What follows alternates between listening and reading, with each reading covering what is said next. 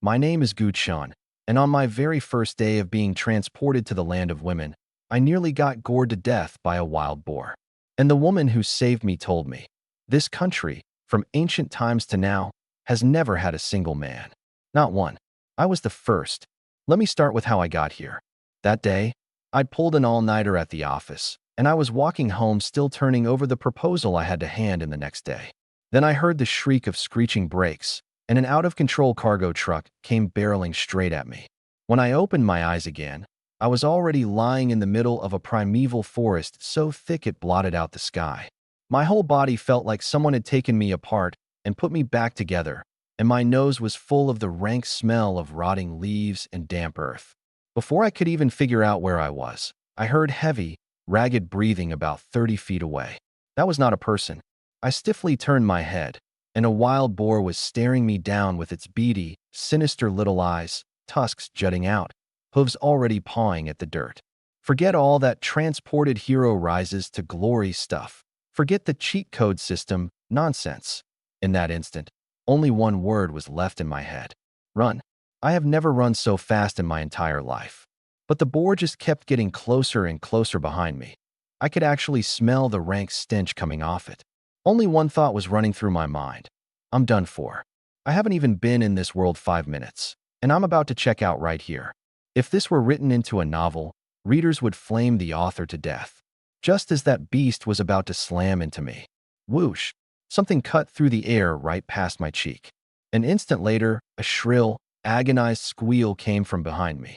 I looked back, and that boar that had chased me for 100 feet had a spear buried straight through its eye. It toppled over stiff as a board, twitched twice, and went still.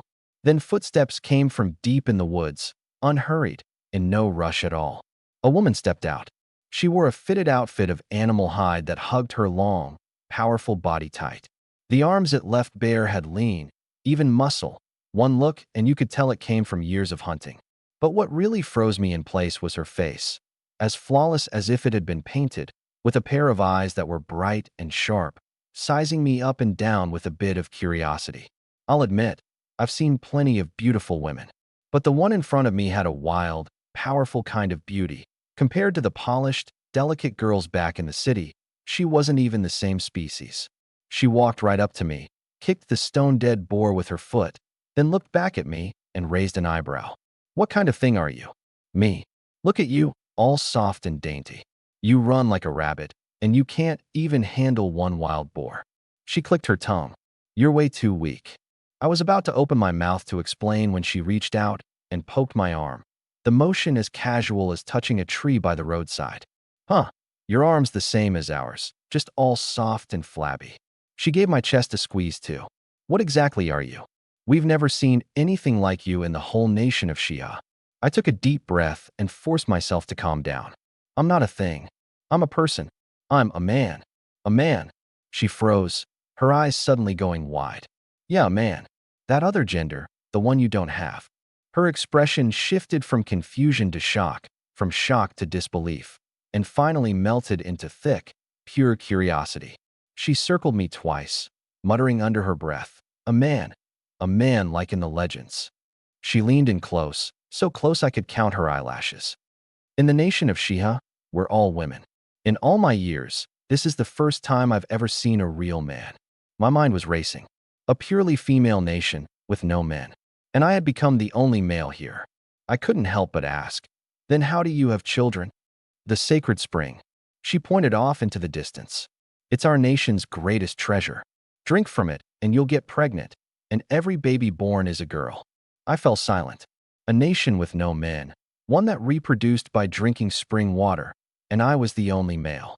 Honestly, this script didn't sound so unacceptable, did it? What's your name? Her eyes were sparkling. Are there lots of men like you out there? Can you men have babies? The questions came pelting at me. I could only answer the first one. My name's Guchun. I come from very far away. No, men can't have babies. Oh, then what can you men do? Hunt, farm, build things, fight wars. Anything a woman can do, a man can do too. Hunt. She looked me over, her eyes practically screaming you, then let out a scornful little laugh. The same you who just got chased by a boar until you nearly wet yourself? Me. Can we please not bring that up? Once she'd laughed her fill, she clapped me on the shoulder. All right, I'm Xinqing, the best hunter around these parts. A scrawny little thing like you wouldn't last a day in these woods. Come with me. With that, she walked over to the boar, and with one hand yanked the spear free. Then she bent down, grabbed the 200-plus-pound boar by its hind legs, put some force into her core, and hoisted it straight up onto her shoulder. The whole motion was smooth as water, like she was picking up an empty sack. I stood there gaping. So this is the fighting power of an all-female nation? Girls with monstrous strength on average? What are you standing around for? Keep up. She turned back and flashed me a grin, showing a row of white teeth. I swallowed hard and hurried to catch up. On the way back, Xinqing questioned me nonstop about the outside world, brimming with curiosity, like she'd just discovered a whole new continent. Where you come from, are there more men or more women? Roughly half and half. Then how do you have children over there? Do you use a sacred spring too? No. A man and a woman get together, and that's how you make a baby. She stared blankly for a long moment, then tilted her head. Get together how? The question was so blunt that for a second I didn't know how to answer. I mumbled, it's two people completing a process together. It requires some, physical contact. She nodded thoughtfully, then suddenly leaned in and poked my arm again. Like this? Like the way I touch you. Me? A little deeper than that. I hurried to change the subject. So your whole nation is women. Do two people ever have that kind of really intimate relationship? Of course. She answered without a hint of hesitation. I've got a sweetheart named Monroe. She's a healer, and she's really pretty. We grew up together, and we've always lived together. I understood instantly. In this nation with no men, intimate relationships between women were the most natural thing in the world. But what really caught me off guard was what she said next. I asked, so what if the person you love also loves someone else? Wouldn't that be great? She said, like it was the most obvious thing in the world. It just means I've got good taste. The person I picked, everyone else likes too. More people, more fun. We hunt together, we eat together. How lively is that? What's the point of keeping someone all to yourself? Good things are meant to be shared. I went completely silent. This country not only had no men, the very concept of possessiveness didn't even exist. Only one thought kept circling in my head. Isn't this some kind of ultimate paradise? By the time it was getting dark, we reached the place where she lived. On a clearing at the edge of the dense forest stood a few little huts made of wood, their walls hung with animal hides and strips of dried meat. Inside was tidier than I'd expected. In the center was a fire pit ringed with stones. The first thing my eyes went to was the pile of tools in the corner, a few stone spears, some bone arrows, and a knife ground out of stone. All Stone Age level. Something clicked in my head. If I could figure out how to make iron tools here, wouldn't that be like bringing a bazooka to a knife fight? The thought had barely formed when Xinqing came in carrying 2 hunks of bloody meat and propped them over the fire to roast. While it cooked, she crouched down in front of me again and started studying me. She pinched my chin, said my face was harder than theirs, with sharper angles. She pressed my Adam's apple and asked what it was, whether it moved. She even flat out started lifting my shirt to peek inside, and I had to slap her hand away. You sure move fast with your hands. What's wrong? She looked genuinely innocent. In Shiha, this is just how we are when we see something new. We look and we touch first, so we can understand what it is. How else are you supposed to know if something's soft or hard, hot or cold, without touching it? I had absolutely nothing to say to that. I gnawed on the meat she'd roasted. Honestly, crispy outside, tender inside. It was genuinely delicious. While I told her about the outside world. Buildings dozens of stories tall, made of stone and steel. Vehicles that didn't need horses to pull them and could drive themselves. Firearms that could spit flame and take a life from far away with a single crack. Her eyes got brighter and brighter as she listened, and finally she stared at me for a long while and said seriously, Gu Chun, you're the first man here. If word of this gets out, the whole country's going to go crazy. My heart skipped a beat. And then what? And then you can look forward to getting gawked at by everyone. She laughed, radiant and lovely, then leaned in close and lowered her voice. But for now, you're mine. This girl really didn't beat around the bush at all. After dinner, it was fully dark. She stretched and yawned, walked over to the wall, pulled out a few animal hides and spread them on the ground, then turned back and called to me. Come on, time to sleep. I looked at those hides pieced together, then at her matter-of-fact expression, and only one thought crossed my mind. Isn't this a little fast? But she didn't wait for my reaction at all. She turned around and started undoing the animal hide clothing on her body. The hide wrapped around her slid off with a whoosh. My eyes went stock still. I blurted out on reflex. Why you? You're just going to act like I'm not even here? She turned back, looking utterly bewildered. You're here, so you're here. What's the problem? Her eyes were crystal clear, without a trace of bashfulness. Only pure confusion, like she genuinely didn't understand what I was so shocked about. And then it hit me. This whole country was women. The people she'd grown up with, hunted with, bathed with, slept beside, all women. In their eyes, the concept of the opposite sex simply didn't exist because it had never existed here. And to her, right now to put it bluntly, I was just a novel new toy that could talk. Who cares whether a toy sees your body? I took a deep breath and told myself over and over, when in Rome, don't measure this place by the standards of the world you came from. She got the hide blanket laid out, lay down, and patted the empty spot beside her. I gritted my teeth, walked over, and was just about to lie down. No, no, no, take your clothes off. She frowned in distaste. You're covered in mud. Don't get my hides dirty. Fine. You're the one who told me to take them off. I peeled off my filthy clothes and slid into that warm blanket that smelled of grass, plants, and sunshine. But the second I lay flat, she pressed her whole body up against me, buried her face in my neck, and took a deep breath. Wow, you're so warm. Every muscle in my body instantly went taut as a fully drawn bowstring. And she, completely oblivious, started studying me all over again with her hands. Let me tell you, that night I came to truly understand the meaning of thirst for knowledge.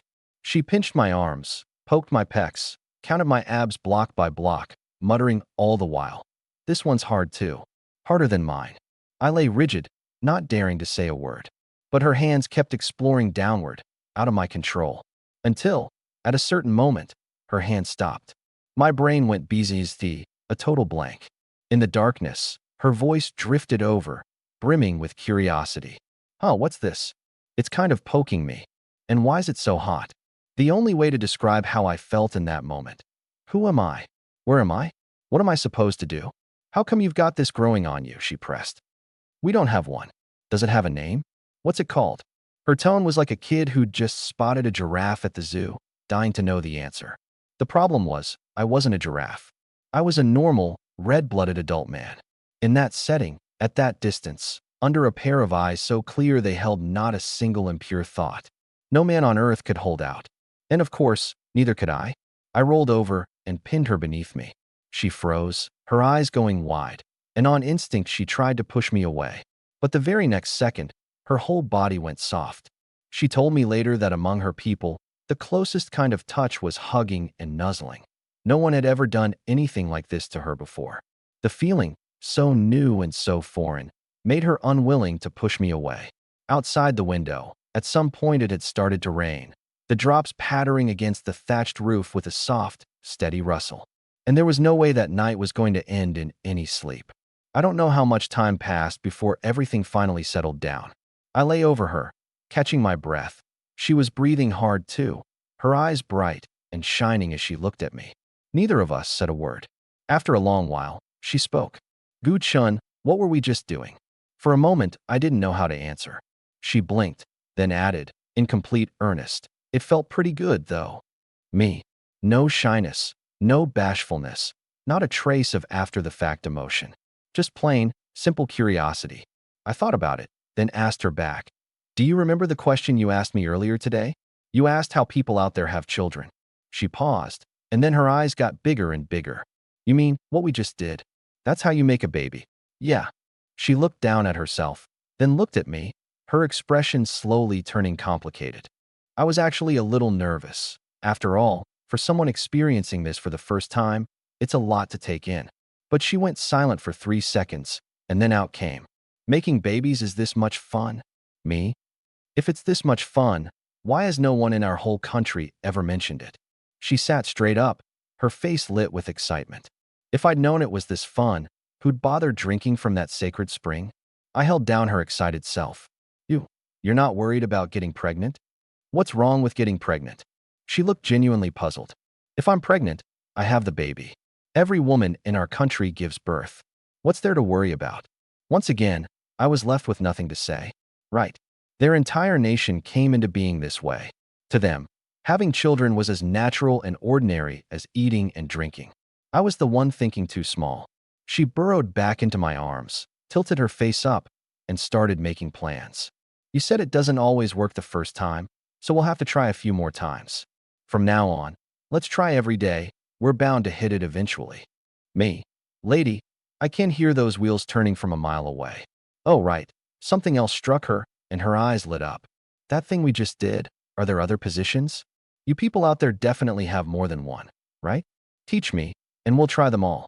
Maybe some other way makes it easier to get pregnant. I took a deep breath. This girl was genuinely treating the whole thing like an academic research project.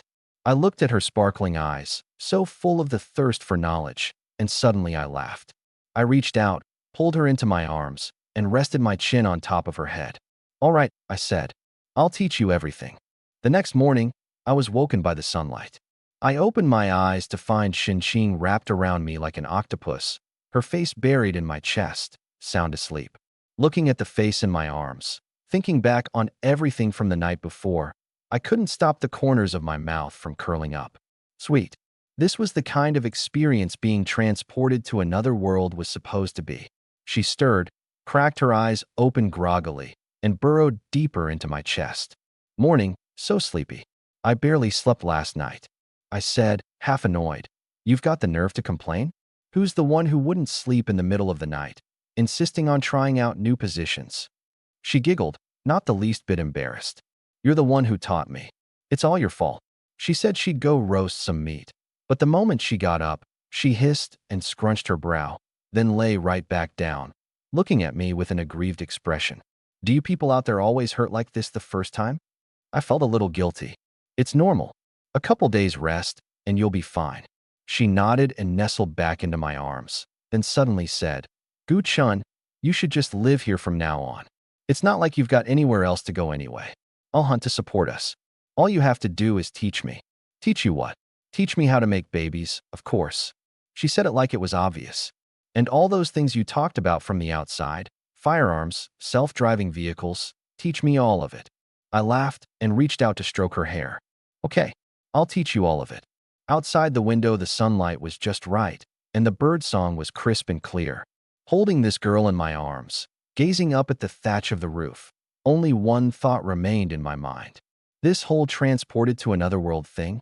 Total jackpot. We rested for 2 days. That morning, I was shaken awake by Xinqing. She stretched out a big, lazy stretch under the hide blanket, took a moment to feel out her own body, and then her eyes suddenly lit up. She turned to me with a grin, the excitement on her face impossible to hide. Gu Chun, it doesn't hurt anymore. I was still too groggy to catch what she meant when she pounced and had me pinned. Come here, come here. Time to make up for these last 2 days. Me? Wait, make up for what? Make up for which what? Before I could even open my mouth, she'd sealed it shut tight. That night was another raging storm.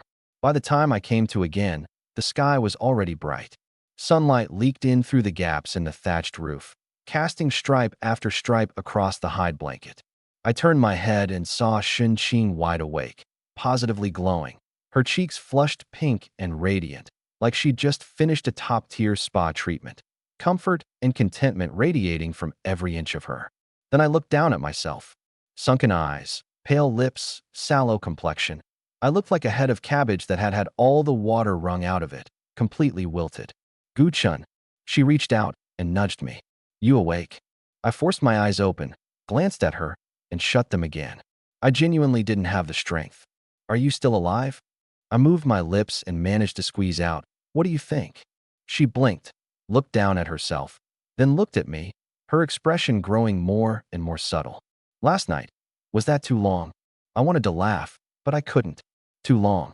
Was that what you'd call kind of long? From nightfall to midnight, from midnight to daybreak, it never once stopped. This girl had just unlocked a new skill, and her enthusiasm was downright terrifying. She wanted to try every variation there was, and she absolutely had to know for each move where the force came from and how it felt. I'm a human being, not made of iron. Come on, get up. She patted my face. We need to head back to the village. I blanked. Back to the village? Isn't this your home? This is just the shack I put up for hunting up in the mountains. She explained while gathering her things. My real home's in the village, a good half-day's walk from here. I built this little hut to make do while I was out hunting this stretch of forest. Now that I've got enough game, it's time to go back. I silently stabbed myself with a knife inside. So when you swore up and down that I should just live here from now on, this makeshift outpost is what you meant? Seeing me half dead like this, she frowned, a note of distaste in her voice. You really can't take much punishment, huh? A little bit of play, and you end up like this. Inside my head, 10,000 cursed beasts galloped past. A little bit of play? Was that 1 round? 2 rounds? That was a whole night with no breaks. Even a farm mule doesn't get work that hard. I opened my mouth to argue, but I genuinely didn't have the strength. Forget it. I'm tired. Let it all burn. Xin talked tough, but the concern in her eyes was impossible to hide. She reached out to touch my face, then squeezed my arm, her brow knitting tighter. How'd you get so weak? You were fine last night. Do you know what it means to be physically drained? I asked feebly. Drained? What's that mean? She tilted her head. I spent a while putting the words together and gave her an analogy. Say you're hunting and you chase a deer all day. You finally catch it, but then you spot a second one right beside it. So you chase that one all day too. You catch the second, and out pops a third, so you chase it for another day.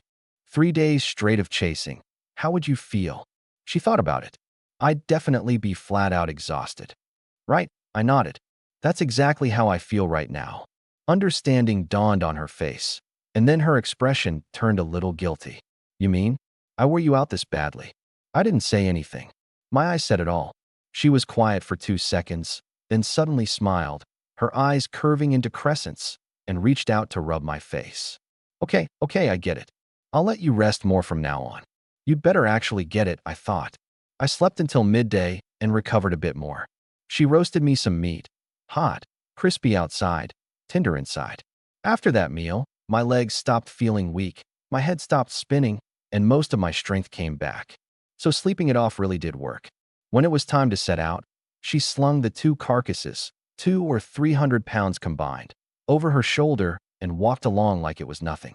My hands were empty, and yet I trailed behind her gasping for breath. The gap between us was staggering.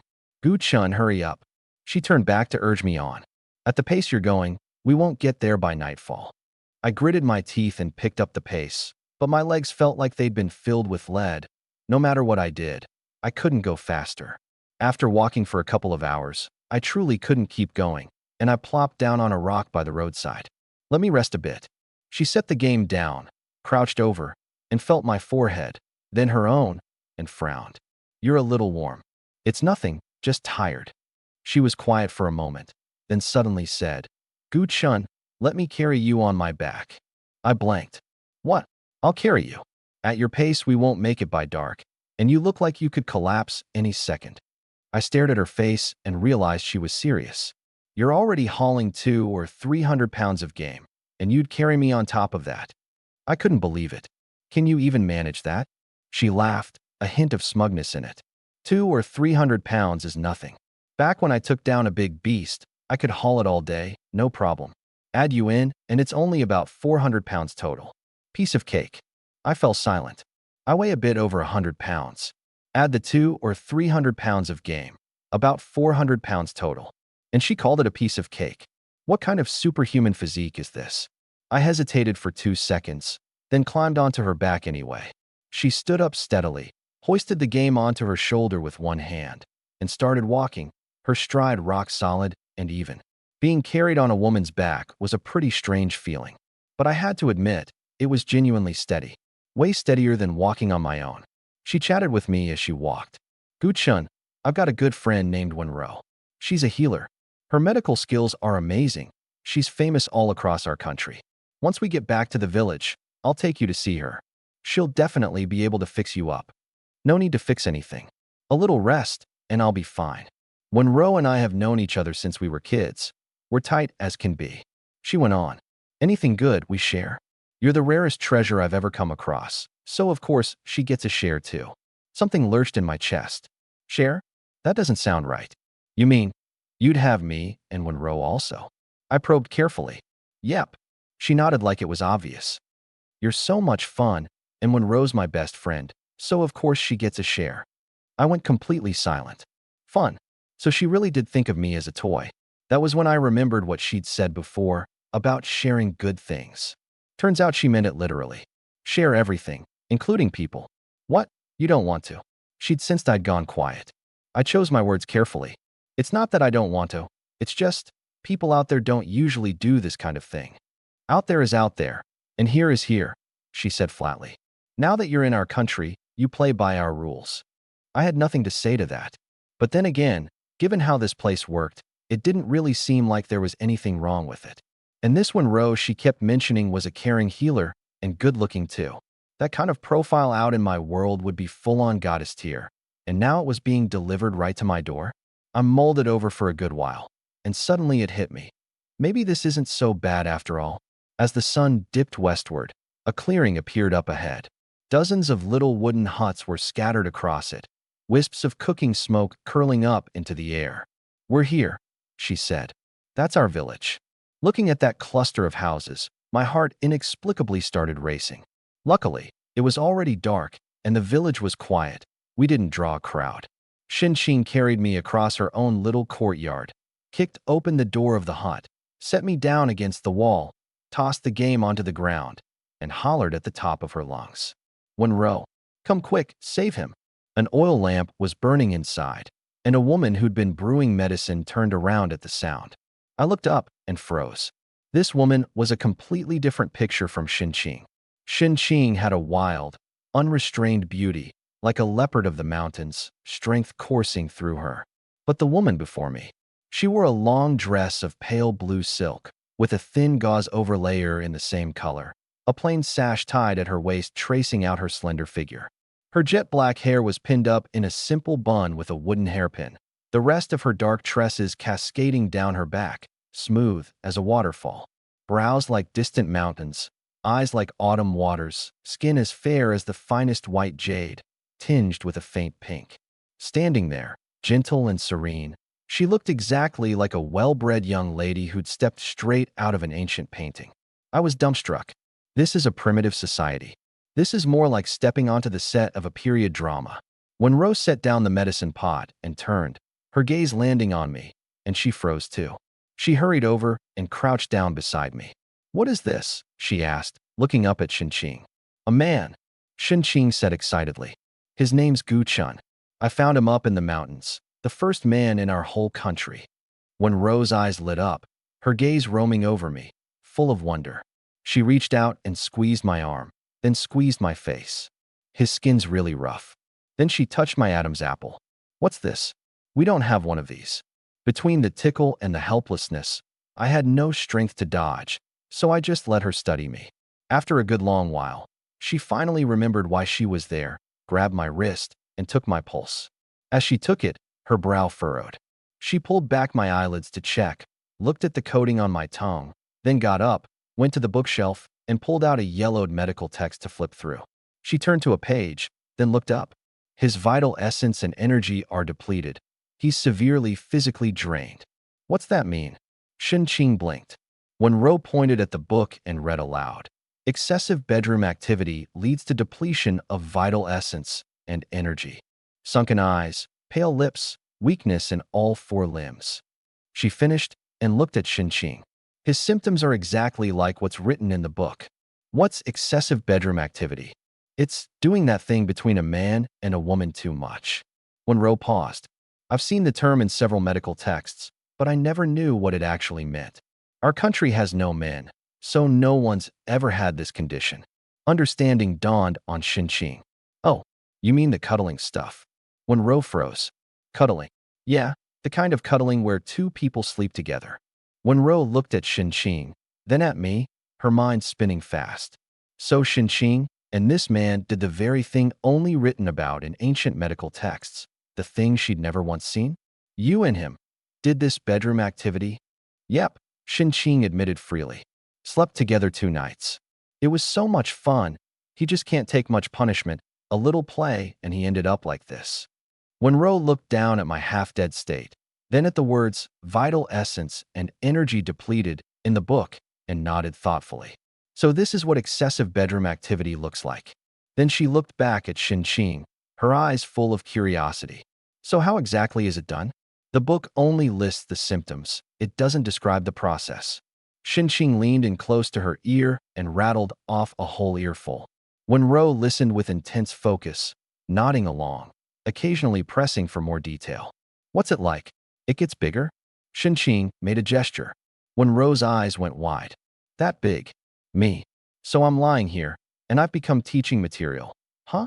Once when Ro finished her research, she turned and started pulling herbs from the medicine rack. For his condition, he needs to be nourished properly. The book says depleted vital essence and energy calls for astragalus, codonopsis, and goji berries to replenish qi, plus deer antler velvet and cistanche to tonify the kidneys, brewed into a decoction, taken for 7 days straight. Can it cure him? Qing asked. Of course, but he'll need a while to recover, and during that time he can't be allowed to do that bedroom activity again. Once the medicine was brewed, when Ro carefully fed it to me, it was so bitter it scrunched up my whole face, but once it went down, a warmth rose from my stomach and slowly spread to my limbs, and some strength came back, at least enough for me to sit up straight. Thank you, I said. When Ro shook her head, staring at me, her eyes brimming with the thirst for knowledge. She tugged Qing aside and muttered, I want to try it too, and Qing threw her arms around her. You're my best friend. Good things are meant to be shared. When Ro patted her on the back, but her eyes never once left me. Gu Chun, rest up and recover well, she said earnestly. Once you're better, let me research exactly how this bedroom activity works. The medical texts describe it too simply. Only the symptoms, none of the process. I need to experience it firsthand so I can fill in the rest of that page. Looking at her scholarly expression, I didn't know what to say for a moment. This girl is genuinely treating this as academic research. Over the next 2 days, I lived the most comfortable life I'd had since coming to this world. No, the most comfortable of my entire life. Every day, I slept until I woke on my own, and the moment I opened my eyes, there was steaming hot meat broth waiting. Qing had picked up cooking from who knows where and stewed all kinds of weird things for me every day. Today's bowl had a few chunks of meat floating in it. I stared at it for a long moment. What's this? Whip, Qing said matter-of-factly. What whip? Boar whip, deer whip, and the kidneys from that roe deer yesterday. She counted them off on her fingers. When Ro says these are the most nourishing, save them all specially for you. I'm a 24-year-old man in my prime, and I've been reduced to eating this stuff to build my strength back up. I couldn't show my face if word got out. But the taste was genuinely good, stewed until soft and falling apart, melting in the mouth. And I have to say, the effect was pretty obvious. After 2 days, I felt fully restored. Eyes no longer sunken, lips no longer pale, no more wobbling when I walked. I was full of vim and vigor, feeling like I could take on 10 guys. All better. Qing saw me bouncing around the courtyard, and her eyes lit right up. All better. She came over to size me up and down, even squeezed my arm, her expression turning subtle, carrying a look I knew all too well, like a wolf that hadn't eaten in 2 days catching sight of meat. I took a step back. I'm telling you, I've only just recovered. Don't get any ideas. I'm not getting ideas, just double-checking. I made an excuse about needing some fresh air and hurried off. The village was pretty big, and in 2 days I hadn't had a proper look around. I'd just stepped out the courtyard gate when I saw a few women approaching from not far off, dressed in animal hides, sturdily built. One look, and you could tell they did hard labor year-round. The instant they spotted me, they all stopped in unison and, in unison, went wide-eyed. Something lurched in my chest. It's him. One woman pointed at me, her voice trembling. The man Qing brought back. The next second, the whole group came rushing over and surrounded me. Several pairs of eyes looked me over top to bottom, left to right. The spectacle even more over the top than Qing's first time seeing me. He really is a man. He's different from us. Look at his face. Look how sharp the angles are. What's this? We don't have one. Someone pointed at my Adam's apple. Let me touch it. A hand reached out and pinched my arm. So hard. Another hand poked my chest. This is hard too. A third hand went straight for the inside of my clothes. I grabbed it. Wait, wait, wait. The owner of the hand looked utterly innocent. What's wrong? We've never seen one, so of course we've got to touch it. Put that way, it almost sounded reasonable. But the problem was, you all move way too fast with your hands. Just as things were about to spiral out of control, a furious roar came from behind me. All of you, hands off. The crowd split apart, and Xin came charging over carrying a half-butchered carcass, radiating murderous intent. She shoved aside the people blocking her way, spread her arms, and shielded me behind her, exactly like a mother hen guarding her food. What are you doing? What are you doing? Everybody back off. Xin, we're just looking, someone protested. Looking's fine, hands are not. She glared. This is my man. Only I get to look. Only I get to touch. Says who? Says the one who found him, she said with total conviction. I'm the one who worked my tail off hunting up in the mountains. I'm the one who saved him from that boar and brought him back. You all did nothing. So what gives you the right to put your hands on him? If you want one, go find your own up in the mountains. The crowd was speechless. Where were they supposed to go find one of these? There was only one in the entire country. Standing behind her, watching her guard me like a fierce mama, I actually felt a little warmth in my chest. Being treated as private property felt a bit strange, sure, but having someone stand up for you? Not half bad. After finally shooing everyone off, Xin pulled me into the courtyard and slammed the door shut, blocking all those curious eyes outside. Thanks, I said, letting out a breath. You'd better be careful going out from now on, she said, turning back, her eyes complicated. Everyone in the village knows about you now. Every last one of them is like a starving wolf. That evening the three of us sat around the fire pit eating. Xin had bagged a deer that day, roasted crispy outside and tender inside, and I ate until my whole mouth was slick with grease. After dinner, the room fell quiet, with only the crackle and pop of the flames. Then Xin spoke. Guchun, are you really all better? My heart tightened. Her eyes were sparkling in the firelight, full of undisguised anticipation. When Ro beside her said nothing, but her eyes held the exact same look. I swallowed. Better, I think. Xin smiled, her eyes curving into crescents. Then tonight. I quickly cut in. Wait. I've only just recovered. I can't overdo it. I know, she nodded. So tonight we'll play a little less. Play a little less. What the heck does that mean? When Ro added from the side. Your depleted vital essence and energy have only just recovered, so you can't do anything strenuous right away. My recommendation is that tonight we simply observe, see how the recovery's going. I let out a breath of relief. The healer really does know her stuff. Then when Ro continued, once we've finished observing, we'll talk about tomorrow night. So the two of you have already worked out a schedule, huh? I looked at the two girls' expectant eyes, and suddenly a question occurred to me. Between the two of you, who's doing the observing tonight? Xin and when Ro exchanged a glance. Me. They spoke at the same time, then turned to look at each other at the same time. I said it first. I thought of it first. Watching the two of them go back and forth, bickering, a very bad premonition rose up in me. That night, Xin and when Ro got into an all-out squabble over the matter of who gets to observe him first. I said it first. I thought of it first. I'm the one who found him. I'm the one who cured him. The two of them went at it, line for line, neither willing to give an inch. Sitting off to the side listening, I suddenly realized one especially serious problem. From start to finish, they hadn't asked my opinion at all. I weakly raised my hand. Aren't you going to ask whether I want to? Both of them whipped their heads around to look at me. Do you want to? Xin asked. I opened my mouth, looked at these two utterly different yet equally stunning faces, and the no, I don't that had risen to my lips got swallowed right back down. I do. Of course I do. But I don't dare say it. When Ro watched my expression and nodded. See, he wants to. Xin nodded too. Eyes don't lie. Me. So I don't even get a chance to speak, huh? Xin slapped her thigh. All right, stop fighting. Let's just do it together. When Ro thought about it, then nodded too. Works for me. Me? Together? What do you mean, together? Before I could even ask, the two of them had reached an agreement and stood up in unison, walking toward me. Xing was her usual carefree self, striding over with a spring in her step, her eyes all raring to go.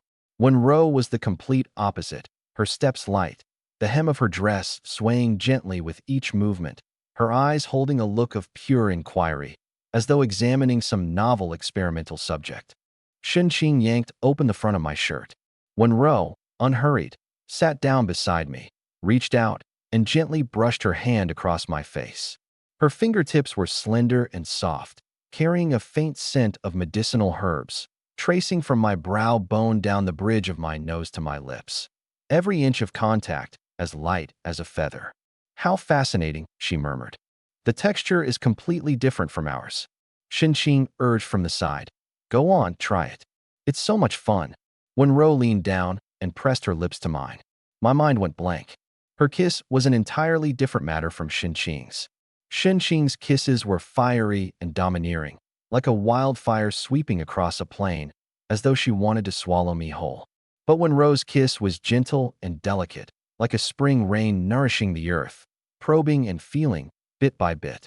She lightly held my lips, as though tasting some new kind of food, the tip of her tongue venturing out cautiously to lick once, then retreating, and she lifted her head, a flicker of amazement in her eyes.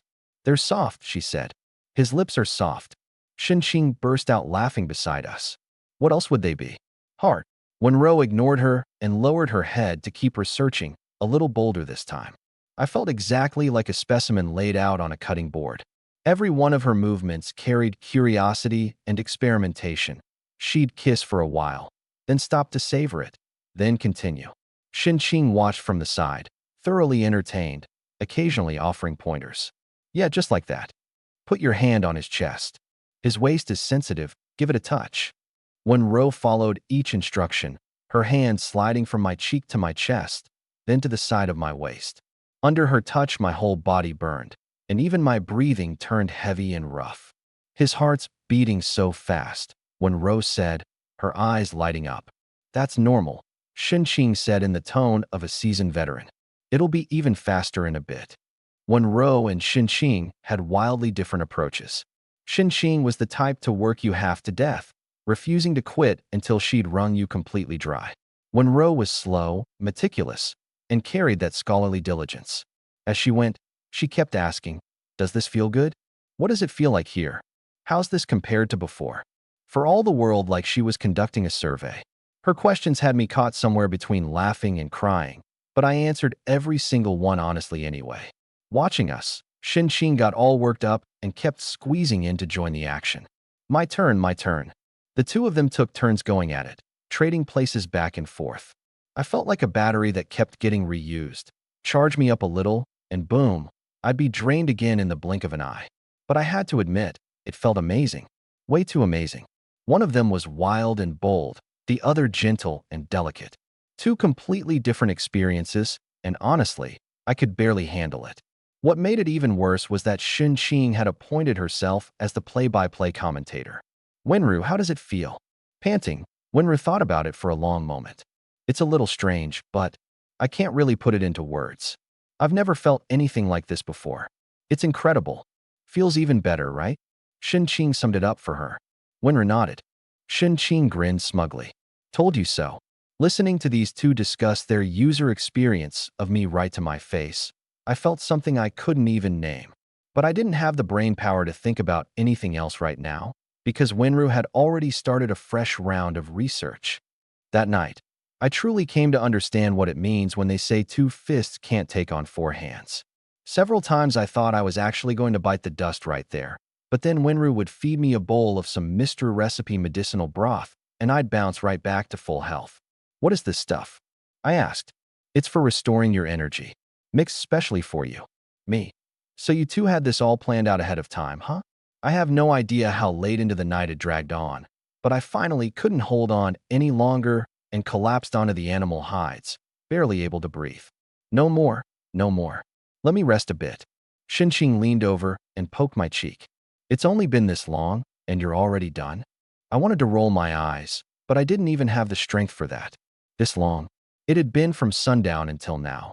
The sky was about to get bright, for crying out loud. Even a farm mule doesn't get work this hard. Off to the side, Wenru was straightening her clothes, a satisfied but clearly not quite finished look on her face. It really does feel wonderful, she said seriously. Even better than what the medical texts describe. We should study this more going forward. I nearly choked. More studying? I'm probably going to get studied to death. In the end, the two of them sandwiched me between them, one on each side. Xinqing pulled one of my arms over to use as a pillow. Wenru pulled the other. Two warm bodies pressed against me, their scent drifting all around. I suddenly had this weird thought. I was like a piece of meat squeezed between two slices of bread. But this piece of meat just wanted to sleep right now. Gu Chun, Xinqing murmured drowsily. We'll continue tomorrow. Me. I'm begging you to. Please, be human beings. Wenru let out a soft laugh and patted my chest with her hand. Sleep. We'll deal with tomorrow when tomorrow comes. I closed my eyes and decided not to think about tomorrow for now. Worst case, I'd just spend a couple more days recovering my kidneys. From that day on, the three of us officially began living together. Every morning, I'd wake up to the smell of cooked meat. I have no idea where Xinqing got her energy. She'd keep me up half the night, then be up and out hunting before the sun even rose. By the time I opened my eyes, there'd always be fresh game hanging in the yard, and she'd be sitting by the fire pit roasting meat, a satisfied smile on her face. Wenru, meanwhile, would come over carrying a freshly brewed restorative soup. All kinds of manly ingredients and kidneys, rotated day by day, dragging me back from the brink of total exhaustion. But I wasn't just being pampered. One morning, I saw Xinqing hauling two big wooden buckets toward the gate. Where are you off to? To fetch water, down at the river. I followed her a few steps and realized the river was only about 200 meters from the house. Not far, but Xinqing had to make the trip 7 or 8 times a day. Cooking, bathing, washing clothes. It all depended on these two legs of hers, hauling water back and forth. This girl could carry 200 pounds of game all day without breaking a sweat, but doing this every single day still looked exhausting. Is there a bamboo grove nearby? I suddenly asked. Yeah, just a short walk east. What? I smiled. You'll see. After we finished eating, I took the two of them to the bamboo grove and chopped down more than a dozen thick stalks. Xinqing drew her long blade and, with just a couple of swings, felled the bamboo, smooth and effortless, like she was chopping firewood. My eyelid twitched watching her. This girl's raw fighting power was jaw-dropping every single time. Back in the yard, I got to work. First, using Xinqing's razor-sharp iron spear, I punched out all the internal joints of each bamboo stalk, then connected them end to end into one long pipe, wrapping the joints tightly with bark and vines to keep them from leaking. Xinqing crouched beside me, watching the bamboo pipe grow longer and longer, and her eyes slowly lit up. You're trying to bring the river water over here? Smart girl, I said, glancing up at her. But that's only half of it. Then I had her chop down an especially thick stalk. I sealed the bottom, cut a small opening near the base, and attached the long pipe to it. Next, I made a piston for the top of the thick bamboo tube, carved from wood, wrapped in several layers of bark, that fit in just right, able to slide up and down while still sealing tightly. I connected a wooden rod to the piston and tied a short crossbar to the top of the rod, making a T shape. Done. I stood up and stretched my legs, which had gone numb from crouching. The two of them circled this strange contraption, studying it with completely blank faces. And this is going to make the water come over by itself. Xinqing didn't believe it. I scooped some water into the thick bamboo tube with a ladle. This is called priming. You wet the piston first so it moves easier. Once that was done, I gripped the crossbar and started pumping up and down. Glug, glug, a strange gurgling sound came from inside the tube. I pumped a few dozen times, and then suddenly, splash, water shot out of the end of the long pipe and flowed straight into the big water jar beside it. Xinqing and Wenru's eyes went wide, their mouths dropping into perfect O shapes. Water. The water came out. Xinqing pointed at the pipe, her voice trembling. It really came out. Wenru was stunned too, staring at the endless stream of water, then looking at me, her eyes full of disbelief. How does this work? When the piston moves up and down, it pushes the air out, So the river water gets sucked up and flows over through the pipe. I explained while pumping. The two of them looked completely lost, but that didn't matter. What mattered was, the water really was flowing over on its own. Xinqing couldn't wait to grab the crossbar. With her strength, she pumped fast and hard, and the water came gushing out, way more than when I did it. This is fun. This is so fun. Her eyes were shockingly bright. Winra gave it a try too. With less strength, she pumped slowly, but the water still flowed. She looked at her own hands, then at the pipe, then at me. This is amazing. You used just a few pieces of bamboo, and you made the water come over by itself. Basic stuff? I said with a smile. You call this basic stuff? Xinqing's eyes went wide. I spread my hands. Out there where I'm from, this really is pretty simple. Xinqing fell silent. She looked at the hand pump, then at the pipe with water flowing through it, then back at me, her expression growing more and more complicated. Gu-chun, just how many things do you actually know how to do? Quite a lot. Can't explain it all in one sitting. She took a deep breath, then suddenly threw her arms around me and planted a hard kiss on my cheek. You're incredible. That evening, Xinqing roasted extra meat to celebrate, never having to run down to the river every day again. As she gnawed on the meat, she kept trying to remember what the thing was called. A manual hand pump, I said. A hand what pump? Too much of a mouthful. I can't remember it. Winra thought for a moment. Let's just call it a well. Even though it's not really a well. Yeah, a well, Xinqing nodded. Now our home has a well.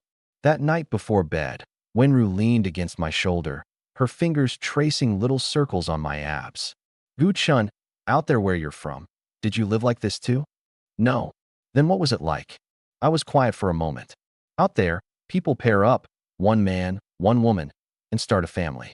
The two of them keep each other all to themselves and don't share with anyone else. Wenru lifted her head. All to themselves? You mean there can only be one other person? Right. Isn't that boring? She frowned. What's the point of just one person? Of course it's better with more people around. Good things are meant to be shared, and so are happy things. Keeping someone all to yourself, that's so selfish. Watching how seriously she meant it, I suddenly thought, maybe this country's whole way of thinking about relationships wasn't so wrong after all. At the very least, I was having a pretty great time right now.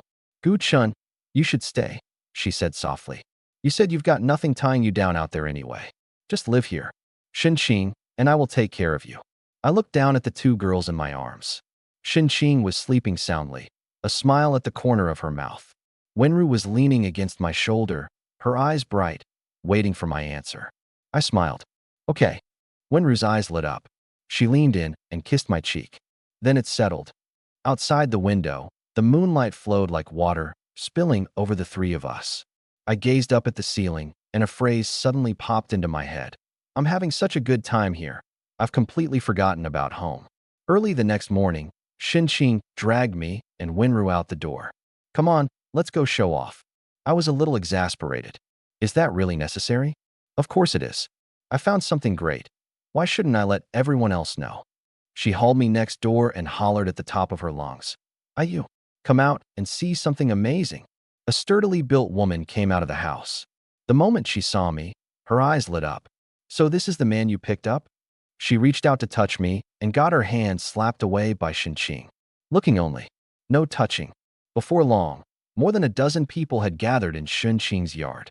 She walked over to the hand pump, patted the thick bamboo proudly, poured in a ladle of water, gripped the crossbar, and pumped, and water came gushing into the jar. The crowd went wild instantly. Water. The water came out by itself. How'd you do that? What is this thing? Ayu crouched by the jar, her eyes round as saucers. Xinqing, how'd you pull this off? Xinqing lifted her chin, looking supremely smug. The man I picked up made it. Everyone's heads swiveled toward me in unison. Being stared at by a dozen pairs of admiring eyes, I felt an indescribable sense of satisfaction. Someone came up to ask me, Gu-chun, right? How'd you make this water pump? Do you know how to make other stuff too? Are all you men this impressive? One question after another, all of them full of amazement and admiration. All the praise was starting to go to my head. But then Xinqing pushed through the crowd and yanked me away. All right, you've all seen enough. We're heading back. She left the whole crowd standing there, dumbstruck. Over the next few days, I just went ahead and taught everyone in the village, house by house, how to build a hand pump.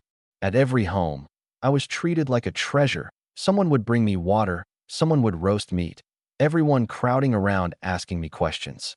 Guchen, where are you from? What's it like out there? What else can you make? I answered them one by one, soaking up all the admiration. Every time I finished explaining something, watching those people go wide-eyed with a wow, you're amazing look, I felt just wonderful inside. 3 days later, all 34 households in the village had a hand pump installed. When the last one was finished, a whole crowd gathered in the yard to cheer. Guchen, you're incredible. You're the village's great benefactor. Can you make other things too? Teach us. I stood in the middle of the crowd, surrounded by praise, and man, did it feel good. I cleared my throat, about to say something, and then I stopped. Wait, I remembered who I was. A top student in electrical and mechanical engineering. I'd interned at a defense contractor. I understood firearms manufacturing, engineering and construction, modern agriculture, business logic. And now what? Ever since I got transported here, I'd been spending my days getting researched by two girls. I'd built one bamboo hand pump, and after getting a little praise from a bunch of people in a primitive village, my head was so inflated I couldn't find north.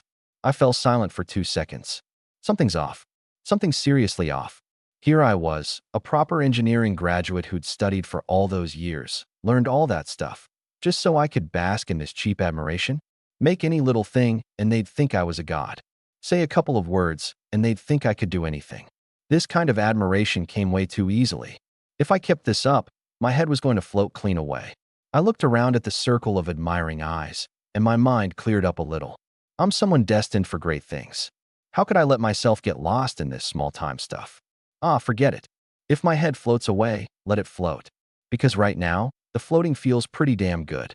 At dinner that day, I stared at what was in my bowl and sank into deep thought. Roasted meat, and more roasted meat. Next to it, a bowl of wild vegetable soup with a few green leaves floating in it, so watery and bland you could practically see your reflection. I picked up a piece of meat, chewed it, swallowed, picked up another piece, and kept chewing. Beside me, Xinqing was eating with grease all over her mouth. Seeing my expression, she asked curiously, "What's wrong? Doesn't taste good." "It tastes fine," I nodded. "But, is this what you always eat?" "Yeah, meat's great. Eat your fill, and you've got the energy to hunt." I looked at the meat in my bowl, then at that bowl of vegetable soup. "Is there no rice?" "Rice? What's that?" Xinqing blinked. "It's the grain you get from cooking dehulled rice paddy." "Oh, you mean paddy rice," she said, suddenly understanding. "Nobody eats that stuff. There's hardly any of it, and it's a pain to grow." Wenru explained from beside her. "The land around our village is poor. We can't grow good rice. The harvest is tiny. Plant a whole season, and you don't even earn back the cost of the seeds. White rice is a rare thing across the whole country. Only the wealthy families in the capital can afford it." I fell silent. I'm a southerner. I grew up eating rice. Ate it every single day before I got transported here. Never thought it was anything special. But now, half a month without seeing a single grain of rice, I suddenly craved it so badly it was driving me crazy, like an itch I couldn't scratch. "I want to eat rice," I said honestly. The two of them exchanged a glance, and neither said a word. After dinner, I couldn't sit still, so I headed out alone, wandering around the village until, without realizing it, I ended up at the edge of the farmland outside the village. The rice paddies were sparse and scraggly, looking lifeless. I crouched down and counted. Each rice ear had maybe 20 or 30 grains. That yield was, well, moving to behold. I was about to leave when something in the corner of my eye caught on a patch of grass nearby. No, that wasn't weeds. I parted it and looked closer. Growing inside were a few stalks of wild rice, their ears long and dense, the grains plump, way more robust than the ones in the paddy. I picked a few grains, peeled them, popped them in my mouth, and chewed. My expression froze on the spot. Coarse, dry, hard, with a bitter aftertaste. No wonder nobody ate it. But in that very instant, a word flashed through my mind like a thunderclap. Hybrid rice. I'd studied it in college. Hybrid rice requires 3 types of rice: a male sterile line, a maintainer line, and a restorer line. Back in the day, Old Yuan Longping searched for a long time before he finally found a male sterile plant among wild rice, and that led to hybrid rice. And right now, I had two of the types in front of me: the cultivated rice with low yield but edible, and the wild rice with high yield but bad taste. If I could crossbreed them, taking the best of both. My eyes grew brighter and brighter. Holy crap, I muttered to myself. If I can pull this off, I'm gonna blow up. No sooner said than done. Over the next few days, I left early and came back late, running back and forth between the farmland and wild fields around the village. Xinqing and Wenru had no idea what I was up to, and when they asked, I'd just give a mysterious smile. Doing scientific research. Don't disturb me. For the first 5 days, I combed through every inch within a 10-mile radius. I'd marked out the cultivated rice, found several patches of wild rice, but I was still missing the third piece, the male sterile plant. I walked my legs off and came up empty. This doesn't make sense, I said, sitting on a ridge between the fields, staring blankly at the rice ears. In theory, it should be here. Xinqing brought me water, and seeing me like this, she asked curiously what exactly I was looking for. I explained simply: a strange-looking rice plant whose anthers were shriveled, that couldn't produce seeds on its own, but if you paired it with other rice, it could produce offspring that were both high yield and delicious. Rice can be paired up? Her eyes went wide. It can. She patted my shoulder. Don't worry, take your time. We're not in any rush to eat rice anyway. I gave a bitter smile. I wasn't in a rush. It was my mouth that was in a rush. On the morning of the 6th day, I passed by Ayu's field and, out of habit, glanced inside, and then I froze completely. In the grass along the field ridge, there were a few rice plants that looked especially strange. The ears stood upright, but the anthers were shriveled. Something was clearly off. My heart skipped a beat, and I rushed over to crouch down for a closer look. Male sterile plants. They really were male sterile plants, growing right beside the cultivated rice paddy, probably the natural offspring of wild rice and cultivated rice crossbreeding. I was so excited my hands were shaking. I carefully dug them up, roots and all, cradled them in my arms, and walked home, muttering the whole way, I struck gold. I struck gold. This time I really struck gold. Back in the yard, Xinqing was drying animal hides. Seeing me come back, cradling a handful of grass, she was stunned. Why are you digging up weeds? They're not weeds, they're rice, I said, setting them on the ground, grinning like an idiot. This is exactly what I was looking for. She came over and studied them for a long while, but couldn't see anything special. Isn't this just grass? Other rice can make babies on its own. This one can't. It needs help from others. I explained in the plainest terms possible. Wenru came out and overheard, and she got interested too. So I went ahead and gave the two of them a whole lecture on male sterility, maintainer and restorer lines, and hybrid vigor, talking with great animation. The two of them were completely lost, but seeing how excited I was, they were happy right along with me. So with this, you can grow rice that's both delicious and plentiful? Wenru asked. In theory, yes, I said, but it'll take time. Maybe a year, maybe several years. So during that time, will you still be running off outside? Xinqing asked. No need. From now on, I'll be working in the fields. She visibly relaxed. I teased her. What, afraid I'll run off? Yeah, I am, she admitted honestly. I finally picked you up. If you ran off, where would I ever find another one? Wenru chuckled beside her. Relax, he won't run off. His precious little babies are all right here. I looked at the few rice plants on the ground and felt a surge of drive well up inside me. Most of what I'd learned before getting transported here had been wasted on cramming for exams and pulling overtime. Now, it could finally be put to real use, improving rice, boosting yields, letting the people of this country eat their fill. Come to think of it, it was pretty exhilarating. For the next several days, I threw myself completely into the fields. Pollination was at its critical stage. But days that are too peaceful usually mean something's about to happen. News spread faster than a wild boar could run.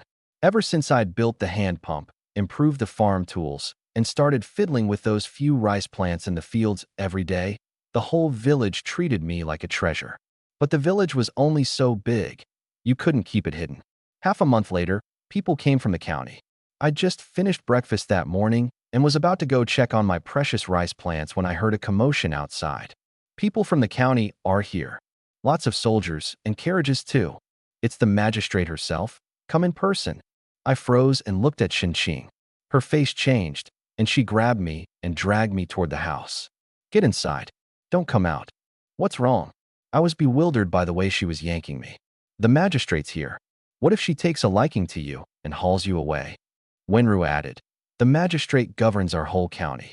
If she wants to snatch someone, there's no way we could stop her. Only then did I catch on. They were afraid I'd get taken away. But before I could say a word, the gate to the yard swung open. A group of people filed in one after another. Leading the way was a middle-aged woman, maybe 36 or 37, standing tall and straight, dressed in a dark green official's robe, a leather belt cinched at her waist, black boots on her feet, striding in with a commanding presence. That air of authority that comes from spending a long time in a position of power was impossible to hide in her eyes and brow. Behind her followed a dozen or so saber-wielding female soldiers, each fit and strong, standing there like a wall.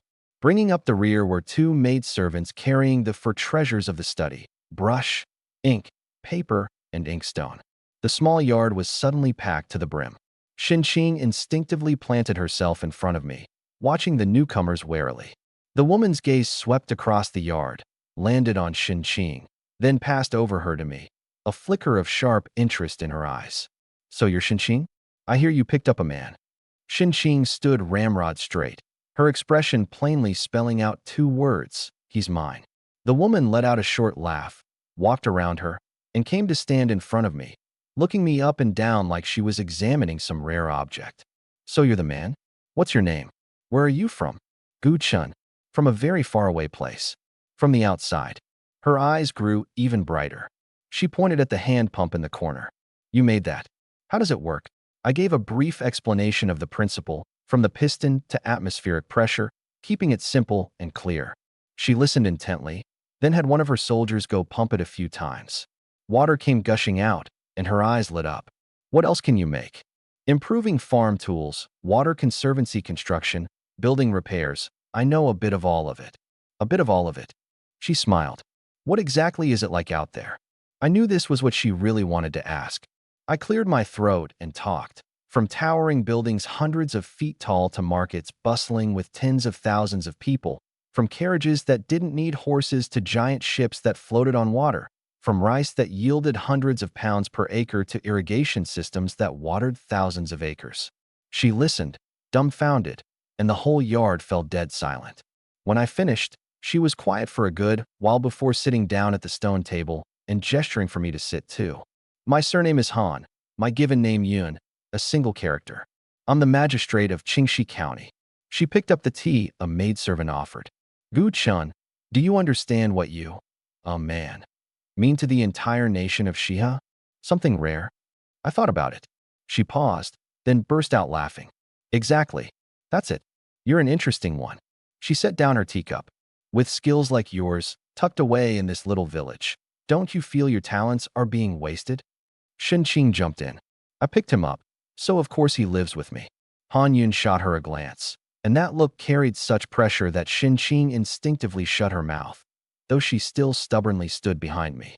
Han Yun ignored her and kept looking at me. Let me ask you, if you had the chance to go somewhere bigger, would you be willing? My heart skipped a beat. Here was my chance. But I didn't rush to answer. Instead, I asked, what do you mean by that, my lady? There's a vacancy in the county for an agricultural advisor, in charge of farming and water conservancy. If you're willing, I can recommend you. She paused. You'd go to the county, and Xinqing and Wenru could come along too. There's a small courtyard next to the county office where you could all stay. Xinqing's expression noticeably improved. I asked, why treat me so generously, my lady? Smart man. Han Yun smiled. I've governed Qingxi County for over 10 years, and my greatest wish has always been to let the common folk live good lives.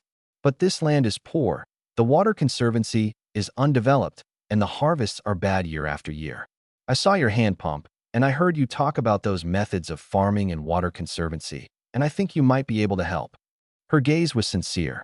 If you truly have real skill, and you help me govern Qingxi County well, I'll recommend you to those above. And if you should one day catch the Empress's eye, well, that would be your good fortune. I fell silent. This woman before me, a magistrate in her 40s, was an official who genuinely worked for her people.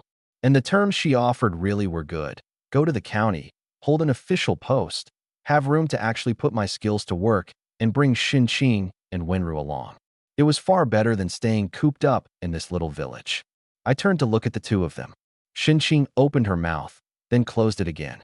Wenru said softly, "Decide for yourself. We'll follow whatever you choose." I turned back. "My lady, allow me to think it over for one night." Han Yun nodded and stood.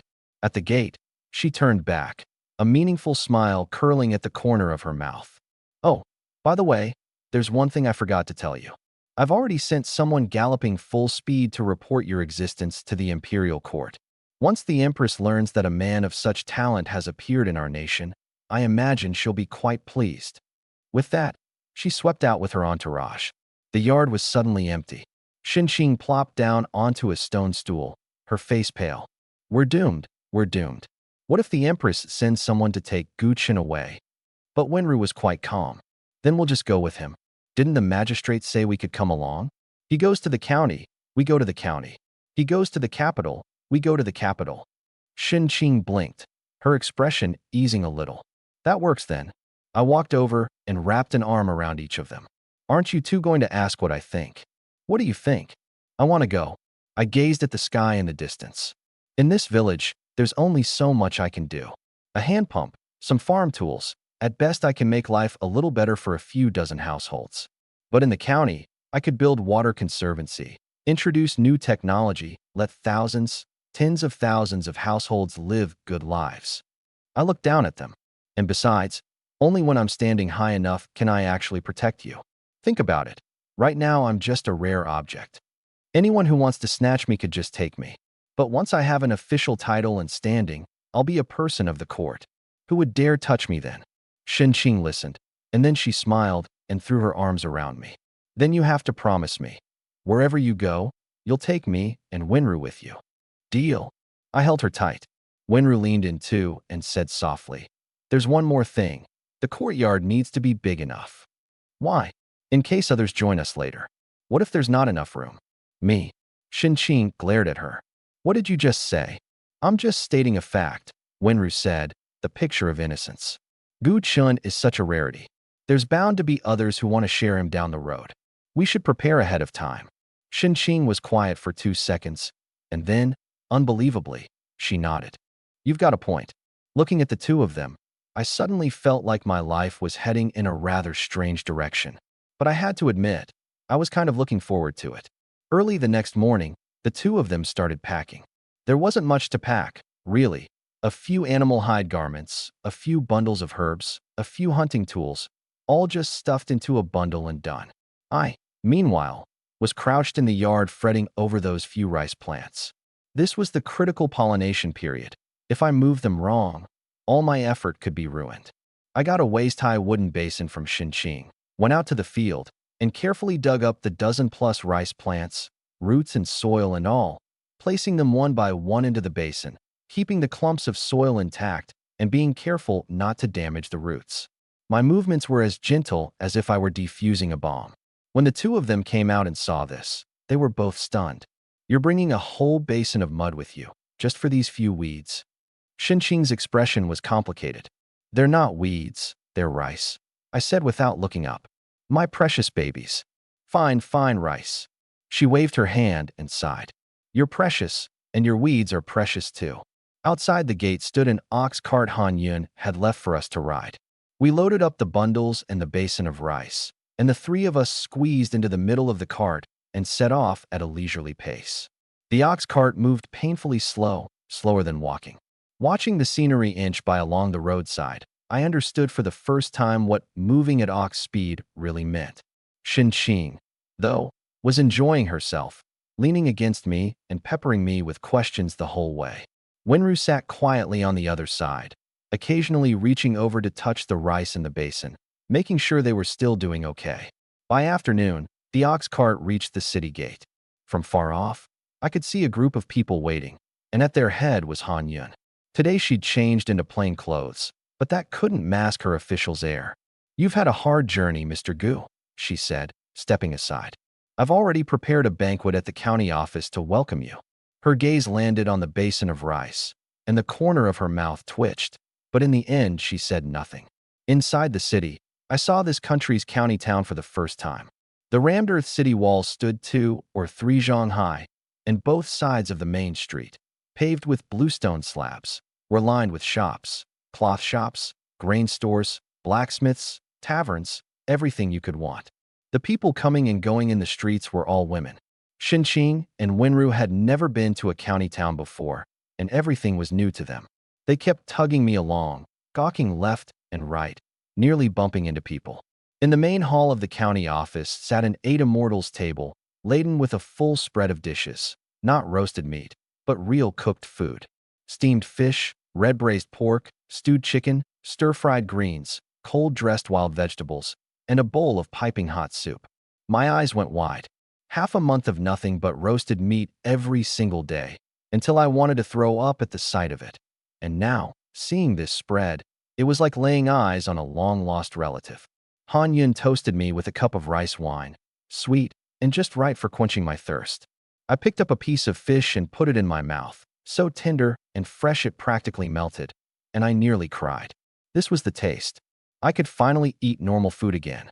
Xinqing wielded her chopsticks like a whirlwind, one bite after another, so much so that the maidservants beside her were stunned. Han Yun didn't mind, watching us eat with a smile. Once I'd more or less had my fill, she started asking plenty of questions about farming and water conservancy. I talked from the curved shaft plow to the dragonbone water wheel, from composting to crop rotation, laying it all out clearly. She listened, her eyes growing brighter and brighter. Mr. Gu really is a man of great talent. Problems I've puzzled over for more than 10 years without a solution. Hearing you speak today, it's like a fog has been lifted. As we talked, she remembered something and looked toward the basin of rice in the corner. "This rice of yours, Mr. Gu, what's so remarkable about it?" My spirits lifted. Finally, she'd asked the right question. I walked over and pointed at the rice as I explained. The current cultivated rice produced only 40 or 50 grains per plant, barely enough for an acre to feed a family. These few wild rice plants could produce over 200 grains per plant. Unfortunately, they tasted terrible. Those cultivated rice plants were edible, but the yield was far too low. What I wanted to do was crossbreed them, take the high yield of the wild rice and the taste of the cultivated rice, and select generation after generation, until finally I'd grow a new rice that was both high yield and delicious. Han Yun was stunned. She stared at that basin of perfectly ordinary-looking rice, unable to speak for a long time. "Mr. Gu," her voice tightened a little, "if it succeeds, how many grains do you estimate one plant could produce?" "Conservatively, over 200. She sucked in a sharp breath. Right now, one plant produced 40 or 50 grains, 2 or 300 pounds per acre. If one plant produced 200 grains, that would be 5 or 6 times the harvest." She stood rooted in place, unable to speak for the longest time, her eyes growing more and more complicated. "Mr. Gu, do you understand what it would mean if this really succeeded?" Of course I understood. It would mean grain multiplied 5 or 6 times over. It would mean the common people would never go hungry again. It would mean Qingxi County would become the most prosperous place in the entire nation. Han Yun looked at me intently. "It would mean your name would go down in history." I gave a slight smile and didn't respond. Going down in history was way too far off. Right now, all I wanted was to eat a bowl of white rice that I'd grown myself. Seeing how nonchalant I was, she only admired me more. "From today on, whatever you need, just say the word. Manpower, materials, land. I'll support you with everything I've got." She turned to gaze out the door, her eyes distant. If I can truly let the common people eat their fill, then all these years I've spent as an official won't have been for nothing. Looking at her, my respect for this woman magistrate grew a little deeper. Beside me, though Xinqing couldn't follow much of it, she leaned over and whispered in Wenru's ear, "Look at Gu Chun. He seems really impressive." Wenru nodded, her voice soft. "He's always been impressive. When I woke up, it felt like my legs weren't my own anymore. To be precise, my entire lower half from the waist down felt like it had been taken apart and reassembled by someone, with a few parts left out. I struggled to roll over, looked at the 2 people sleeping soundly beside me, and sank into deep thought. What happened last night? Oh, right. Now I remember. Moving into the new place. Celebrating. Xing said celebrate. Wenru said celebrate. And then the two of them celebrated together. 1 hour in, I was fine. 2 hours in, I was flagging. 3 hours in, I started begging for mercy. After that, I no longer knew who I was, where I was, or what I was doing.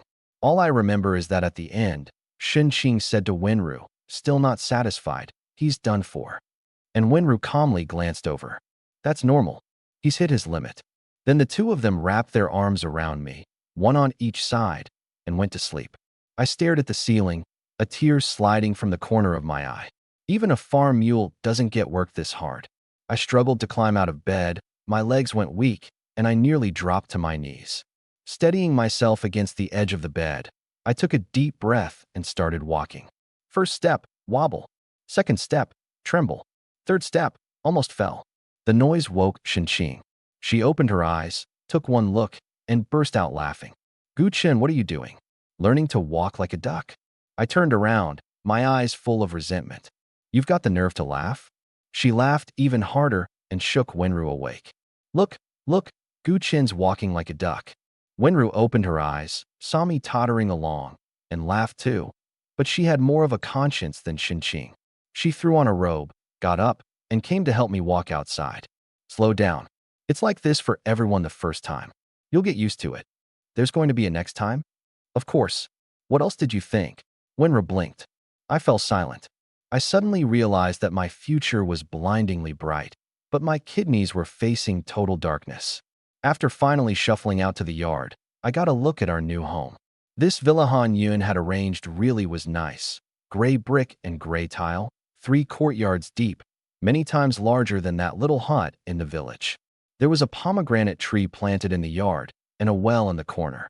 Xing got dressed, came out, and took a lap around, looking thoroughly satisfied. This is good. Big enough. Wenru nodded.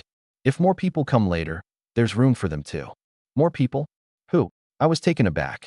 Wenru glanced at me and said nothing, but that look plainly spelled out. You tell me.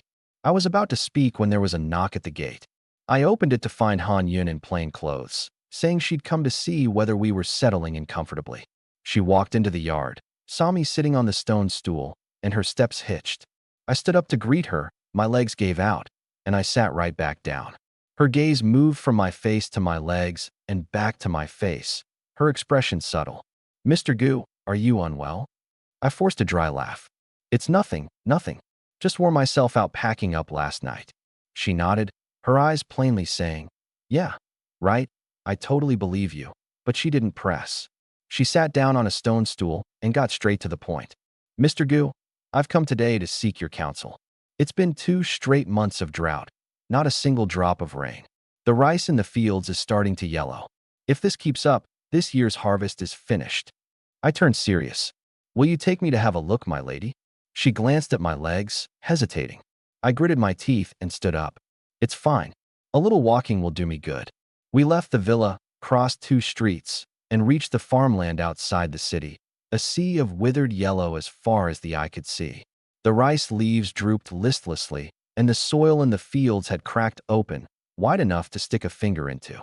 A few farmers were carrying water to irrigate, but the moment they poured it down, it seeped away in the blink of an eye, nowhere near enough. I crouched down and grabbed a handful of soil. Bone dry. I looked up at the sky, a brilliant blue, without a single cloud. Han Yun sighed beside me. This wretched weather. Who knows when it'll ever end? I said nothing, just kept staring at the sky. I stared for a long time, so long that even she grew puzzled. Mr. Gu, what are you looking at? I pointed at the horizon. Look over there, my lady. She followed my finger and stared for a good while, but saw nothing. There's a wisp of cloud, I said. Very faint, but it's definitely there. This season, this wind direction, this humidity, that wisp of cloud is a sign. I gauged the wind and humidity again, then slowly drew my gaze back. Magistrate Han, within 3 days, there will be heavy rain. She was stunned. She looked at the cloudless sky, then at my confident expression, half believing, half doubting. Mr. Gu, how do you know this? That kind of cloud is called the leading edge of a cumulonimbus. It usually appears a day or 2 before heavy rain. Once it slowly builds up, thickens, and darkens, it'll form storm clouds, and then there'll be wind and downpour. Out there's a whole field of study devoted to weather. It's called meteorology. She fell silent. Having been a magistrate for decades and farmed for decades, she'd never known there was so much hidden knowledge in the clouds. She looked at me, her eyes growing more and more complicated. Just how many things did this young man know? Xing, standing beside us, couldn't understand any of it, but from Han Yun's expression, she could tell I'd done something impressive again. She leaned over to Wenru's ear. Look at Magistrate Han. Gu Qin's got her stunned. Wenru nodded. That's normal. I get stunned all the time too.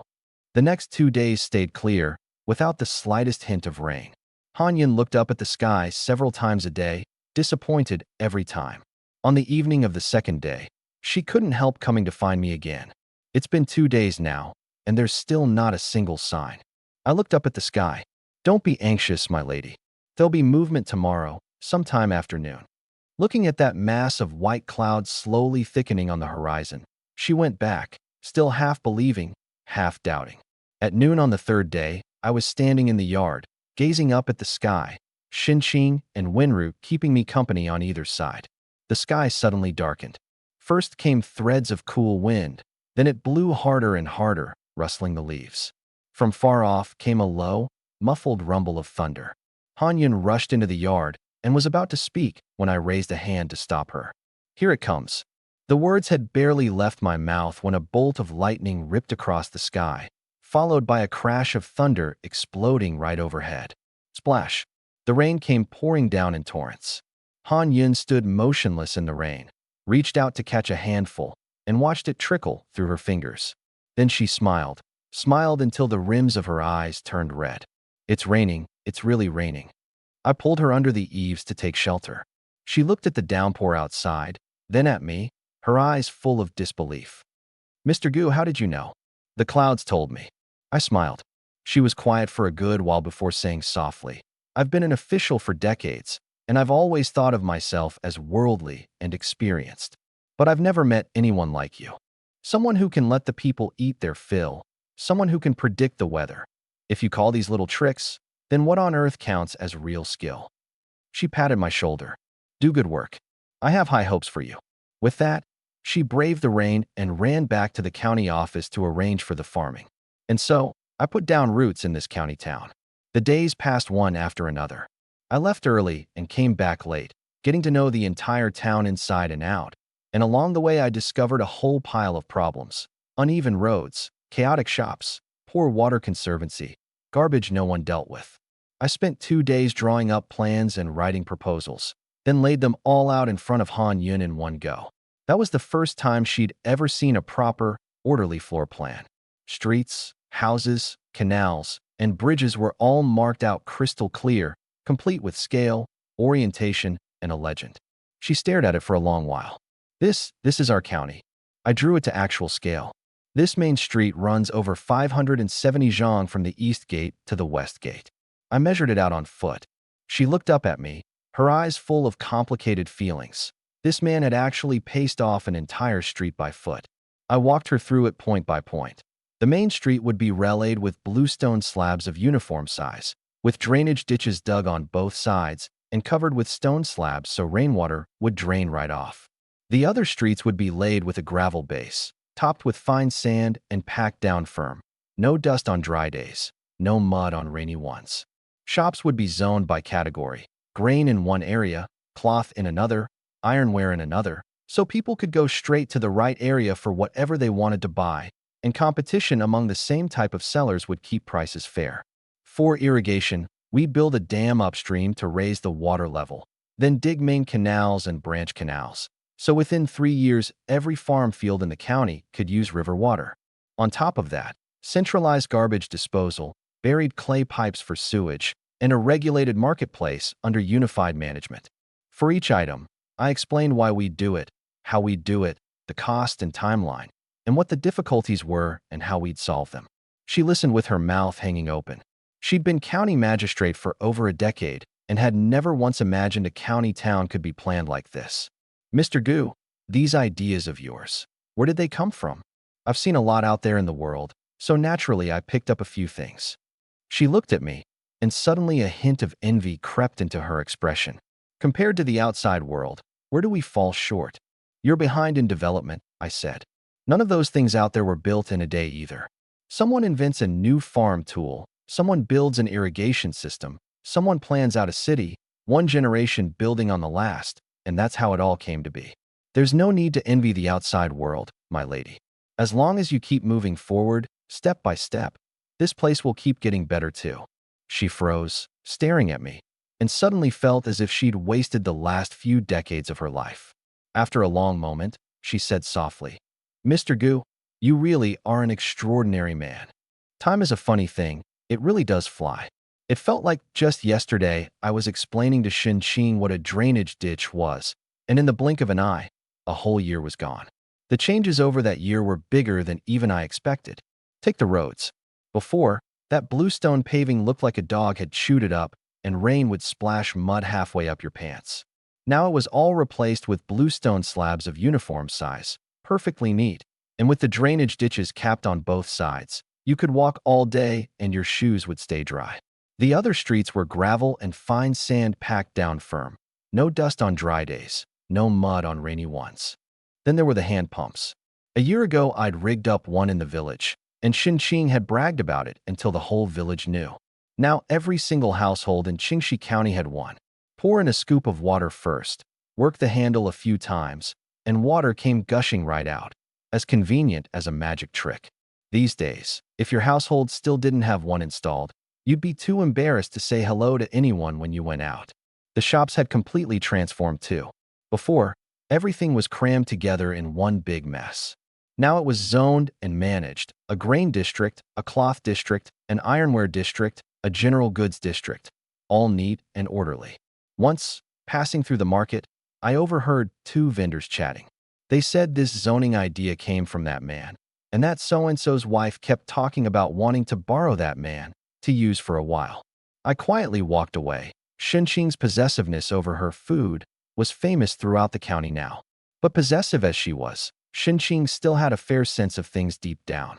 When she met someone more powerful than her, someone like Han Yun, she never stopped me from going to see them.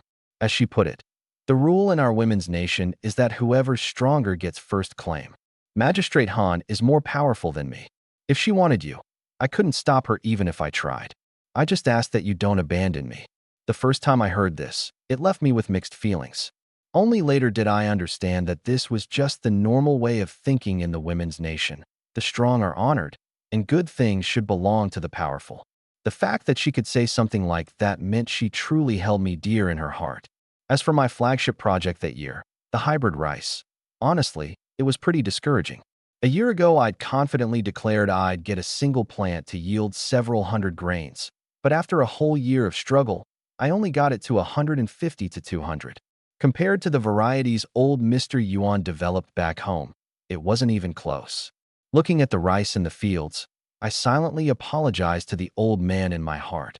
I'm sorry, sir, I've let you down. Still, in this world, that result was more than good enough.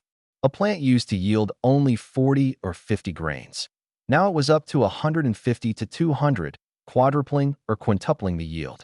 It could even be saved for seed, and it was soft, sticky, and sweet. The first time Xinqing ate it, she practically licked the bowl clean. What kind of heavenly rice is this? It's 10,000 times better than that old brown rice. Last month, the court sent Vice Minister Lin from the Ministry of Revenue to inspect the various prefectures and counties. It was supposed to be a routine formality, but the moment she entered the county town, she was stunned. The roads were newly paved, the drainage ditches were designed by our own agricultural officer, the shops were laid out by him, and every household had a hand pump. Then, when she reached the farm fields and saw the hybrid rice, yields 4 or 5 times higher, Vice Minister Lin nearly dropped to her knees on the spot. That evening, after tasting the improved rice, she set down her chopsticks and said she wanted to meet that man. I arrived quickly, with a wary-faced Xinqing trailing behind me and a calm, but never more than a step away when Ro at my side. Vice Minister Lin sized me up with a single glance, and her eyes lit up. She asked me this and that, and I nodded to it all. She fell silent for 3 seconds, then smiled. Good. Very good. Then she turned to Han Yun. Magistrate Han, I truly envy your luck. As she was leaving, she added meaningfully, I'm over 40 and have no interest in men, but as for whether Her Majesty the Empress might be interested, well, that I couldn't say. Xinqing's face fell right then and there. After Vice Minister Lin left, word spread fast. Everyone said Magistrate Han was going to get promoted, and that if the Empress became interested and issued a decree summoning me, Xinqing wouldn't be able to stop it. I was in the fields checking on the rice when I heard these rumors, and Xinqing stood beside me with a conflicted look on her face. What are you thinking about? I teased her. Say the Empress really does summon you. What do we do then? Then I go, I guess. But what if she takes a liking to you? She agonized over it for a long while before finally squeezing out.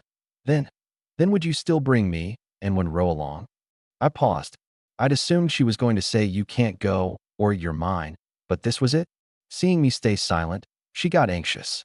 I know the Empress is more powerful than me, prettier than me, and holds more power. If she really wants you, I can't stop her and I wouldn't dare try. I just want to know, would you not want me anymore? I reached out and ruffled her hair. Silly girl. I'll bring you two everywhere I go, all right? Really? Really? The three of us. Not one of us gets left behind. Her eyes lit up and she threw herself at me, planting a kiss on my cheek. Now that's more like it. Wenro walked over and leaned against my shoulder. Actually, Xinqing's right. If the Empress really takes a liking to you, no one could stop it. We only hope you won't forget us. I wrapped an arm around each of them. I won't forget.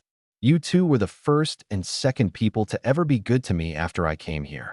I gazed at the distant rice fields and suddenly felt a little dazed. A year ago, I was being chased by a wild boar, and now I was the treasure of the whole county, surrounded by two gorgeous women. What a wild life. But then again, it was strange. A whole year of activity, every day. So why hadn't either Xinqing or Wenro gotten pregnant? During the few days of Vice Minister Lin's inspection, Han Yun, as the head of the county, accompanied her the entire time. All the greetings and send-offs left her exhausted. Once the dust settled, she knew in her heart that Qingxi County was guaranteed a top rating in this evaluation. And she knew perfectly well whose credit all of it was. She had to thank him properly. She immediately ordered a lavish banquet prepared, inviting only me, and specifically instructed that Xinqing and Wenro be told it was official business to discuss. When word reached our residence, Xinqing blinked. She's inviting you alone? Says it's official business. I nodded. She thought it over, then suddenly smiled. All right, go ahead. I was a little surprised. You're not coming along? Nope. She said it's official business. It wouldn't be appropriate for me to go. Go on, go on. Remember to eat plenty. I kept feeling like there was something odd in the way these two were looking at each other, but I didn't dwell on it. After I left, Wenro looked at Xinqing. You're really not going? Xinqing leaned in and lowered her voice. Let me tell you, a few days ago when I went to the county office to drop something off, Magistrate Han pulled me aside and asked all these strange questions, like how it feels sleeping with Gu Chun at night, whether it feels good. And you told her? Of course I told her. What's there to hide? Who in our women's nation isn't curious about that? And I wasn't lying. It really does feel good. Then aren't you afraid Magistrate Han might want to try him out too? Xinqing spread her hands. So what if she tries? Magistrate Han is the county magistrate, way more powerful than me. If she wants to try, could I even stop her? You know the rule in our women's nation. Good things should belong to the powerful. Besides, she paused.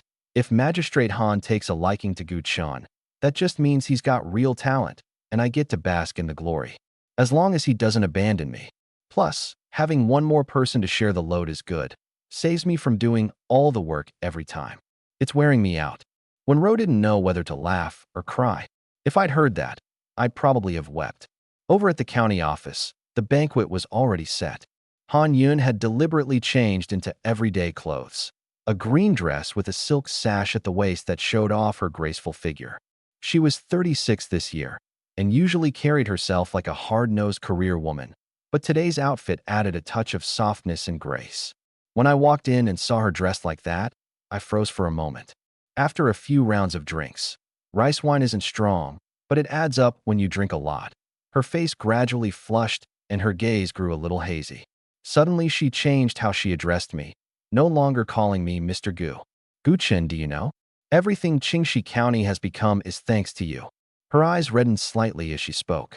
The roads, the drainage ditches, the shop zoning, the hand pumps, the rice. Which one of those wasn't your idea? I've been county magistrate for over a decade, and everything I've accomplished in a year doesn't add up to what you did in half a year. Guchen, thank you. Her reaction left me a little at a loss. Magistrate Han, you've had too much to drink. I haven't. I'm perfectly clear-headed. She poured herself another cup and downed it. A few days ago, Xinqing came by to drop something off, and I chatted with her for a while. She said sleeping with you every night feels wonderful and fun, much more interesting than sleeping alone. My heart skipped. That girl Xinqing, she'd blab about anything. But on second thought, this was the women's nation. No roundabout games here, and sharing novel experiences with each other was perfectly normal. Han Yun looked me straight in the eye, without the slightest flinch. After hearing that, I got quite curious. Guchen, I want to try that feeling too. I nearly dropped the chopsticks in my hand. I looked at her, making sure she wasn't joking. Her expression was dead serious. One thought filled my mind. Xinqing, you little troublemaker. Two women already had my legs going weak every day, and now adding Han Yun. This was going to be the death of me. Magistrate Han, this isn't really appropriate, is it? I gave a dry laugh. You're the county magistrate. I'm the agricultural officer. It wouldn't look good. Look good? Our women's nation doesn't have all those messy rules. She smiled. I'm not trying to take you away. Those two girls, Xinqing and Wenro, I won't touch them. Stay with them if you want. Bring them along if you want. I'm just curious. I want to try. She paused, meeting my gaze directly. Gu Chun, this is an order. I looked up at her. That gaze was serious, without a trace of jest. Suddenly I understood what Xinqing had said. The rule in our women's nation is that whoever's stronger gets first claim. Han Yun was the most powerful woman in all of Qingxi County. Now that she'd spoken, could I refuse? In theory, I could. She wasn't the type to hold a grudge. Refusing would at most leave her with a little regret. But still, I looked at her. 36 years old, well cared for. She looked barely into her 30s. Refined features, a touch of sharp confidence in her brows and eyes. The beauty of a mature woman. In the modern world, she'd be a total CEO bombshell. An image suddenly flashed through my mind. Her in a white blouse and pencil skirt, sitting in an office reviewing documents. Hiss. Actually, maybe that wouldn't be so bad. Wait, what am I thinking? I quickly shook my head. She walked over and sat down beside me, close enough that I could catch the faint, clean fragrance on her. Gu Chun, I've lived 36 years and never once touched a man. I used to think men were just things recorded in old texts, and figured I'd never lay eyes on one in this lifetime. Who'd have thought you would come along? She took my hand. It was soft, the softness of a pampered life, yet not without a sense of strength. Ever since you arrived, I've been watching you, growing more and more curious about just what kind of person you are. Guchen, will you let me try? With things put that plainly, what else could I say? I nodded. She smiled and leaned in to kiss me on the cheek. Then tonight, you're not going home. My heart tightened. I was done for. Tonight, I'd probably be finished off right here. Another thought flashed through my mind. That girl Xinqing. She didn't set this up on purpose, did she? Whatever. Forget it. I'm already here. As we reached the doorway of the back chamber, I suddenly remembered something. Oh, by the way, Han Yun, you know, if I made those thin, sheer silk stockings and you wore them on your legs, they'd look amazing. She paused. Silk stockings? What are those? I'll make you a pair sometime. And there's this kind of skirt that hugs you really tight. It shows off your figure especially well. She blinked, then suddenly smiled. All right, I'll be waiting. I thought to myself, if I actually made this stuff, the women of the women's nation would probably go crazy. But that was for later. For now, let me just get through what's in front of me first. The next morning, I woke up to find myself lying in an unfamiliar bed. Beside me, Han Yun was still asleep, a satisfied smile on her face. She looked rather lovely when she slept. After that night, I stayed at the county office for 3 full days. It wasn't that I didn't want to go back. It was that Han Yun wouldn't let me. Stay with me a few more days, she said, and there was a hint of coyness in her eyes. I finally got a taste of the good stuff. How could I let you leave? What could I say? I could only stay. 3 days later, I finally returned to the residence. When I walked in, Xinqing and Wenro were sitting in the courtyard soaking up the sun. Seeing me come back, Xinqing's eyes lit up. "You're back." She came over and looked me up and down, then nodded. "Not bad, didn't lose any weight." I didn't know whether to laugh or cry. Wenro asked from the side, "How did things go with Magistrate Han?" "Pretty well." Xinqing snickered. "I knew it." Magistrate Han pulled me aside that day and asked me all these questions. I figured she definitely wanted to try him out. I looked at her. "So you did do it on purpose?" She blinked, the picture of innocence. "On purpose? What do you mean?" I was completely speechless. This girl was a first-rate expert at playing dumb. After resting a bit, I remembered the business at hand. I got up, went inside, and grabbed paper and brush, and started sketching and jotting things down. Xinqing curiously came over. "What's this?" "Clothes," I said without looking up. I was drawing a set of modern clothing, a white blouse, a pencil skirt, plus stockings and high heels. As I drew, I explained, "These are clothes from my world. This is called a blouse, you wear it on top. This is a skirt, you wear it on the bottom. This is a stocking, you wear it on your legs. And these are high heels." Xinqing stared. "Why is this skirt so short?" "It shows your whole thighs.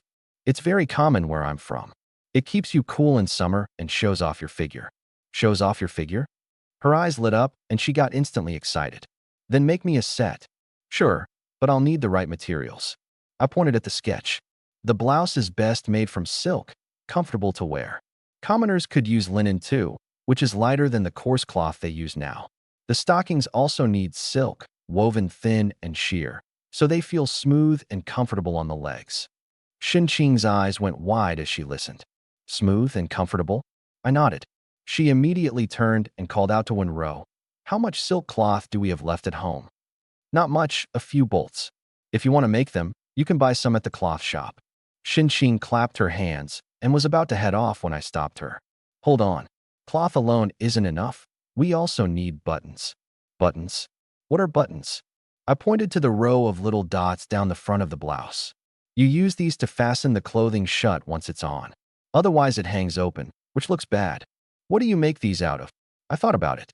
In my world, buttons were made of plastic, metal, or wood, but there was no plastic here. Metal was too heavy and would break easily. Suddenly something came to mind. Stone. Stone, right? Find some pretty stones, polish them, and shape them into buttons, both good-looking and durable. Early the next morning, the three of us went to the river outside the town. The riverbank was wide and full of stones. Xinqing had sharp eyes and quickly picked up several round, greenish stones. Wenro searched more slowly, but every one was a gem. One was white and semi-transparent, letting light pass through when held up to the sun. Another was pale green, with veins like an inkwash painting. "Wenro, you've got a good eye. I look at medicinal herbs all the time, so my eyesight's decent." She smiled faintly. After searching for a good while, we'd collected a full bag of stones in all sorts of colors. Back at the residence, I started figuring out how to polish them. There was no sandpaper here, but there was something more primitive, whetstones. I cut one into small pieces, using the coarse ones to shape the stones first, then the fine ones to polish. After a whole afternoon of effort, I finally ground out a few decent ones. I picked one up and held it to the sunlight. It was made from that semi-transparent white stone, round and smooth, giving off a soft glow. "So beautiful," Xinqing marveled. Wenro nodded too. "Sewn onto clothing, it'll look really special." Over the next few days, I polished stones during the day and drew designs at night. And of course, before bed, I inevitably got dragged into research by Xinqing. But ever since the whole Han Yun affair, Xinqing's attitude had changed a little. She used to just go at it hard on her own. Now she'd ask me, "Are you tired? Want to rest a bit?" The first time I heard it, I nearly thought I'd misheard. "What did you say?" "I'm asking if you're tired." "Magistrate Han said you stayed at her place for 3 days and your legs went weak. I was worried you hadn't recovered yet." I pressed my hand to my forehead. "Han Yun, can you please not tell everyone everything?" Wenro calmly twisted the knife from the side. "Magistrate Han came by to borrow something that day and mentioned it in passing. She said that even though you're impressive, your stamina can't quite keep up, so we should take it easy on you." I wanted to die. In this women's nation, Apparently, there were no secrets left. But then again, the fact that Xin could ask me that meant she really did hold me dear. It wasn't possessiveness, it was concern. My heart warmed, and I ruffled her hair. I'm fine, not tired. Really? Her eyes lit up, and she immediately threw herself at me. Then let's keep going tonight. Me. I take back what I just said. Once I'd polished enough buttons and finished the designs, I took everything to the cloth shop. The shopkeeper's surname was Zhou. She was around 40, a bit plump, with a smiling face that clearly marked her as shrewd. In the past year, there wasn't a single person in all of Qingxi County who didn't know me. She took the design and studied it for a long while, her brow furrowing. Why do these clothes look like this? I explained it once. She listened, dumbfounded, and still asked the same question. Why is this skirt so short? You wear it in summer, it's cool. Then I pulled out the bag of buttons. The moment she saw them, her eyes went wide. These are made from stone. She picked one up and held it to the light, clicking her tongue in amazement. Way prettier than those wooden or bone ones. Glad you like them. Make the stockings too, from the thinnest silk, woven sheer. Sure. Leave it to me. A few days later, the clothes were done. When I went to pick them up, there was a look of anticipation in shopkeeper Zhou's eyes. Mr. Gu, if these clothes look good on, could you let me make more to sell? Sure. Let me try them out first. Back at the residence, I handed the women's set to Xin. Try it on. She took it inside to change. After a moment, the door opened and she walked out. I looked up and froze.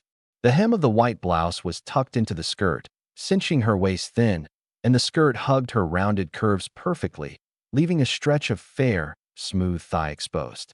The stockings wrapped her legs in a way that was there and not there, making the shape of her legs look especially good. Normally, she wore animal hide garments and coarse cloth, a wild kind of beauty. Now, dressed like this, her whole aura had transformed. What was the word for it? I thought for a while, and finally landed on it. City chic. What's wrong? Does it not look good? My staring was making her a little self-conscious. It looks good. Really good. Her eyes lit up, and she ran to the bronze mirror to look. It really does. This skirt shows off my figure so well. When Ro nodded too. The waist is nicely cinched, and it makes your legs look long. Xin spun around, delighted, then suddenly remembered something. Oh right, you said there were high heels too. Are those done? Those'll have to wait. They're harder to make than clothes. I'll need to find a specialized cobbler. She looked a little disappointed, but quickly cheered up again. She walked over to me and did another spin. Do all the women in your world dress like this? More or less. But when they go to work, they wear a jacket over it too. Go to work? What's that? It means going somewhere to do a job. Where I'm from, most people go to a fixed place every day to work. That's called going to work. She looked thoughtful. Then from now on, I'll wear this when I go to the county office to find you. What are you going to the county office for? She snickered. To let Magistrate Han see it. Doesn't she like novel things? Let's make her drool a little. I didn't know whether to laugh or cry. This girl had a lot going on in that head of hers. When Rose said from the side, Careful, Magistrate Han might see it and want it too, and snatch it from you. Xin pouted. Let her snatch it then. Gu Chen can just make another. If she wants one, he'll make her a set. I thought to myself, well, that's true enough. I had the design and the materials. I could make as many sets as I wanted. But then again, if Han Yun put on an outfit like this, hiss, the image was too gorgeous. I didn't dare imagine it. Suddenly, I found myself looking forward to it. And at that moment, I still had no idea that an even greater change was rolling my way. After Vice Minister Lin, the inspector, left Qingxi County, she headed north. The carriage jolted along for the better part of half a month before she finally returned to the capital of the Shiha Women's Nation, Tianqi City. The whole way there, she sat in the carriage with her mind full of images of Qingxi County. The neat bluestone roads, the smooth-flowing drainage ditches, the orderly zoned shops, the hand pumps that gushed water after just a few pumps of the handle, and that field of rice where a single plant yielded 150 to 200 grains, quadrupling or quintupling the yield, and able to be saved for seed. She'd been an official for all these years and had never seen a place like it. And all of it had been created by that one man. She knew in her heart that this trip back to the capital was going to set the court ablaze. The next day's court assembly. In the Golden Throne Hall, Empress Ling Yao sat upon the dragon throne.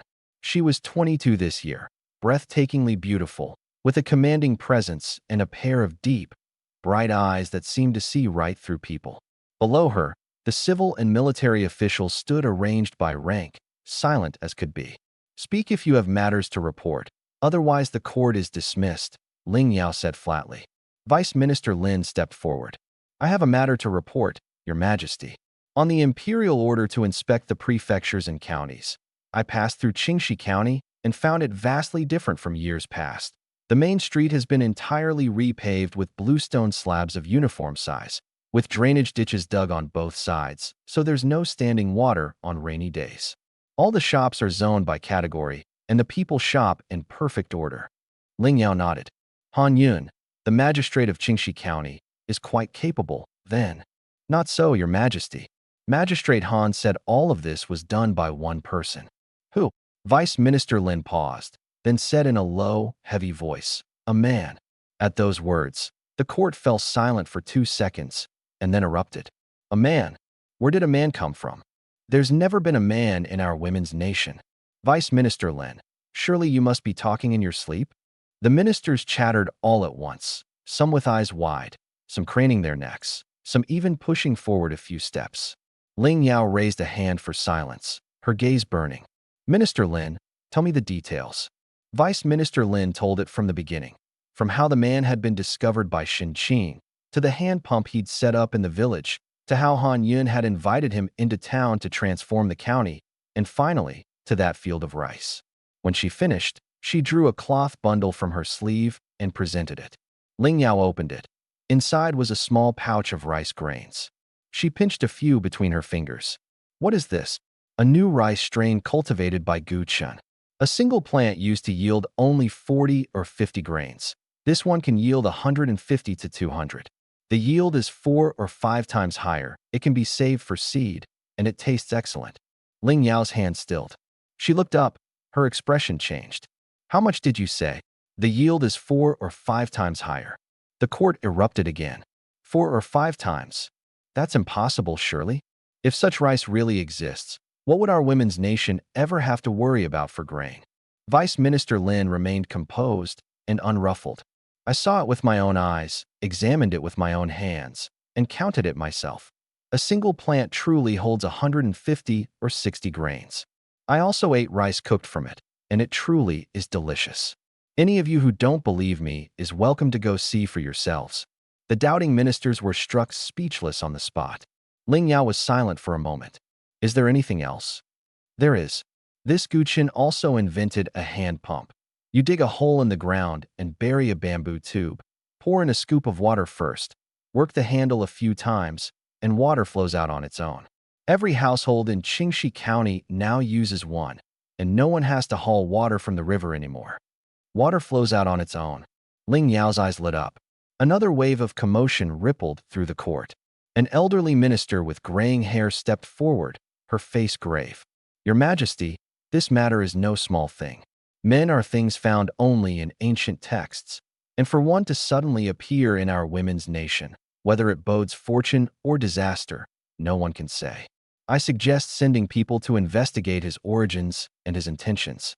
Another minister immediately countered. "Investigate what?" "He set up all these wonderful things for Qingxi County.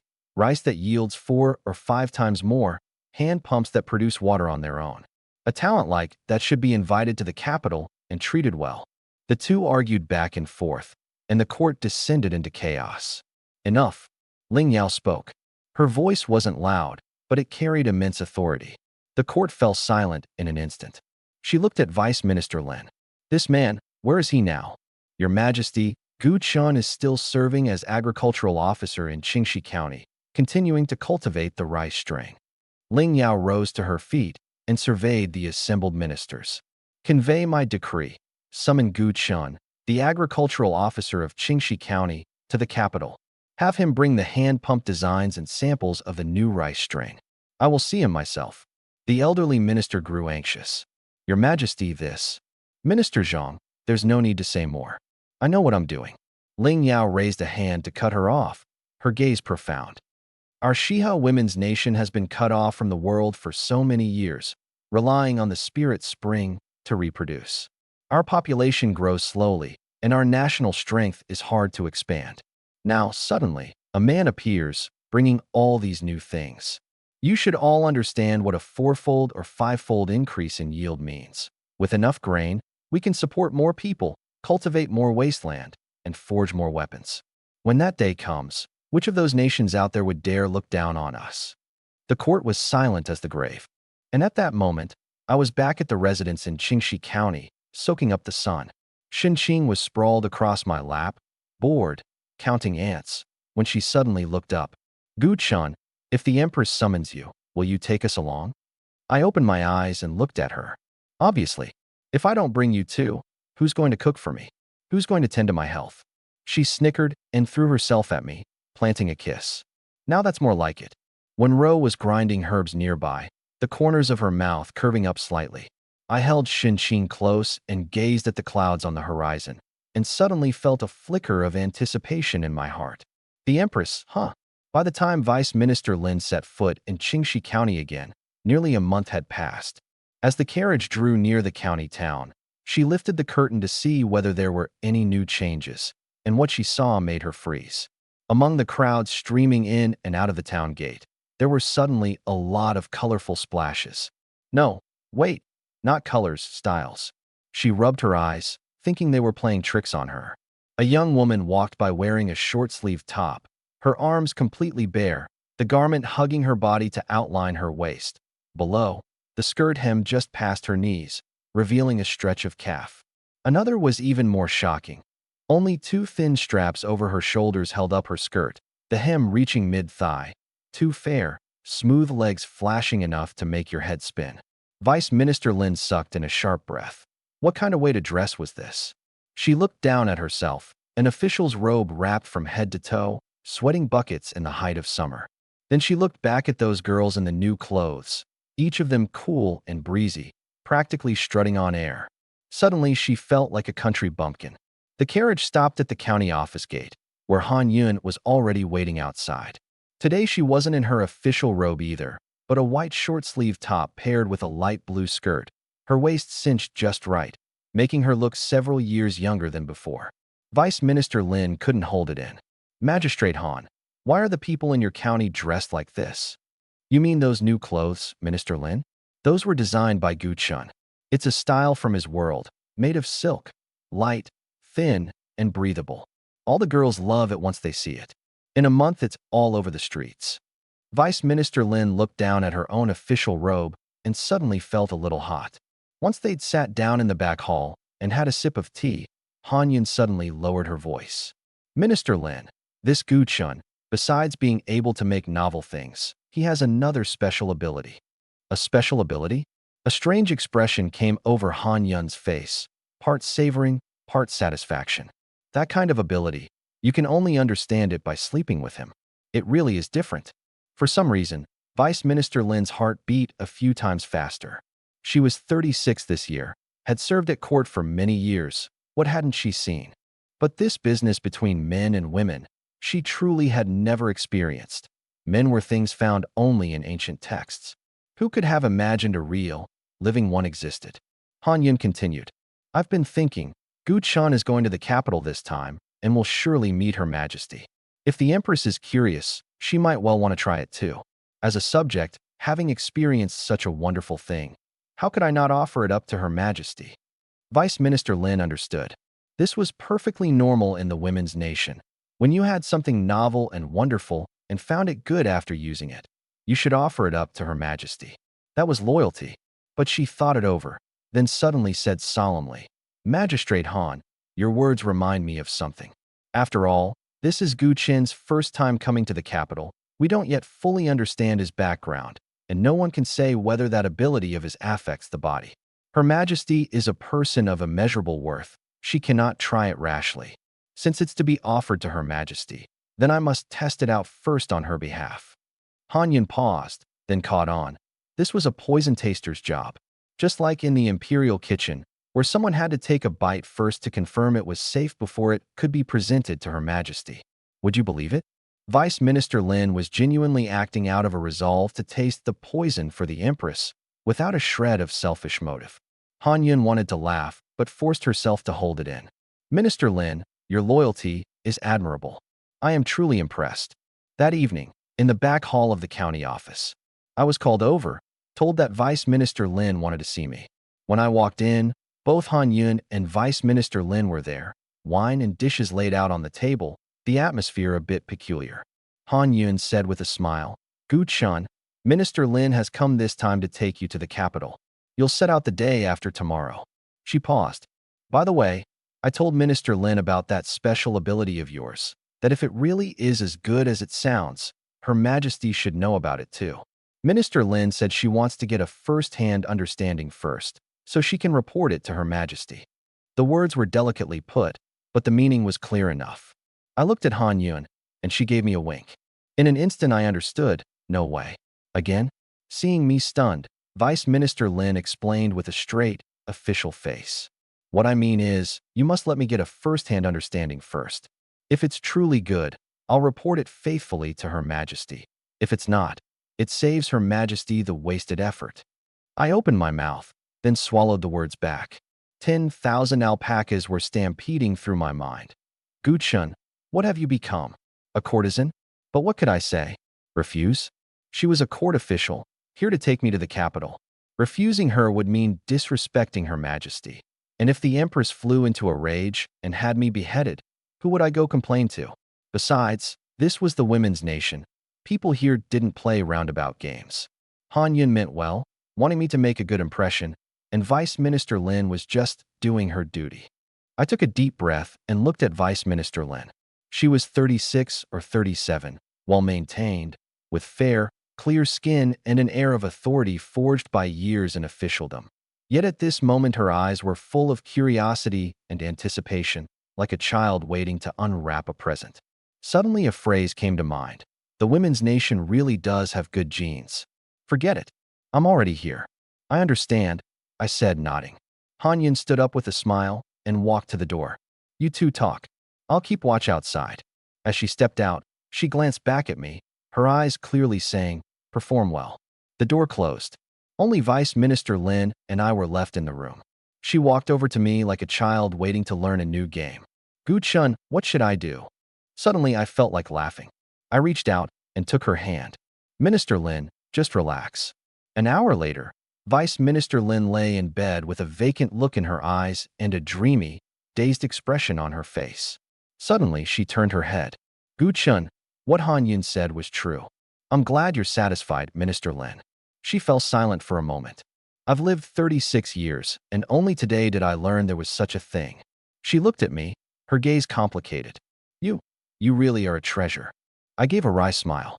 A treasure, then. Whatever. It wasn't the first time I'd been called that. Early the next morning, I woke to find Vice Minister Lin already up, sitting at the table writing something. I'm writing a memorial to send back to the capital first, to report to Her Majesty. Don't worry, I'll tell it faithfully. That ability of yours is indeed worth trying. Once she finished writing, she had it dispatched by fast horse, then went out and bought quite a few of the new clothes, and afterward discussed the departure arrangements with Han Yun. When the word reached the residence, I called out to Xin Qing. Pack up. We're going to the capital tomorrow. She froze for a moment. Then her eyes lit up all at once. The capital? Really?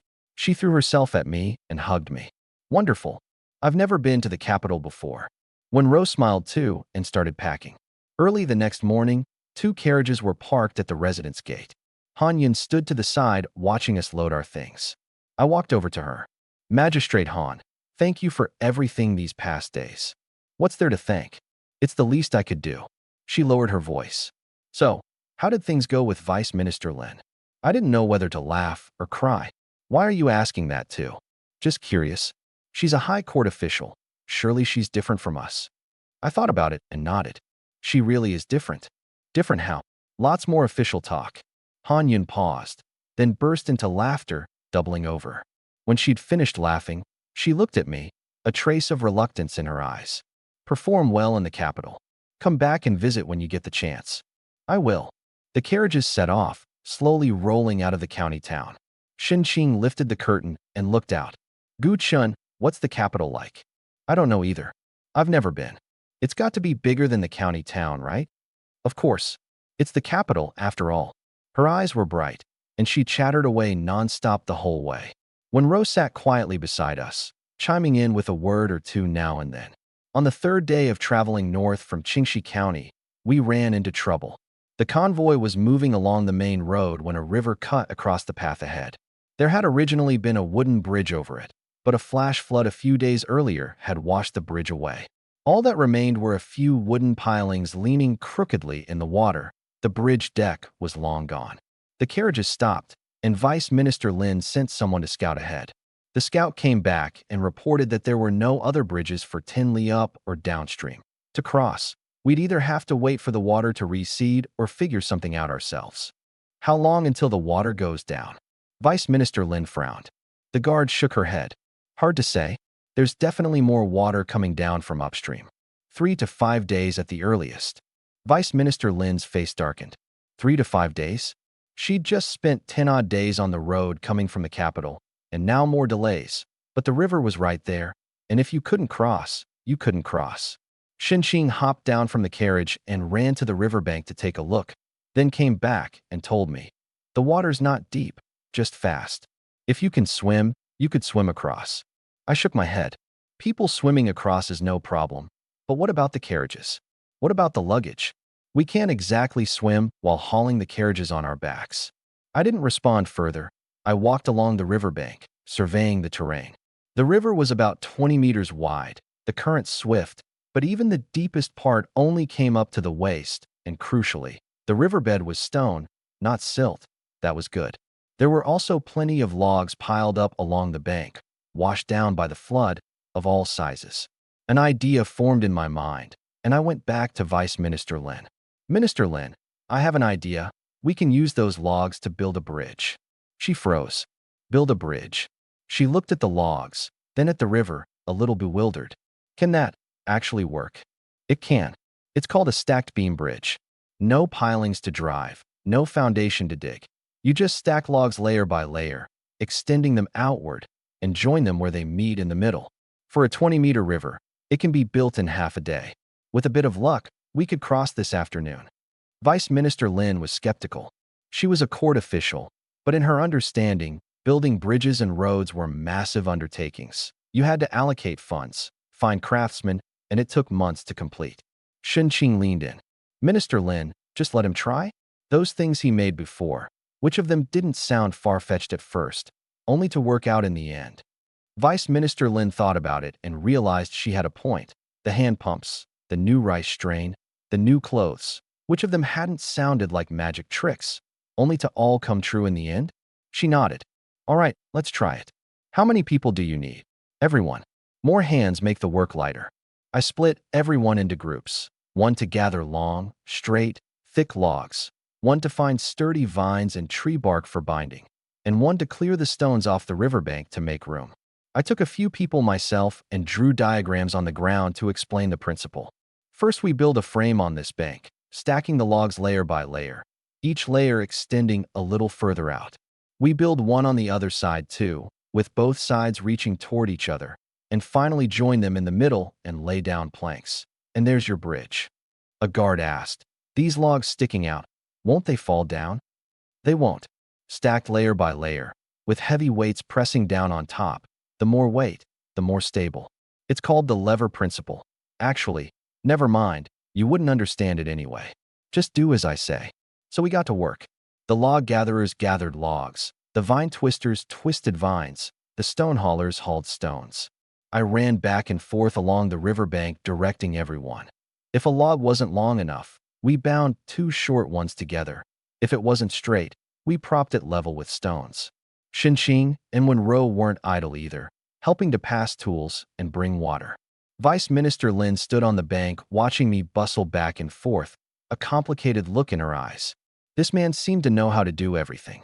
An hour later, a frame had been built on each bank, logs stacked layer upon layer, reaching out 3 or 4 meters, rock steady and not budging an inch. Seeing the results, the guards worked with even more energy. 2 hours later, both sides stuck out 7 or 8 meters, leaving only 4 or 5 meters in the middle. I had them bring over the longest logs to serve as the main beams. The current was fast, and the logs swayed badly. I shouted, "Hold it steady. 2 more of you get up there and pin down the frame." Several guards rushed up and pressed down hard. The first long log was slowly lowered, one end resting on our side, the other reaching toward the opposite bank. "Push it forward another half a foot." The guards gritted their teeth and heaved. "Good. It's connected." Everyone cheered. The second beam, the third, the fourth. Once the main beams were in place, the body of the bridge was stable. Next came the decking. Short logs laid side by side across the beams, tied down with vines. Then a second layer crossed over the first for added stability. After another hour of hard work, the deck was finally finished. I had them bring over a few big stones and pile them on the bridge to test the load. The bridge didn't move at all. I glanced at the sun. It had just passed noon. "That'll do. People can cross now." The guards looked at each other, none of them daring to be the first one across. I laughed and walked out onto it myself, stamping my foot when I reached the middle. "It's fine. Solid as a rock." Only then did they come up one by one to try it. After crossing, the way they looked at me had completely changed. No longer curiosity, but admiration. I knew that look well. The villagers had looked at me that way when we set up the hand pump well. Han Yin had looked at me that way when we planned out the county town. Now it was these guards' turn. Vice Minister Lin walked up to me. "Gu Chun, I've lived 36 years, and today I've truly seen something new. Building bridges and roads has always been a massive government project. You have to allocate silver, hire craftsmen, and it takes months to finish. And here you are, in half a day, with a crew of people who've never done this kind of work, throwing together a whole bridge. Now I understand why Her Majesty wants to see you." I just smiled and didn't reply. Sure, it was only the most basic beam bridge, but at least it showed my engineering studies hadn't been for nothing. The carriages rolled across the bridge one by one, steady and smooth. Once past the river, the caravan continued north. Behind me, the guards were chattering away. One of the younger ones lowered her voice. "Say, how do you think Mr. Goose sleeps at night?" Someone next to her laughed. "What are you getting at?" "I'm just curious." Sitting in the carriage, I faintly caught the laughter, and I didn't know whether to laugh or cry. Shin Qing was lying across my lap and murmured, "You hear that?" "Hear what?" I played dumb.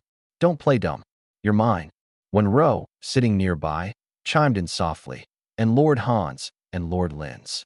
Shin Qing choked and shot her a glare. "Nobody thinks you're mute just because you keep your mouth shut." When Ro just smiled, rolled over, and went on leaning against the carriage wall. The carriage traveled another 5 days. During those 5 days, I got a thorough taste of the customs of this women's nation. In every town along the way, people came running out to gawk. Not at Vice Minister Lin, at me.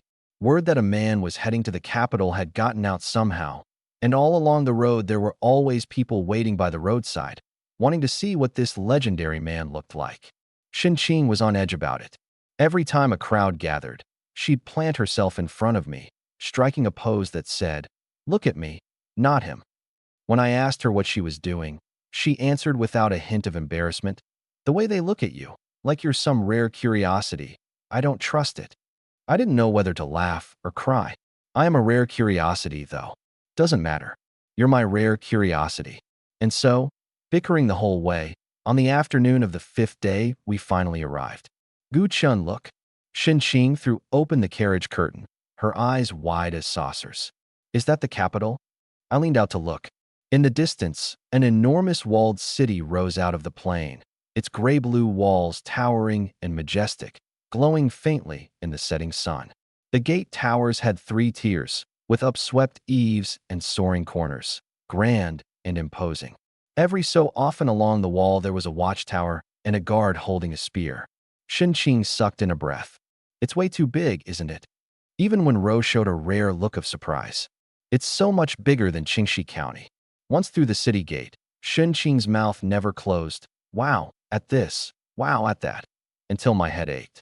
The streets were more than twice as wide as in Qingxi County, lined on both sides with shops, cloth sellers, grain sellers, medicine sellers, sellers of rouge and powder, everything you could want. The crowds were thick, and the people were, generally speaking, good-looking.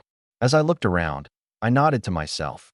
The genes of this women's nation really weren't bad. Shin Qing noticed where my eyes were going and waved a hand in front of my face. "What are you looking at?" Pretty women. She grabbed my arm and hugged it tight. You're not allowed to look. Weren't you the one who said whoever's more capable gets to have you? What if there's someone more capable than me? You won't even let me look? She choked, thought for a long moment, and finally squeezed out. Well, I'd have to check first whether she's actually more capable. When Ro laughed out loud beside us, the girl's logic was surprisingly self-consistent. As we were talking, the carriage suddenly slowed. A crowd had gathered ahead, blocking half the road. Chattering voices came from outside. Is it this carriage? Yes, yes, Lord Lin's carriage. The man's inside. Let me see, let me see. I lifted a corner of the curtain and peeked out. Good grief, at least a few dozen people, all craning their necks toward us. The moment I lifted the curtain, the crowd erupted. I see him, I see him. That's the man. His skin does seem a little paler. His nose is pretty high. I quickly dropped the curtain. Shin-Chin grabbed hold of me, watching the curtain warily, as if someone might charge in at any second. The carriage inched forward with difficulty, the crowd following along and still buzzing. He looked right at me just now. Nonsense, he was clearly looking at me. We finally squeezed through the crowd and turned into an alley, where it grew quiet at last. Shin-Chin let out a breath, still holding on to me and not letting go. That scared me half to death. Scared of what? They weren't going to eat you. They want to eat you. When Ro added softly, true. The way they were looking at you, like someone who hasn't eaten in 3 days spotting a meat bun. Me. That comparison was spot on. The carriage stopped in front of a residence. Vice Minister Lin said it was her home in the capital and told us to settle in first.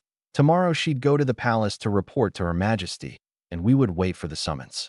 Before leaving, she smiled and added, don't take those gawkers to heart. The people of the capital have never seen a man before, so it's a novelty. In a few days, once the excitement wears off, it'll be fine. Once we'd settled in, Shin-Chin couldn't sit still and wanted to go out and explore. I said I didn't want to get mobbed again, and her eyes lit up. She ran off and came back with 2 veiled hats. Put these on and no one will recognize us. The girl was pretty clever after all. The 3 of us put on the veiled hats and slipped out the back door. Passing an intersection, we saw another crowd. A new shop was opening and handing out little fans. Shin-Chin dragged Wen-Ro off to line up while I sat down at a nearby tea stall to wait. The stall's proprietress was in her 30s. As she poured tea, she sized me up. You're from out of town, aren't you, sir? No wonder you're wearing a veiled hat. You should have seen it. Lord Lin brought a man into the capital, and the whole street's out watching the spectacle. My tea stall's been empty half the day. They say the man's quite good-looking and has special skills, can make hand-pump wells and new rice. Who knows if it's true? I lowered my head and sipped my tea. It's probably true. She sighed. If it's true, then that's really something. Her Majesty is sure to give a man like that an important post. Shin-Chin and Wen-Ro came back with an armful of trinkets, fans, sachets, little carved wooden figures. Shin-Chin stuffed a thumb-sized wooden carving into my hand. Here for you. It looks like you. I looked at it. How did that look like me at all? Wen-Ro said from the side. She spent ages picking through them and said this one looked the most like you. I laughed. Fine, I'll keep it. We got back to the residence before dark. Vice Minister Lin sent a messenger with word that I was to enter the palace first thing in the morning and should be ready. When Rose said that to see the Empress, I ought to dress presentably. Shin-Chin raised her hand. I'll pick your clothes. The next day, just as the sky was growing light, the person coming to fetch me arrived, a court official in her 30s, in a blue official's robe. She stepped inside, walked a full circle around me first, then bowed. Mr. Gu, Lord Lin sent me to bring you into the palace. Shin-Chin chased after me and tugged at my sleeve. What about us? You 2 ladies rest here at the residence. Once Her Majesty's audience is over, Mr. Gu will return. Shin-Chin's face fell, and she reluctantly let go, her eyes full of complaint. I ruffled her hair. Don't worry, I'll be back soon. When Ro also cautioned, be careful. A carriage even finer than the last one waited outside. A deep red cabin with silk curtains, clearly something from the palace. On the way, I lifted the curtain to look out, and a few young women recognized me again. That's a palace carriage. Could that be the man? I hurried to drop the curtain. There we go. Here we go again. After traveling for a little under an hour, the carriage stopped. I looked up to see a tall palace gate before me. vermilion doors, gleaming bronze studs, a plaque over the lintel reading Chalan Gate, with spear-bearing guards standing on either side. The court official went in to announce me while I waited outside. I'd barely been standing there a moment when I noticed something off. Someone was watching me. I turned my head and saw a few heads dart back behind the corner of the palace wall, then peek out again a moment later. They were palace maids in pale green dresses, hiding at the corner, peeking and whispering. I gave a little smile, and that set off an explosion over there. He smiled. He smiled at me. Nonsense, he was clearly smiling at me. So I just turned to face directly toward them. They jumped in fright, wanting to duck back, but too reluctant to, so they stayed there with their heads poking out like a flock of little quail. I gave them a nod, and that set off a total uproar. He looked at me. He nodded. One bold maid walked right out and circled me, looking me up and down. She was 18 or 19, with a round face and big eyes. So you're the man? Turns out this is what a man looks like, pretty much the same as us, just a bit taller and broader in the shoulders. Seeing that she'd come to no harm, the other maids crowded around too. His skin's a little paler. His nose is high. His eyes are nice. Surrounded by a group of palace maids, with chattering in my ears like a sparrow convention, I suddenly had some idea of how the animals in a zoo must feel. Still, these maids were rather cute. Bright eyes, faces full of curiosity, no ill intent, just people who'd genuinely never seen a man before. One maid worked up the courage to ask, "What's your name?" "Gu-chun." "Where are you from?" "A very far-away place. Farther than you can imagine." The maids let out sounds of amazement. Another leaned in and lowered her voice. "I also heard you have some kind of special ability." I froze for a second. Great, that had gotten out too. I gave a dry cough. We'll talk about that another time." The maids exchanged glances and dissolved into giggles. In the middle of all this, an older maid came out from the gate, her face stern. "What are you all doing? Aren't you supposed to be on duty?" The young maids scattered in a panic, running off faster than rabbits. The older maid looked toward me and gave a slight nod. "Mr. Gu, Her Majesty summons you. Please follow me." Past the gate was a long passageway with high walls on both sides, the flagstones underfoot smooth and clean. Guards stood watch at intervals, their eyes lingering on me for a moment before moving away. After passing through several gates, the space suddenly opened up, a large plaza paved with square tiles, a straight imperial path down the center, and at the far end a majestic palace hall with a plaque reading Jinluan Hall. The older maid told me to wait here while she climbed the steps and entered to announce me. I stood in the plaza, the morning light warm on my face, and I felt a sudden sense of unreality.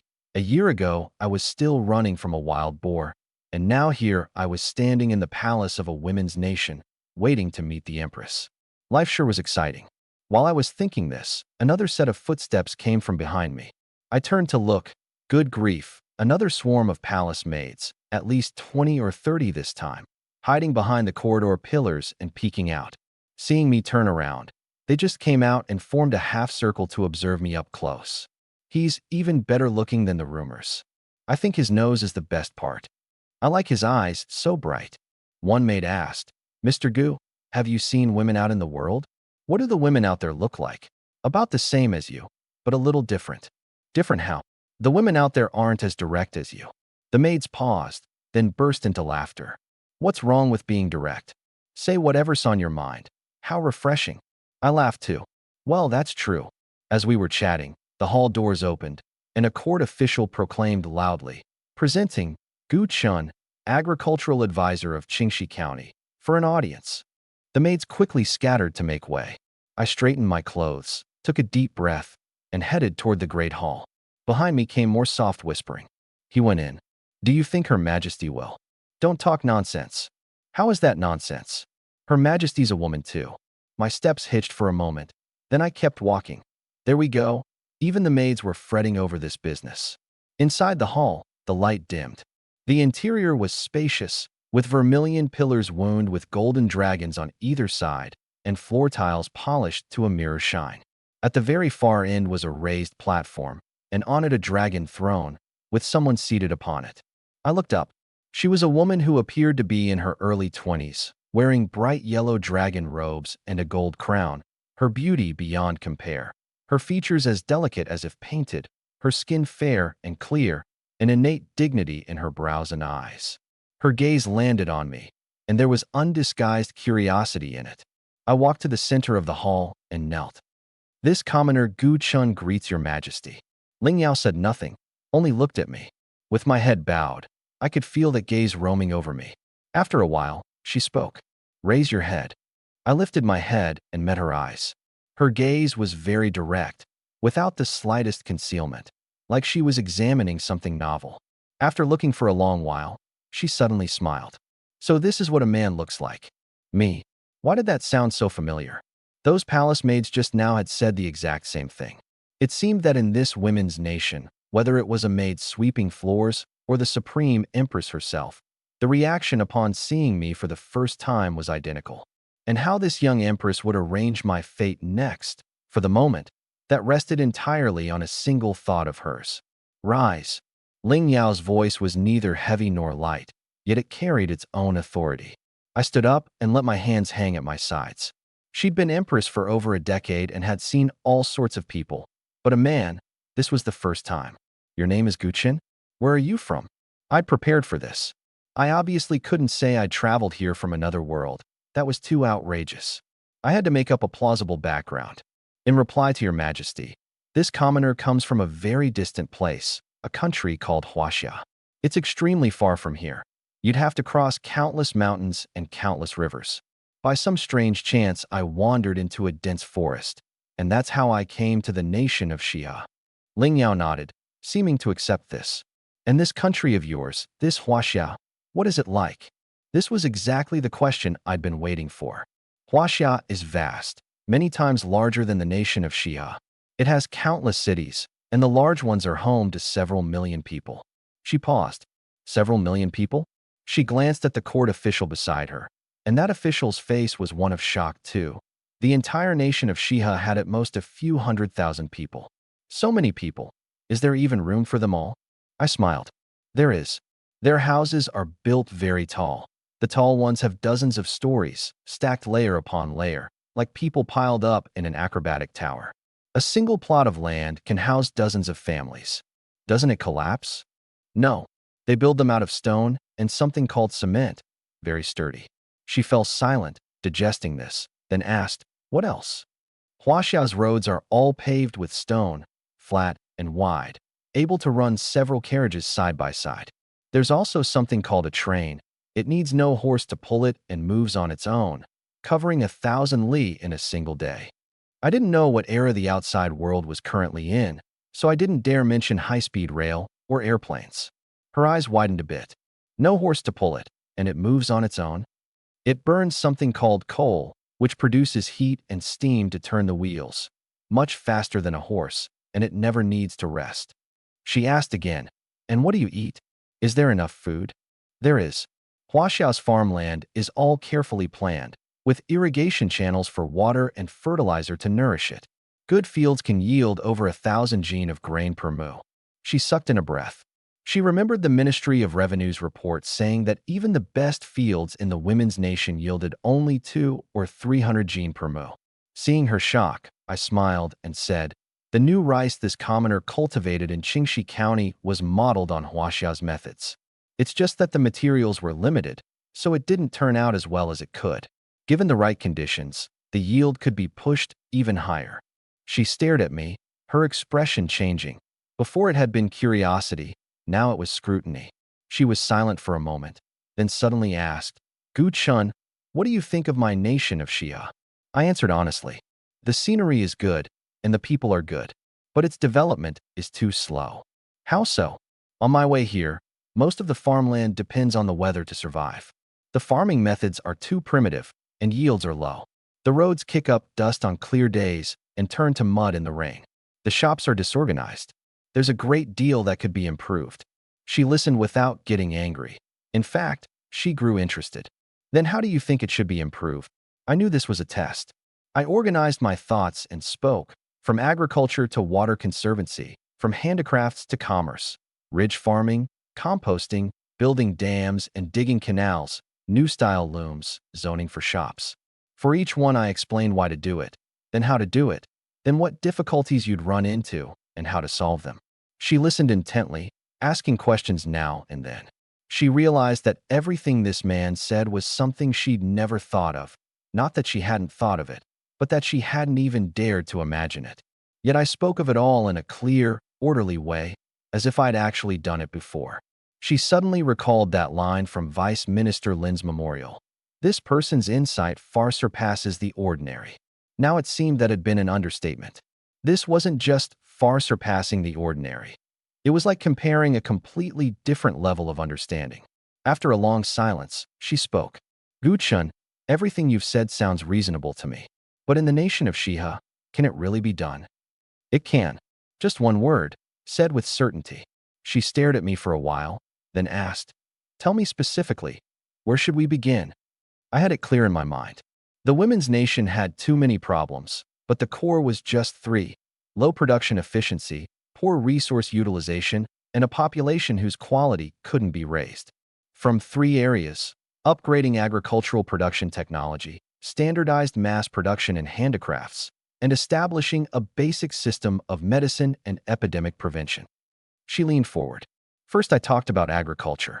Right now, farming in the women's nation is basically done by experience.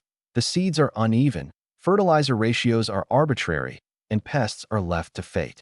What really needs to be done is to establish a complete set of agricultural standards. What seed suits what soil, when's the best time to plant, all of it backed by data. In Qingxi County, I kept records. With the same rice seed, planting 3 days early versus 3 days late could make a 10% difference in yield. Her eyes brightened for a moment. Then I talked about fertilizer standards and rotating rice with wheat and using beans to fix nitrogen and enrich the soil. She kept nodding as she listened. She'd never imagined farming could be this precise. Next, I discussed standardization in handicrafts. Instead of one person weaving from start to finish, you split it into stages: spinning, dyeing, weaving, and each person only does the step they're good at. Once they're skilled at it, efficiency goes up. The new style loom I designed lets one person weave more than a bolt of cloth a day, 2 or 3 times faster than before, and the cloth comes out a consistent width. She asked about the principle of the hand pump well, and I explained atmospheric pressure and vacuum. The air around us has pressure. When you pull the piston up, it creates a vacuum, and the outside air pushes the water up. You pour that first ladle of water in to make a seal, so no air leaks.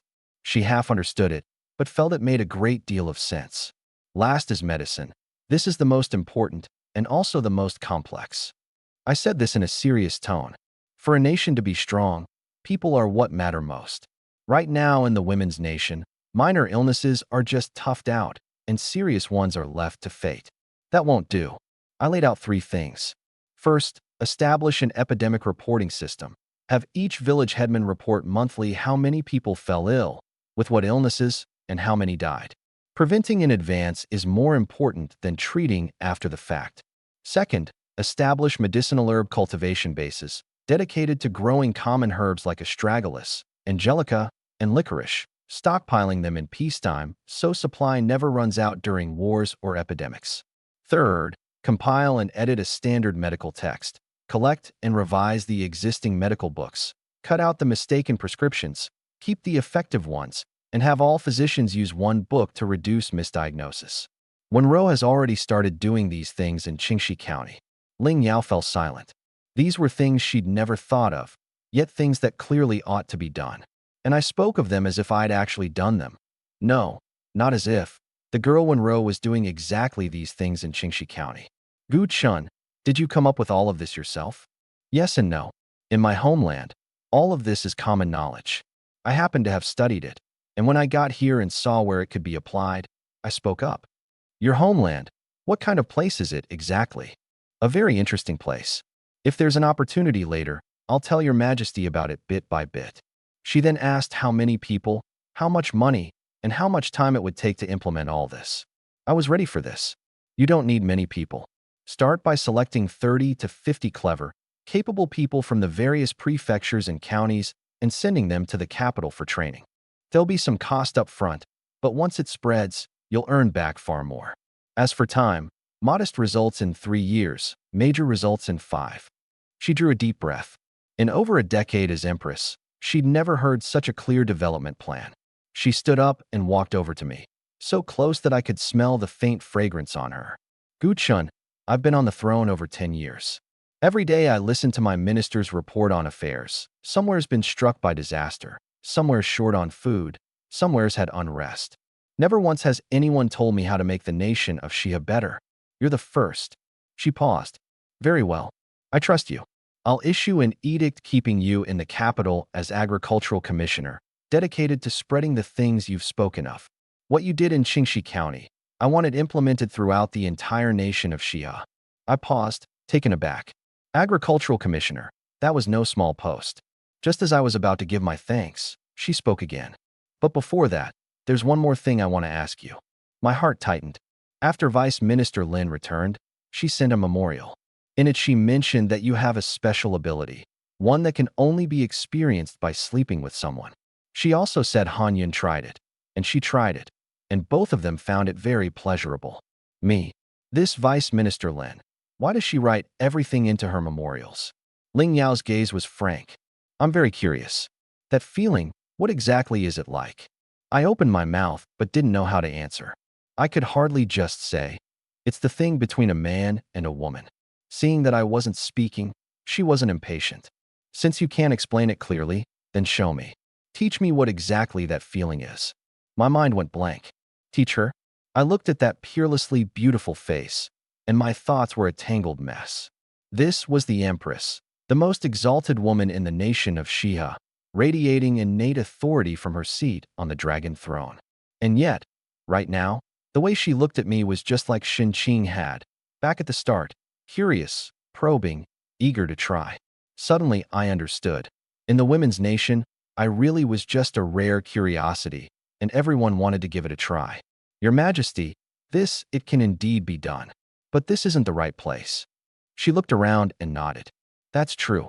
Then tonight, come to my bedchamber. I suddenly remembered that Shen Qing and Wenro were still waiting at the residence. Your Majesty, this commoner brought 2 young women to the capital, one named Shen Qing and one named Wenro.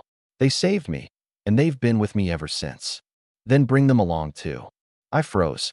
She smiled at the look on my face. What? Can't my bedchamber fit 2 more people? Guchen, I'll be waiting for you tonight.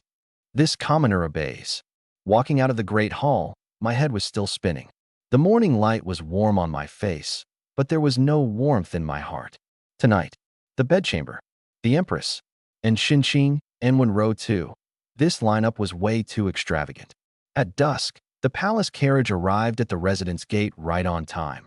Larger and roomier than the one before, with glass lanterns hanging at the 4 corners of the cabin.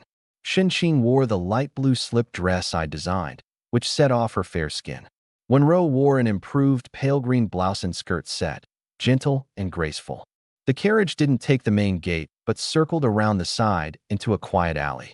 After passing through several gates, the space suddenly opened up. Straight ahead was a majestic palace hall, its plaque reading Fengyi Palace.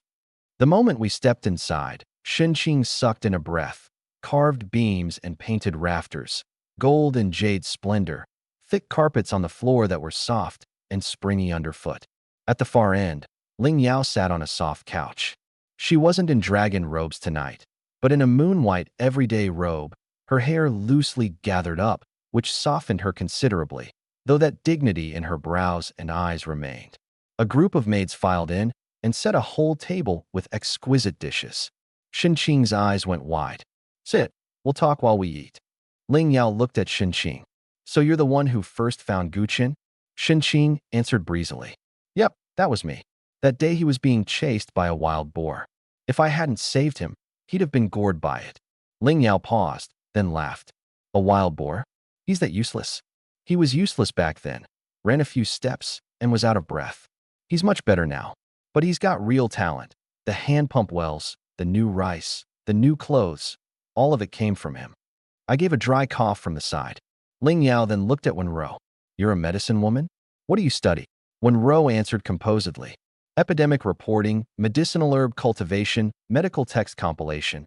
Mr. Gu taught me all of it. Ling Yao looked at me, a hint of approval in her eyes. You certainly know how to teach people. The meal lasted the better part of an hour. When it was over, the maids cleared away the dishes. The sky had gone fully dark. Ling Yao stood up. Come, let's go sit inside for a bit. Inside was the bedchamber.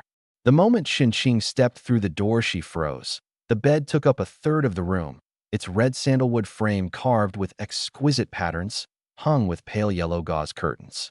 By Qing's estimate, that bed could sleep a dozen people without it being crowded. Isn't this bed way too big? She blurted out. Bigger is better. You won't roll off when you turn over. Ling Yao sat down on the edge of the bed and patted the spot beside her. Come sit. The four of us sat in a row on the bed. The scene was a little awkward. Qing suddenly leaned against me and whispered in my ear. I've been holding out for over 10 days now. We've been rushing along the whole way from Qingxi County. I haven't slept properly once. Hearing this, Wenro blushed faintly, but didn't refute it. It was true. More than 10 days on the road. There was no way Qing could hold out. She threw her arms around my neck and hung on. I don't care. Tonight, I want it. Before I could say anything, her lips had already covered mine. Wenro hesitated a moment, then leaned in too. Ling Yao sat beside us, staring without blinking. A strange feeling suddenly surged through her body. Heat, intense heat, spreading from deep within her out to her limbs. Her breathing quickened, and she unconsciously gripped the silk bedsheet. Emptiness, feverishness, longing. She didn't know what she wanted, but her body did. Moonlight spilled in through the window onto her face. Her cheeks flushed, her gaze hazy. She had never known her body could react this way. Out of the corner of her eye, Wenro noticed there was still someone sitting on the edge of the bed. Ling Yao was leaning slightly forward, her cheeks flushed, her breathing rapid. Something stirred in Wenro's heart. She thought of Vice Minister Lin's words, of Han Yun's instructions, of the Women's Nation's rule that good things should be shared. And looking at Ling Yao like that, she felt an inexplicable pang of sympathy. Sitting there alone watching others enjoy themselves, that couldn't feel good. She nudged me and whispered, Her Majesty's still sitting there by herself. Then she said softly to Ling Yao, Your Majesty, come join us. The words were like a match tossed into the pile of dry kindling in Ling Yao's heart. Whoosh, that feeling inside her flared even hotter. By the time she came back to herself, she had already moved to the edge of the bed. I reached out and gently took hold of her wrist. Your Majesty, come. She lay down, following the pull of my hand. Qing whispered in her ear, Don't be nervous, Your Majesty. It feels good. Wenro, on the other side, added, It'll hurt a little at first, but it passes quickly. Moonlight filtered through the gauze curtains onto her body. My hand slid slowly down from her shoulder, and her breathing grew more and more rapid. She had never been touched like this, and the sensation was a tingling one that traveled from her skin all the way into her heart. Your Majesty, I'm going to begin now, I said softly in her ear. Before she could react, a tearing pain suddenly struck. Ah! She couldn't help crying out. It hurt so much, it truly hurt. Hurt so badly that tears came to her eyes. Guchun, you're tricking me. Guards. The words were barely out when the bedchamber doors were shoved open with a bang. Several court officials and guards rushed in, weapons in hand, faces tense. Your Majesty? What's happened? Through the gauze curtains, they could faintly make out several figures on the bed, and they all froze. What was going on here? Ling Yao's mind cleared for an instant, and she realized what she'd just shouted, filling her with both embarrassment and panic. She wanted to explain, but that strange feeling was growing stronger and stronger. It wasn't pain now, but an indescribable fullness and tingling. All she could do was force it down, biting her lip, her voice trembling. It's nothing now. The court officials looked at one another. That scream just now had been heard even from outside. It had sounded like something terrible had happened. Your Majesty, are you certain you're all right? Ling Yao took a deep breath and tried to steady her voice. I'm certain you all. She couldn't hold back and let out another soft cry. The court officials were even more confused. Was something wrong or not? Ling Yao gritted her teeth and squeezed the words out one by one. All of you get out. A young guard asked in a low voice. Should we go in and check? The older court official shot her a glare. Check what? Her Majesty told us to leave, so we leave. Though she didn't understand it either, she knew one thing. Since Her Majesty said it was nothing, then it was surely nothing. As for that sound, it was probably something else. Withdraw. The court officials bowed and backed out, closing the door. Outside, the several of them looked at one another. Auntie Lin, that sound Her Majesty just made, it didn't sound right. The older court official's surname was Lin, and she was a veteran of Fengyi Palace. She frowned, thinking, and suddenly remembered what Vice Minister Lin had once said in casual conversation, that Mr. Gu had a special ability, that it felt especially good to sleep with him. At the time, she hadn't paid it any mind, but thinking about it now, she pretty much understood. All right, everyone disperse. Tonight's business. No one is to breathe a word of it to anyone, understood? She paused, then added, and even if Her Majesty cries out again, no one is to go in, unless Her Majesty explicitly says to. Everyone nodded. Inside the bedchamber, when Ling Yao heard the door close, her whole body went limp. That last moment, she nearly failed to hold herself together. Your Majesty, does it still hurt? I asked softly. She checked how she felt. The tearing pain had already vanished, replaced by an indescribable fullness and tingling. She didn't speak, only panted. Shin Qing whispered from the side, Your Majesty, when it feels good you can cry out. You don't have to hold it in. When Ro added, Holding it in is bad for your body. Ling Yao's face grew even redder. She opened her mouth, only to have it scattered by a wave of sensation surging through her body. This time, it was one she couldn't hold back on her own. My movements were very gentle, very slow. At first she was still tense, but gradually she relaxed. The feeling grew stronger and stronger, like waves rolling in one after another. Her breathing came faster and faster, her hands gripping the mattress beneath her tightly. Your Majesty, relax. Yes, just like that. Shin Qing, and when Ro said from the sides. Ling Yao could no longer hear clearly. Her mind was a blank, filled only with that sensation, growing ever stronger. At last, whoosh, her whole body began to tremble. It was a long while before she slowly came back to herself, lying there gasping for breath, her eyes vacant. Shin Qing leaned over and asked with a smile, Your Majesty, how was it? Ling Yao opened her mouth, but couldn't get any words out. She had never experienced a feeling like that. In that last moment, she'd felt as if she were flying. Your Majesty, are you all right? I asked softly, lying beside her. She turned her head to look at me, her eyes complicated. Guqin, you nearly got your head cut off just now. Do you know that? I laughed. I know, but if I'd stopped, Your Majesty would have felt even worse. She shot me a glare, but there was no anger in her eyes. Shin Qing said from the side, Your Majesty, he wasn't lying to you. The first time's always like that. Cry out a couple of times, and it's fine. When Ro nodded too. It won't hurt anymore after this. It'll only feel good. Ling Yao was silent for a moment, then suddenly asked, After this? Shin Qing nodded, as if it were the most obvious thing. Of course.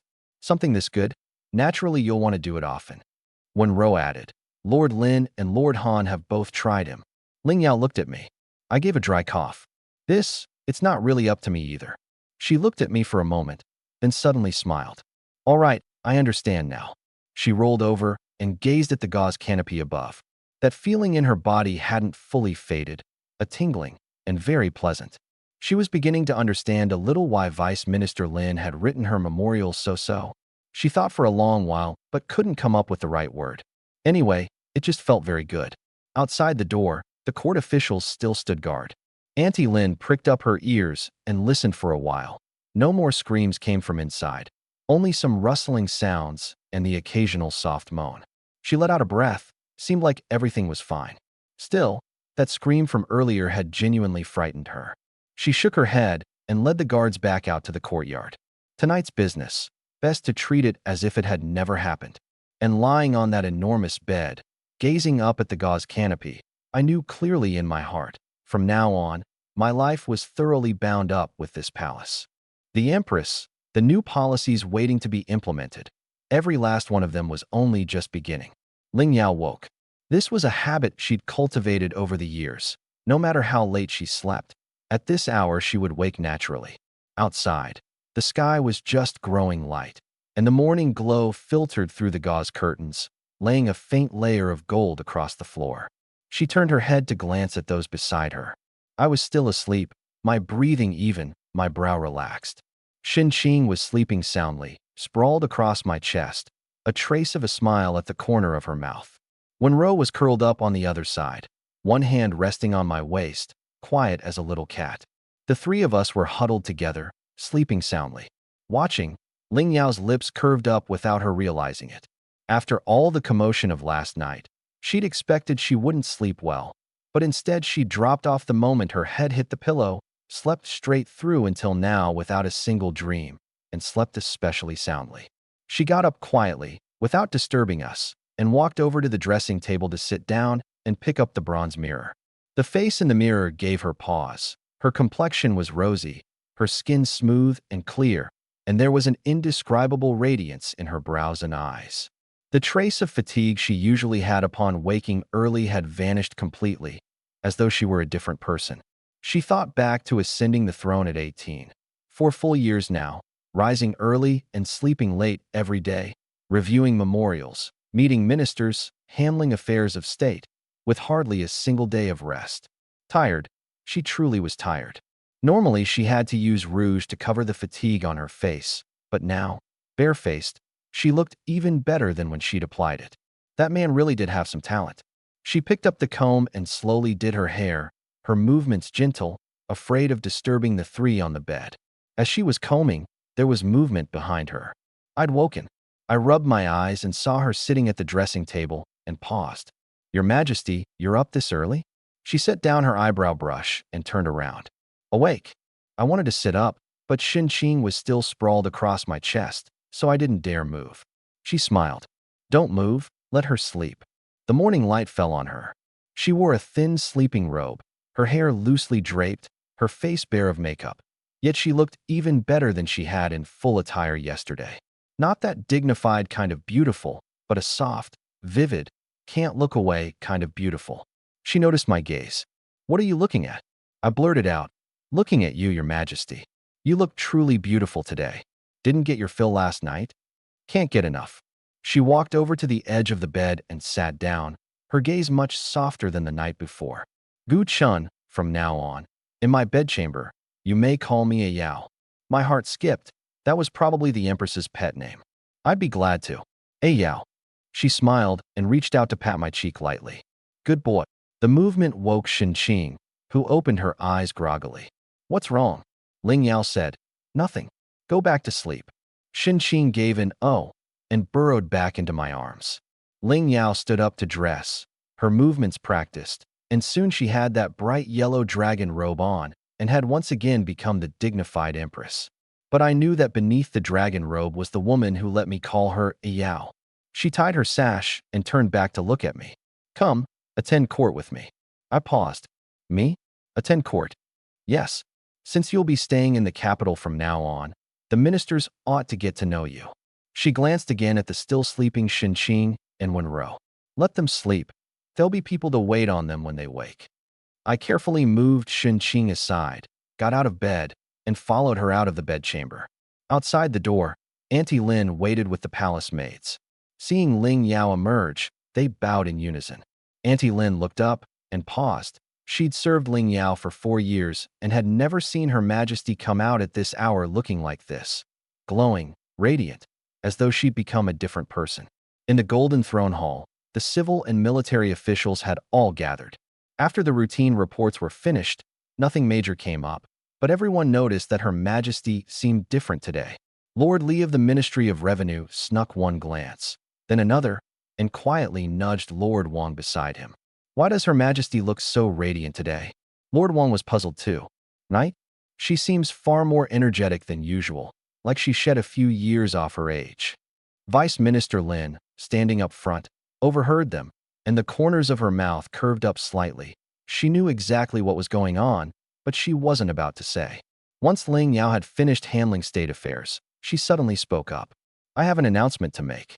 Gu Chun, the agricultural advisor of Qingxi County, has come to the capital for an audience.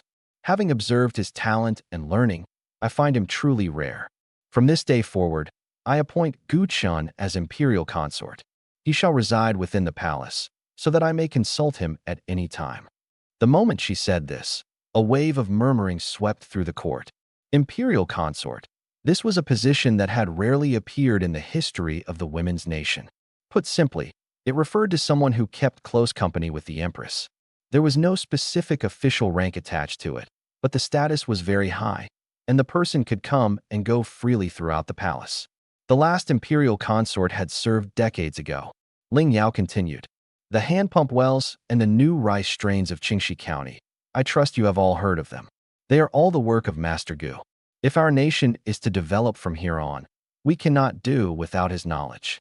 Gu Chun stepped forward and received the decree. I walked to the center of the hall and knelt. This humble subject accepts the decree. After court was dismissed, the ministers gossiped endlessly, but every guess they made only scratched the surface. Vice Minister Lin walked at the very back, laughing quietly to herself. Some things, it was enough that she alone knew them. Back in the inner palace, Ling Yao suddenly turned her head. Tired? No. Good. Then keep me company reviewing memorials this afternoon. Some of those ministers write far too long-windedly. Help me look through them, which are urgent and which can wait. She took a few steps and added, Oh, and I've had Xinqing and Wenrou settled into the side hall next door. That's where the three of you will live from now on. I froze for a moment. We're not staying in your majesty's bedchamber. She looked back at me, a smile in her eyes. In your dreams. My bedchamber. Do you think it's a place just anyone can stay? She paused, then added, But I'll be summoning you often. Tonight, come again. My steps hitched, and I smiled. All right. From then on, my life in the palace officially settled into its rhythm. The side hall wasn't far from Ling Yao's bedchamber, only about the time it takes to drink a cup of tea to walk there. The courtyard was small but tastefully arranged. Xinqing walked through it inside and out. This place is nice. Better than Lord Lin's mansion. Wenrou nodded. Well, it is the imperial palace. I sat on a stone bench in the courtyard, watching the two young women bustle in and out, and I felt utterly content. The sunlight was just right, the breeze cool but not chilly, and two beautiful women moved back and forth before my eyes. This life? Unbeatable. The palace maids brought new bedding, tea leaves, snacks, and even tonics that Ling Yao had specially ordered. One round-faced maid with dimples finished delivering her things, but didn't leave. She leaned in and whispered, Master Gu, may I ask you something? What are men really like?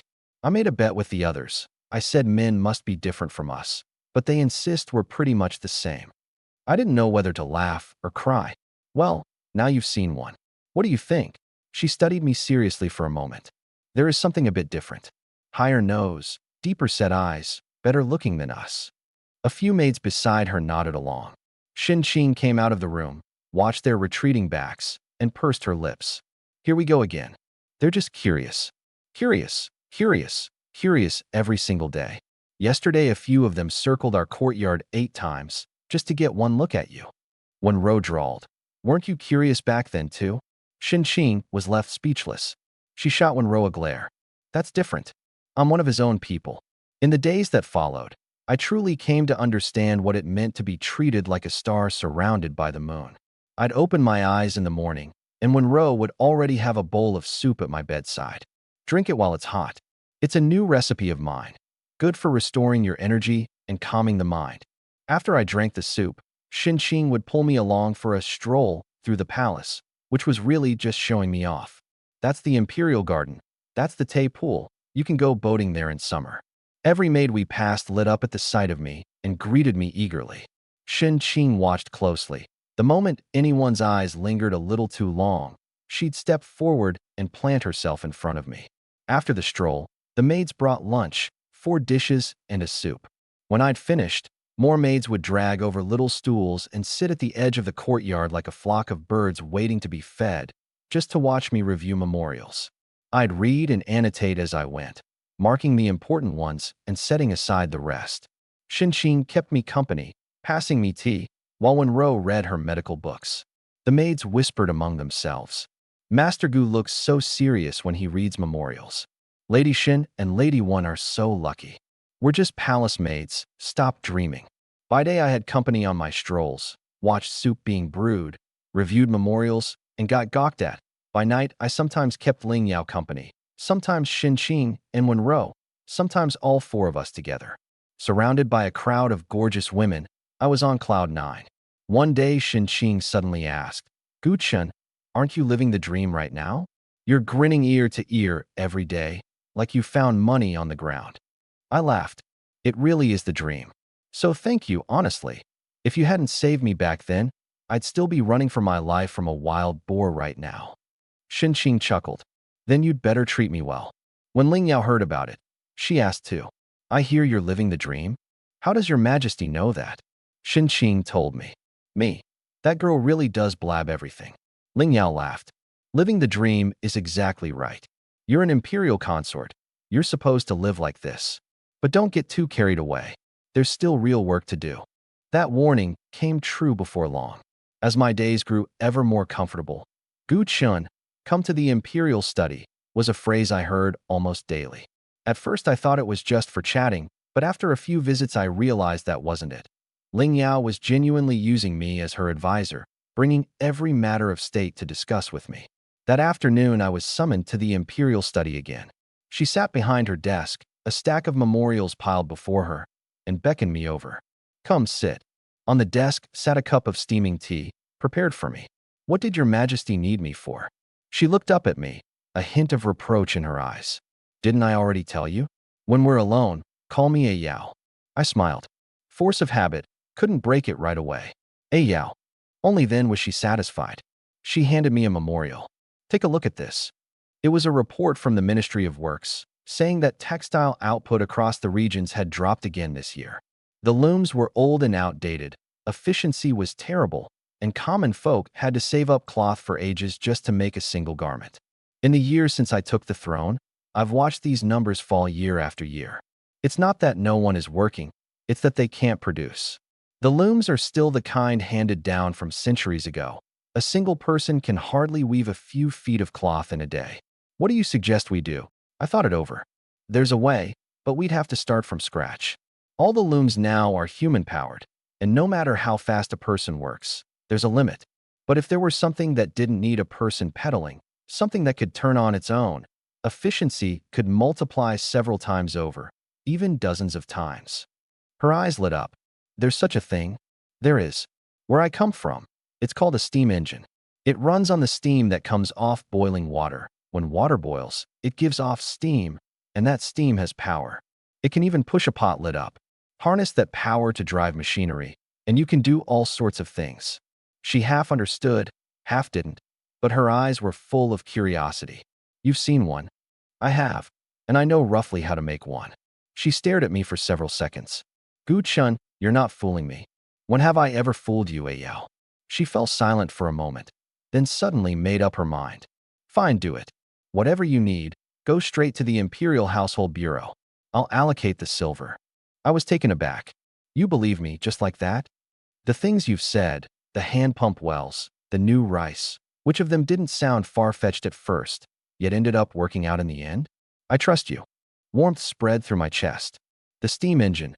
I'd studied its principles in college and even seen a scaled-down model in the lab. I'd never built one with my own hands, but I understood the theory clearly and had a rough idea of the structure. The key was fuel. A steam engine needs coal to burn, and coal was scarce here, so for now I'd substitute charcoal.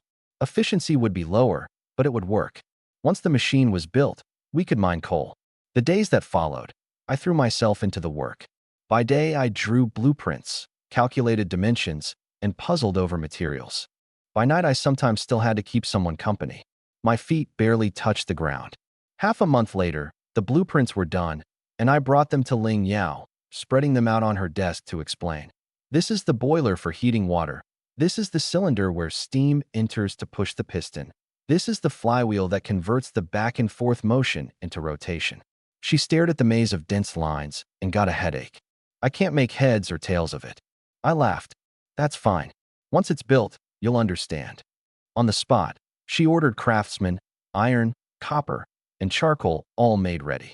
The craftsman didn't believe it at first. A steam engine? Boiling water can push things around. I didn't bother arguing. I just got to work. First, I made the boiler, rolling iron sheets into a cylinder and riveting them. I hammered away at it for a full 7 days.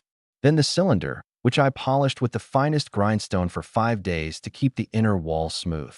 The piston I made from copper and the flywheel from cast iron, so it would spin steadily. After more than a month of work, the first steam engine was finally assembled. That day, Ling Yao came to see it in person. A ring of people gathered in the courtyard. Shin Qing, Wen Rou, Auntie Lin, and a crowd of palace maids, all craning their necks to wait. I had someone add water to the boiler and light charcoal beneath it. The fire grew hotter and hotter, and the water began to steam. I'd made a pressure gauge myself, mercury sealed in a crystal tube, and when I saw the mercury column start to rise, I knew the pressure was enough. Open the valve. A craftsman turned the valve, and steam rushed into the cylinder. The piston moved, once, twice, 3 times. The flywheel began to turn, slow and sticky at first, but after a few rotations it grew smoother and faster. It's turning. It's turning. Shin Qing was the first to shout. Ling Yao's eyes went perfectly round, and she stared at the spinning flywheel, speechless for a long while. The craftsmen all gaped. It really turned? No one's pushing it. It's turning by itself. What kind of divine contraption is this? I stood off to the side, feeling absolutely wonderful. It worked. The steam engine worked. Ling Yao walked over. Gu Chun, tell me, is there anything in this world you can't do? I thought about it. I can't give birth. She was startled for a moment, then laughed. Then I'll grant you some spirit spring water. Drink it, and you'll be able to conceive. I thought of that tale where the monk and his disciples drank from the child and mother river and got pregnant, and a shiver ran down my spine. No thank you, your majesty. Laughter filled the courtyard. When it died down, Ling Yao looked at the steam engine and asked, what can this thing do? Plenty. Attach it to a loom, and one person can weave like 10. Attach it to a water wheel, and it can pump river water up to irrigate the fields. Attach it to a millstone, and you can grind flour without a donkey. Attach it to a saw, and you can cut lumber without a person. This is only the beginning. Later on we can build them bigger, with even more power. Her eyes grew brighter and brighter as she listened. After a moment of silence, she suddenly said, Gu Chun, I want to reward you. From now on, do whatever you want. No need to ask permission each time. The staff of the Imperial Household Bureau are yours to command, and the silver is yours to use. Isn't that going a bit far? Not at all. The hand pump well freed the common folk from carrying water. The new rice let everyone eat their fill. The steam engine can do even more. Whatever I give you, it's only what's due. Warmth filled my heart. Thank you, Ayao. After the steam engine's triumph, my standing in the palace climbed another notch.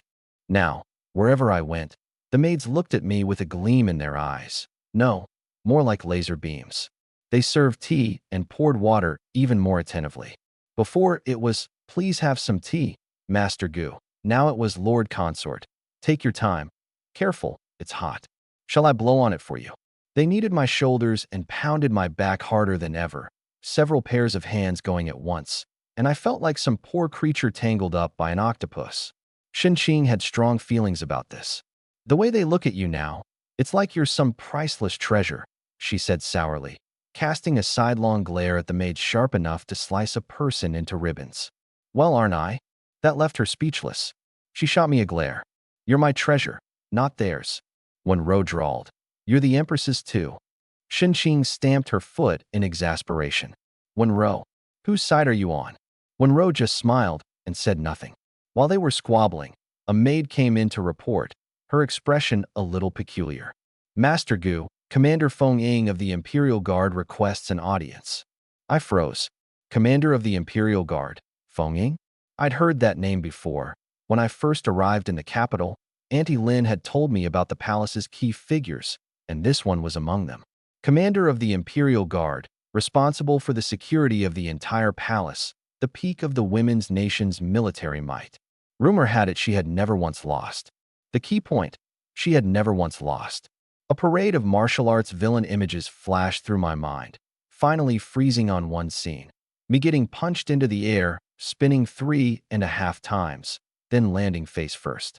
Shin Qing froze too. Feng Ying, the #1 fighter? What's she coming to see you for? Don't tell me you've done something bad. I rolled my eyes. What bad thing could I possibly do? When Rose said, whatever it is, we'll find out when we see her. There's no getting out of it anyway. No getting out of it. A very ominous choice of words. I took a deep breath. Show her in.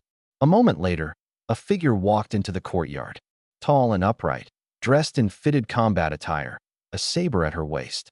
Her features were cold and strikingly beautiful, an air of icy aloofness between her brows, like a snow lotus atop an icy peak. No, like a blade atop an icy peak, the kind of blade that made your neck feel cold just from looking at it. It was Feng Ying. She walked up to me and cupped her hands in salute, her movements crisp and precise as if measured with a ruler. Feng Ying, commander of the Imperial Guard, greets the Lord Consort. I returned the salute, trying hard to look less nervous than I felt. You're too courteous, Commander Feng. To what do I owe your visit today? She looked up and swept her gaze over me. That gaze was very direct, like she was sizing up a cut of meat. It gave me the creeps. I'd seen that look before. It was how Xinqing had first looked at me, but Xinqing's had carried curiosity and a bit of infatuation. This one, I felt like a rabbit that had caught a tiger's eye. I hear the Lord Consort is quite accomplished, so I came especially to pay my respects, she said. If the opportunity arises, I'd like to spar with you. My heart lurched. Spar in what, Commander Feng? Statecraft? Farming and irrigation? Or the principles of the steam engine? I can draw you blueprints. She shook her head. Combat. Me. Xinqing nearly burst out laughing beside me, her shoulders shaking. When Ro pressed her lips together, holding back a laugh so hard her mouth was about to cramp. Combat. Me, a corporate drone fresh out of college in the modern world, who spent every day holed up in libraries and labs, whose only exercise was the occasional ball game. And I was the type who got knocked flying the moment someone bumped into me. Since crossing over, I had built up some stamina thanks to Xinqing putting me through my paces, but that was bedroom exercise, not real fighting with fists and blades. And the one standing before me was the commander of the Women's Nation's Imperial Guard, the peak of military might, who had never once lost. Have me spar with her? That wasn't a match. That was a one-sided beating. I gave a dry cough. Commander Feng, this? I'm afraid that's not quite appropriate. I'm a civil official. Martial arts aren't my forte. She raised an eyebrow, her gaze seeming to say, you've got to be kidding me. Not your forte? Or you don't dare? Inside, I was ranting like mad. Lady, it's not that it's not my forte. It's that I flat out can't. Having me spar with you is like having a dried fish fight a shark. There's only one ending. I get eaten. Xinqing couldn't help stepping forward. Commander Feng, Guqin genuinely can't fight. If you want a match, spar with me. Feng Ying glanced at her. And you are? Xinqing puffed out her chest. I'm Xinqing, a hunter from Qingxi County, the first person to find him. Feng Ying's eyes swept over her. Good physique. Trained. I've hunted since I was little, so I know a thing or two. Then we can spar another day. But today, I want to see the Lord Consort's abilities. She looked at me. I hear you can make all sorts of novel things. I want to see with my own eyes just how capable you really are. Now I understood. This one hadn't come to make trouble. She'd come to verify. She'd heard too many rumors about me and wanted to see for herself whether this man was truly worthy of standing at the Empress's side. My mind raced. A match? Suicide? Refuse? Too cowardly. How would I ever hold my head up in the palace after that? What to do? Then, a flash of inspiration. Commander Feng, I truly can't hold my own in combat. But if you're interested in my abilities, I have a suggestion. Why don't we go take a look at the army camp? I can't fight, but I do have some ideas about building up an army. Since you want to see what I'm capable of, let me show you in a field I'm actually good at. I can't fight, but making an army stronger, that I can do. I said it with such confidence that even Xinqing looked at me twice. A flicker of surprise crossed Feng Ying's eyes. You want to see the Imperial Guard? That's right. I hear the Imperial Guard is Shiha's most elite force. Getting a look at them would be a real eye-opener. I smiled. And besides, if you find my suggestions useful, Commander Feng, wouldn't that be worth more than beating me up? She fell silent for a moment, then suddenly smiled. It was the first time I'd seen her smile. Faint, just the slightest upturn of her lips, and against that cold, beautiful face, it carried a sense of ice beginning to thaw. If you ignored what she said next, that is. Interesting. When others hear I want to spar, they run and hide. But you turn around and ask to visit the camp instead. I thought to myself, that's because there's no escaping you, lady. Rather than get beaten, I'd rather switch to a different arena. Tomorrow morning, I'll come to fetch you. She turned to leave, Then after a couple of steps stopped and looked back, her gaze sharp as a blade. Lord Consort, aren't you afraid I might be testing you? I smiled, and this time it was genuine. Testing what? What is there about me to test? For instance, whether you might pose a threat to the Empress. I answered gravely, my gaze open and frank. I don't. The Empress has been good to me, and I keep that in my heart. Anyone who means her harm, I'll be the first to say no. My tone was calm as I said it, but every word landed with weight. Feng Ying looked at me, her gaze deep, as if scrutinizing the truth in my words. You certainly have a way with words. I'm just telling the truth. She nodded and turned to leave, her back straight as a pine, her steps steady and firm. Watching her disappear beyond the courtyard gate, Shenqing finally couldn't hold it in and burst out laughing. Ha ha ha, she wants to spar with you. With that scrawny frame of yours, one punch, and she'd send you flying all the way into the Imperial Garden. I glared at her. Wenro was laughing too, more restrained, but her eyes were full of schadenfreude. These two girls, each more heartless than the other. Once she'd finished laughing, Shenqing leaned in. But seriously, what are you going to look at in an army camp? You don't know the first thing about warfare. I can learn what I don't know. And I may not know warfare, but I know other things. I held up 3 fingers. 1. I know how to make people work more efficiently. 2. I know how to arrange better schedules. 3. I know how to eat healthier. Put those 3 in an army, and they're all useful. An army is made of people too, and people have to eat, sleep, and train.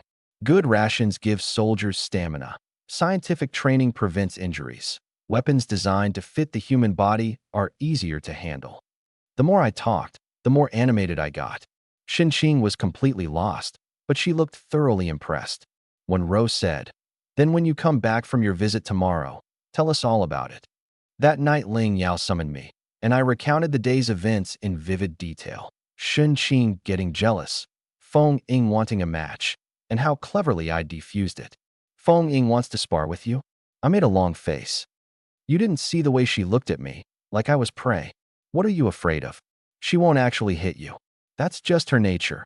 Cold to everyone. Curious about everyone. But the fact that she came to see you of her own accord means she's interested in you. I'd rather she keep that interest to a minimum. Next time she comes asking to spar, I'll just fake fainting. Ling Yao looked at me, a smile and a hint of tenderness in her eyes. Then show her a different kind of skill. Aren't you going to the camp? Take a good look, and come back and tell me all about it too. If you can genuinely help the Imperial Guard improve something, Feng Ying will be won over for good. She only respects those stronger than herself. You may not match her in combat, but if you make her sit up and take notice in other areas, she'll respect you just the same. My eyes lit up, and I suddenly felt full of fighting spirit. All right, then I'll be sure to give it my all tomorrow.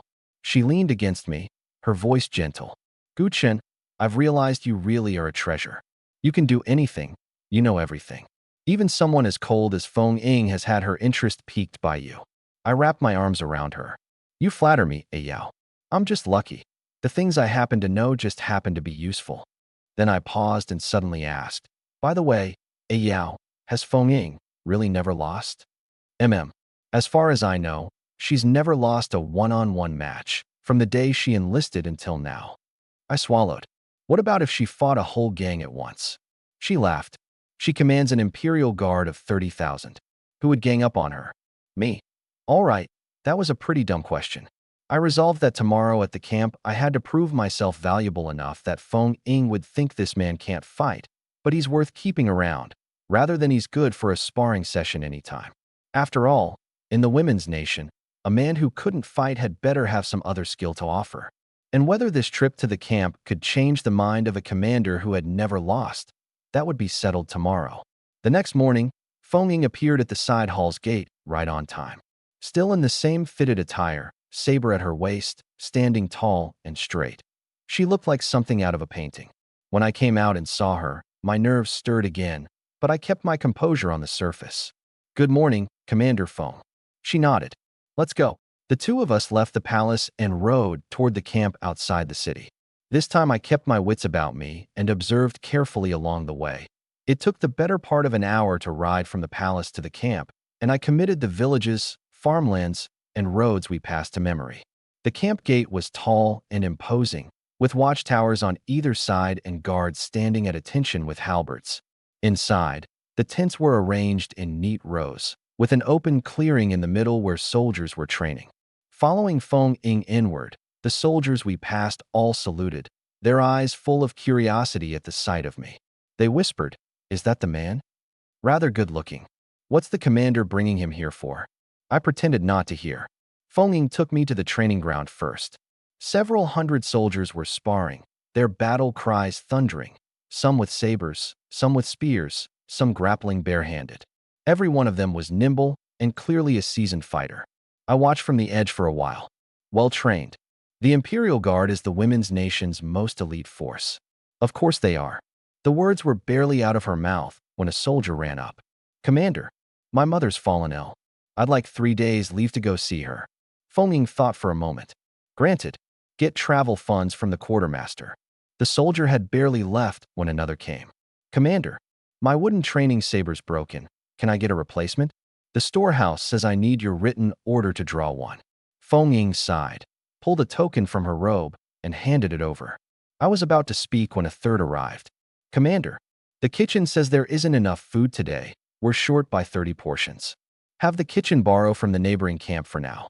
I'll sign the paperwork later." I opened my mouth, but before I could get a word out, a fourth came. "Commander, 2 horses got into a fight in the stable. One hurt its leg and can't get up. Send for the vet to take a look. If it really can't recover, report it as a loss." I finally seized my chance. "Commander Feng, all these matters come to you?" "Yes, every single day. Leave requests, drawing supplies, rations, horses, disputes, quarrels, matters big and small. They all end up on my plate in the end." "What about training then? Tactics? Building up the army?" "I have to handle all that too. Only after I've dealt with these trivial matters can I get to the important work." I fell silent for a moment. "How long does handling all this take you every day?" "On a light day, 1 or 2 hours. On a heavy day, most of the day. Sometimes I'm busy from dawn to dusk, one thing after another, with no end in sight." "Then when do you have time to train?" She was quiet for a moment. "I get up an hour earlier in the morning to practice." I looked at her, my expression complicated. This top fighter of the women's nation, the peak of its military might, had to manage the eating, drinking, and daily needs of 20,000 people every day and still squeeze in time to maintain her own combat readiness. Who could bear that? "Commander Feng, how many people are in the Imperial Guard altogether?" 20,000. I sucked in a breath. 20,000 people, and every matter went to her alone? What kind of divine management method was this? I couldn't help but say, "Commander Feng, has it ever occurred to you that the way you're running things, you're less of a commander and more of a nanny?" She was startled. "A nanny, right? Everything goes to you. Everything needs your say-so. Leave requests, drawing supplies, rations, horses. None of these should be your job. You're supposed to be the one handling the big things, training, tactics, building up the army. But right now, you're tangled up in all these trivial matters." She fell silent for a while. "But there's no other way. There's no one else in the army with the authority to decide." "Then give someone the authority to decide." I pointed at the training ground. 20,000 people. It's impossible for everyone to report directly to you. You have to manage by tiers. Manage by tiers? Right. For instance, group 10 people together and pick a squad leader to handle their day-to-day. Every 100 people form a company, with a company leader over 10 squad leaders. Every 1,000 people form a battalion, with a battalion leader over 10 company leaders. Then set up 2 deputy commanders, each in charge of 10 battalion leaders. I paused. Managing tier by tier like this, you only have to manage the 2 deputy commanders. Everything else, let the people below handle. A flicker of light crossed her eyes. "But, can they handle it well?" "They might not at first. You'll have to teach them slowly. But you have to delegate. Whatever a squad leader can handle, let the squad leader handle. Only what they can't handle gets reported up." I pointed in the direction those soldiers had come running from. That one requesting leave to visit a sick mother. A squad leader could judge whether it's genuine or she's faking without ever needing to bother you. That one swapping out a wooden saber. A company leader could approve it. The kitchen short on food. The deputy commander in charge of logistics could solve it. The horses fighting. The The battalion leader in charge of the stables could deal with it. I rattled off several examples in one breath. After Feng Ying finished listening, she stayed silent for a long time. I didn't rush her. I just stood there and waited. After quite a while, she spoke. Lord Consort, where did you learn all this? I read some of it in books, and part of it I thought up myself. What you've said, I've never once thought of it. You're a military commander, Commander Feng. What you think about is how to fight and how to train. These management matters aren't your area of expertise. And they're yours.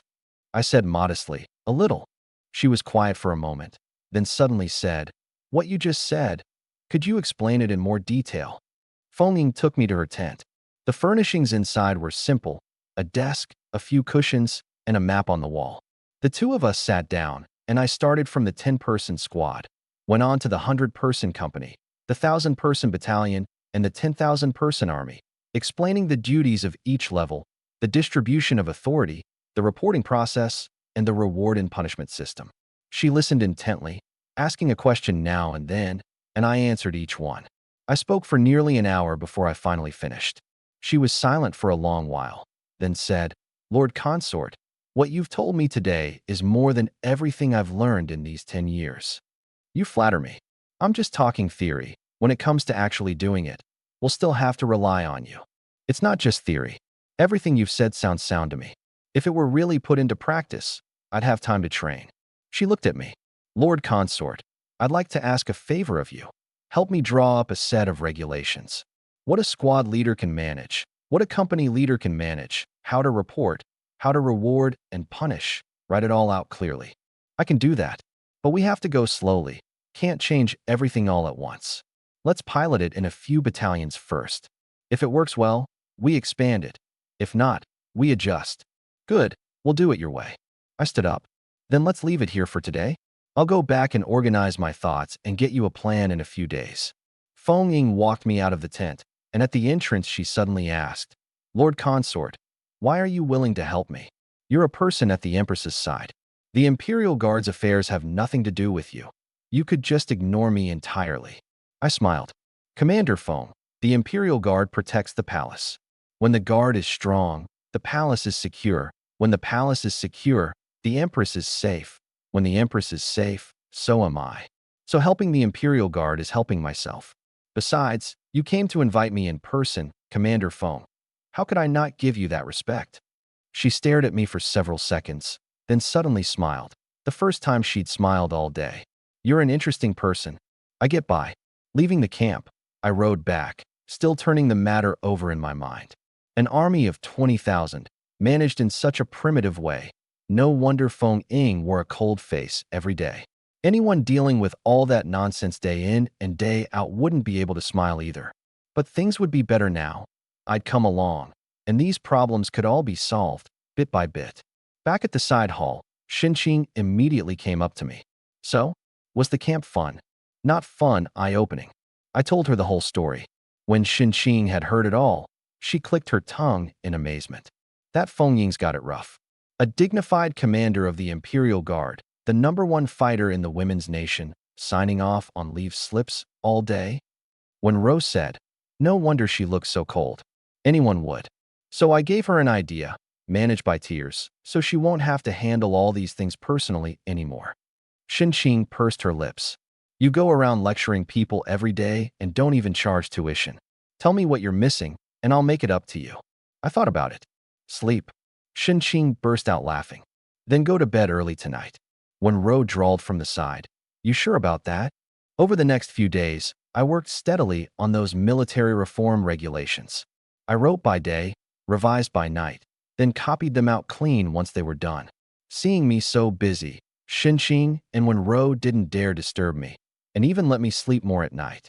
Xinqing said, take care of business first. Business comes first. I was actually rather touched to hear it. Then she tacked on. Anyway, once you're done, we'll have plenty of time. Me. All right then. 3 days later the regulations were finished, and I brought them to Feng Ying. She was studying the map. She took the thick sheaf of papers and turned them page by page, reading with growing attention. The regulations were very detailed, from the duties of a squad leader to the authority of a deputy commander, from the daily approval process to procedures for emergencies. Every item laid out plainly. After reading for half an hour, she looked up, her expression complicated. Lord Consort, have you not slept these past few days? I slept, just not much. She was quiet for a moment, then suddenly said, Thank you. Thank you for writing all this out. It was never your responsibility. Helping the Imperial Guard is helping myself. I paused. The regulations can be put on trial first. But I came today with something else to discuss as well, about training. She gestured for me to continue. I watched your training the other day. The soldiers are all diligent, and they're well drilled. But I noticed a problem, not enough realism. Those sparring soldiers put on a lively show, but they all pull their strikes. The saber stops just short of cutting. The spear stops just short of piercing. The winner is pleased, the loser doesn't take it seriously, and it all passes in laughter and joking. Train like that, and you'll never build real combat strength. She was silent for a while. Lord Consort, perhaps you don't quite understand the situation in the women's nation. Shia has existed for thousands of years and has never once been invaded by an outside enemy. The cliffs and dense forests all around protect us well. When we train soldiers, it's mainly to cope with natural and man-made disasters, flash floods, earthquakes, wild animal attacks, and the like. As for going to war on a battlefield, we've never even considered it. I nodded. I understand what you mean. The women's nation truly is cut off from the world, and nothing's happened for thousands of years. But Commander Foam, have you ever thought, just because nothing has happened before doesn't mean nothing will happen in the future? I walked over to the map and pointed at the areas around the women's nation. Before I came here, I lived out in the world beyond. That world is vast. There are many countries, many people. Right now, they don't know the women's nation exists. But what if, one day, someone discovers this place? Her expression changed. No matter how high the cliffs, they can be climbed. No matter how deep the forest, it can be crossed. The reason no one has come before is that no one knew there was such a fine place here. But what if someone finds out? What if the ones who come bring blades and spears and ill intent? What would the women's nation do then? She fell silent. I'm not trying to scare you. I just believe in planning ahead for everything, in preventing trouble before it starts. If we wait until disaster strikes to prepare, it'll be too late. Training has to be grounded in real combat. It can't stop at pulled punches. Soldiers have to know that a saber coming down kills, that a spear driven in draws blood. They need to be mentally prepared for that, and they need the actual ability to fight. I pointed at the regulations. And the Army's organization and training methods can't be limited to the Imperial Guard alone. They need to be sent down to garrisons everywhere, so armies across the whole nation train to this standard. That way, if something ever happens, the entire women's nation can be mobilized. When she'd heard me out, she was silent for a long time. I knew these words carried quite a shock for someone who had never once thought about war. After quite a while, she spoke. Lord Consort, everything you've said, I've never thought of any of it. Do you really believe outsiders will come? I don't know, but I can't gamble on it. I can't afford to, and neither can the women's nation. I paused. And besides, when I was building the steam engine, the Empress asked me whether it could be used in the army. She thinks even further ahead than I do. She was startled. The Empress thinks this way too? The Empress is the sovereign. She has to consider the whole nation. So you can discuss this matter with her. If she agrees, we put it into practice. If she thinks it's unnecessary, then just forget I ever said it. She was quiet for a moment, then suddenly smiled, the second time she'd smiled. Lord Consort, you really are quite. She didn't finish, but her meaning was clear enough. I said modestly, I get by. She stood up to see me out of the tent, and at the entrance suddenly asked, Lord Consort, why do you care so much about the women's nation's affairs? I turned to look at her. Because this is Shun Qing's home, Wenrou's home, the Empress's home. They've been good to me, so I want to be good to them. The things they care about, I care about too. I paused. Besides, this is my home now too. She looked at me, and her gaze softened a little. I see. That night Ling Yao summoned me, and I told her the day's events all over again. When she'd heard it, she nodded. You did the right thing. Preventing trouble before it starts is a good thing. Do you also think outsiders might come, Yao? She was silent for a moment. I don't know, but I do know that nothing in this world stays unchanged forever. The women's nation has existed for thousands of years, but that doesn't mean it can go on forever. If someone really does come, the women's nation needs the ability to defend itself. She looked at me. That you can think of all this. I'm truly glad. As long as you don't mind me being a busybody, Yao. She reached out and pinched my cheek. Being a busybody is exactly what I want. People who mind their own business, I don't even want them. The pinch stung a little, but my heart was warm. She leaned against me. Gu Chun, tell me, if outsiders really did come, could the women's nation beat them? Not right now, but if we train the way I described for a few years, then who's to say? How many years? 3. Give me 3 years, and I can transform the women's nation's army completely. Light shone in her eyes. Good, then 3 years it is. Tomorrow I'll issue a decree to Feng Ying, ordering her to do as you say. The armies of the entire nation will be at your command. My heart jumped. The whole nation's armies? That was far too much power. Yao, I don't dare take command. I just offer ideas. The real work still has to rely on Commander Feng and the others. I know. Just be the chief strategist. Offering ideas is enough. She leaned against me and suddenly asked, Gu Chun, tell me, if that day ever really came, would you protect me? I held her tighter. I would. Anyone who wants to harm you would have to step over my corpse first. She laughed softly. Then it settled. The matter with Feng Ying was, for now, wrapped up. The regulations were sent down for trial. It was a bit chaotic at the start, but with Feng Ying overseeing it personally, there weren't any major problems. I was happy to enjoy a few leisurely days, reading, keeping Xinqing and Wenro company, and occasionally dropping by to sit with Ling Yao. Life was quite comfortable. That afternoon, I was basking in the sun in the courtyard, Xinqing munching on an apple, Wenro pounding herbs indoors, a picture of peaceful, quiet days. Suddenly footsteps came from outside, and a maid entered to report. Master Gu, the Grand Astrologer, Lady Yu Li, requests an audience. Grand Astrologer? What was it they were in charge of again? Xinqing said from beside me. The Grand Astrologer handles astronomy, watching the stars and moon, calculating the seasons, and such. I nodded, vaguely recalling now. Show her in. A moment later, a figure walked into the courtyard. It was a young woman, no more than 20 or so by the look of her, dressed in a pale blue-green gown of plain, understated fabric with no extra embroidery. She was slender and graceful, and she moved so lightly it was like a gust of wind. Her features were clear and beautiful, otherworldly, with an air of cool aloofness between her brows, not the striking, icy beauty of Feng Ying, but a distant kind of coldness, as if she floated somewhere apart from the ordinary world, like a court lady who had stepped straight out of an old painting. She walked up to me and bowed, her voice as clear as spring water striking stone. Yu Li, Grand Astrologer, greets the Lord Consort. I rose and returned the greeting. You're too courteous, Lady Yu. To what do I owe your visit today? She lifted her head, her gaze settling on my face. That gaze was very clean. No curious sizing up, no probing scrutiny, just a calm look, as if she were regarding an ordinary object. I hear the Lord Consort comes from the outside world and possesses vast knowledge. Forgive my boldness.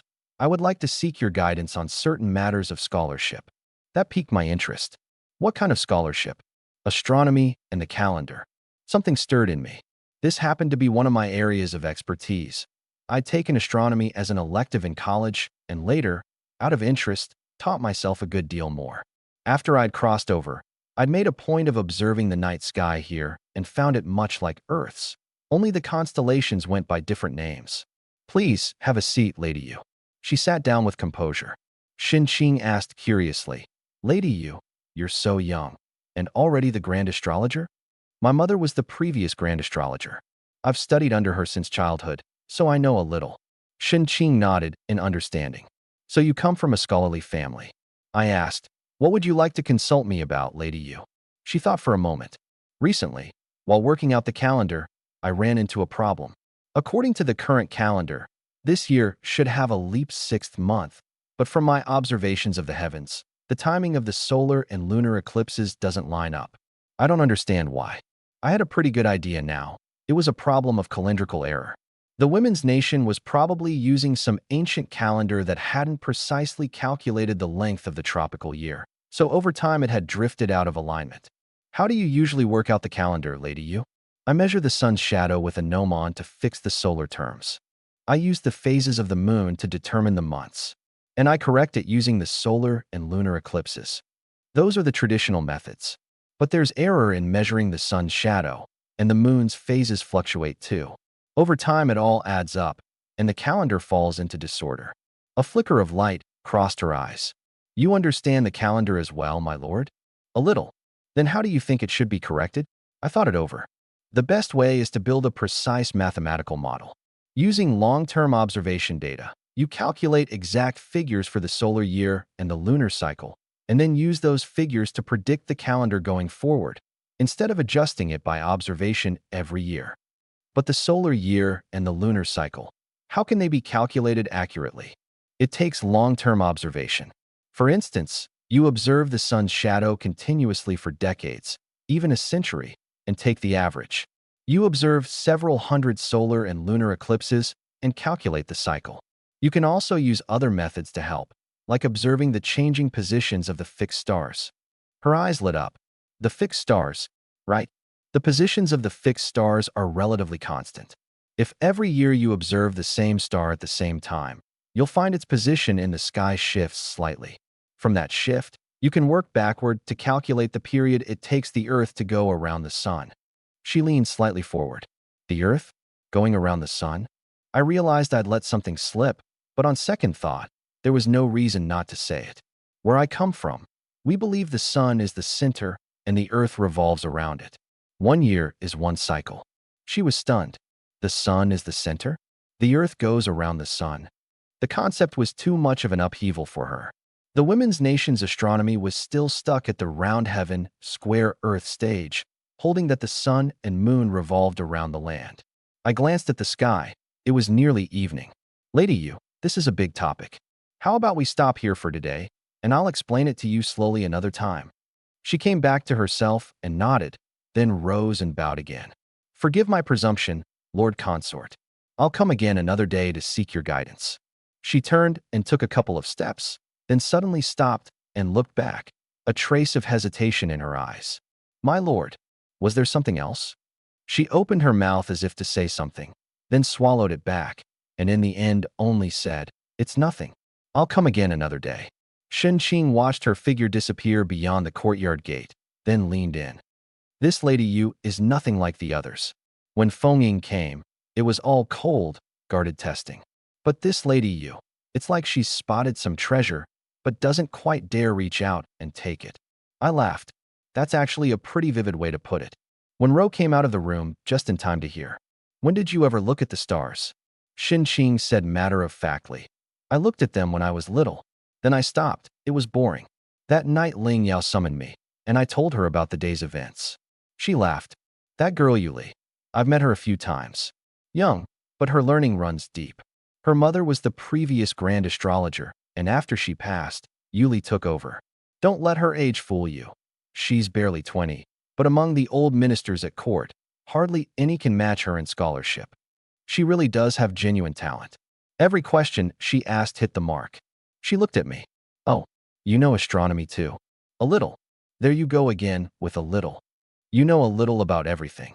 She leaned against me. Next time she comes, give her a good, thorough explanation. That whole business at the astrologer's office. I've long wanted someone to sort it out, but never found the right person.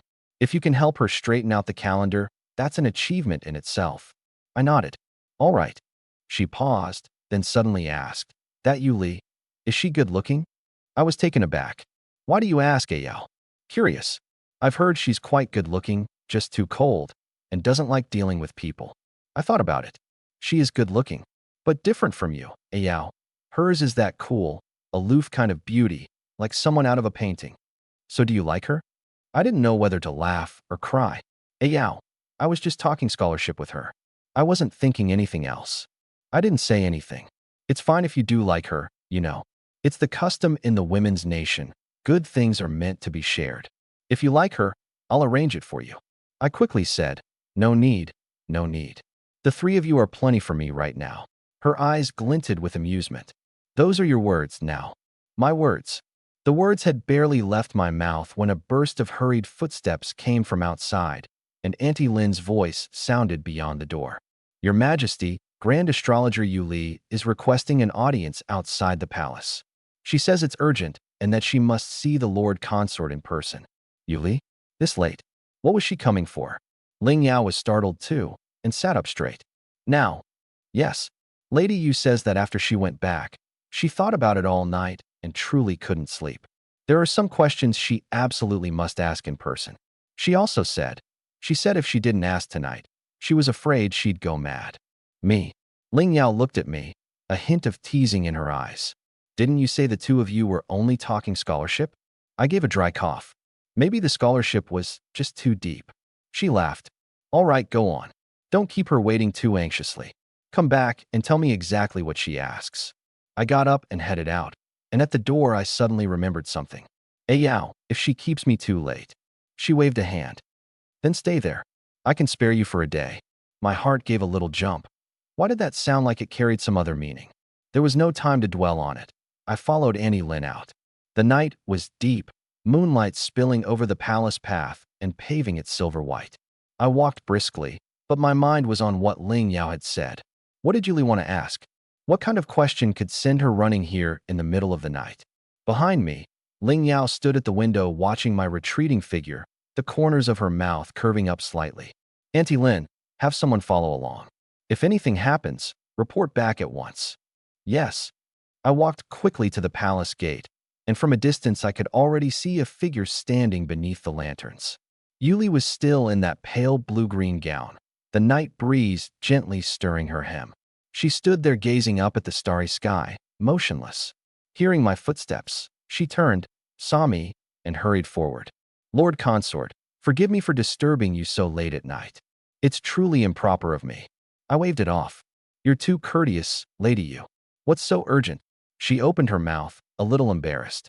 After I went back, I turned over everything you'd said, and the more I thought about it, the less I could sleep. The earth revolves around the sun, but what about the moon? What does the moon revolve around? And those fixed stars, why do their positions change?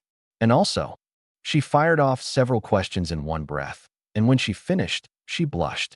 I'm sorry, I got too carried away. I smiled. It's fine. Since you're here, let's find a place and talk it through slowly. I took her to a pavilion at the edge of the Imperial Garden.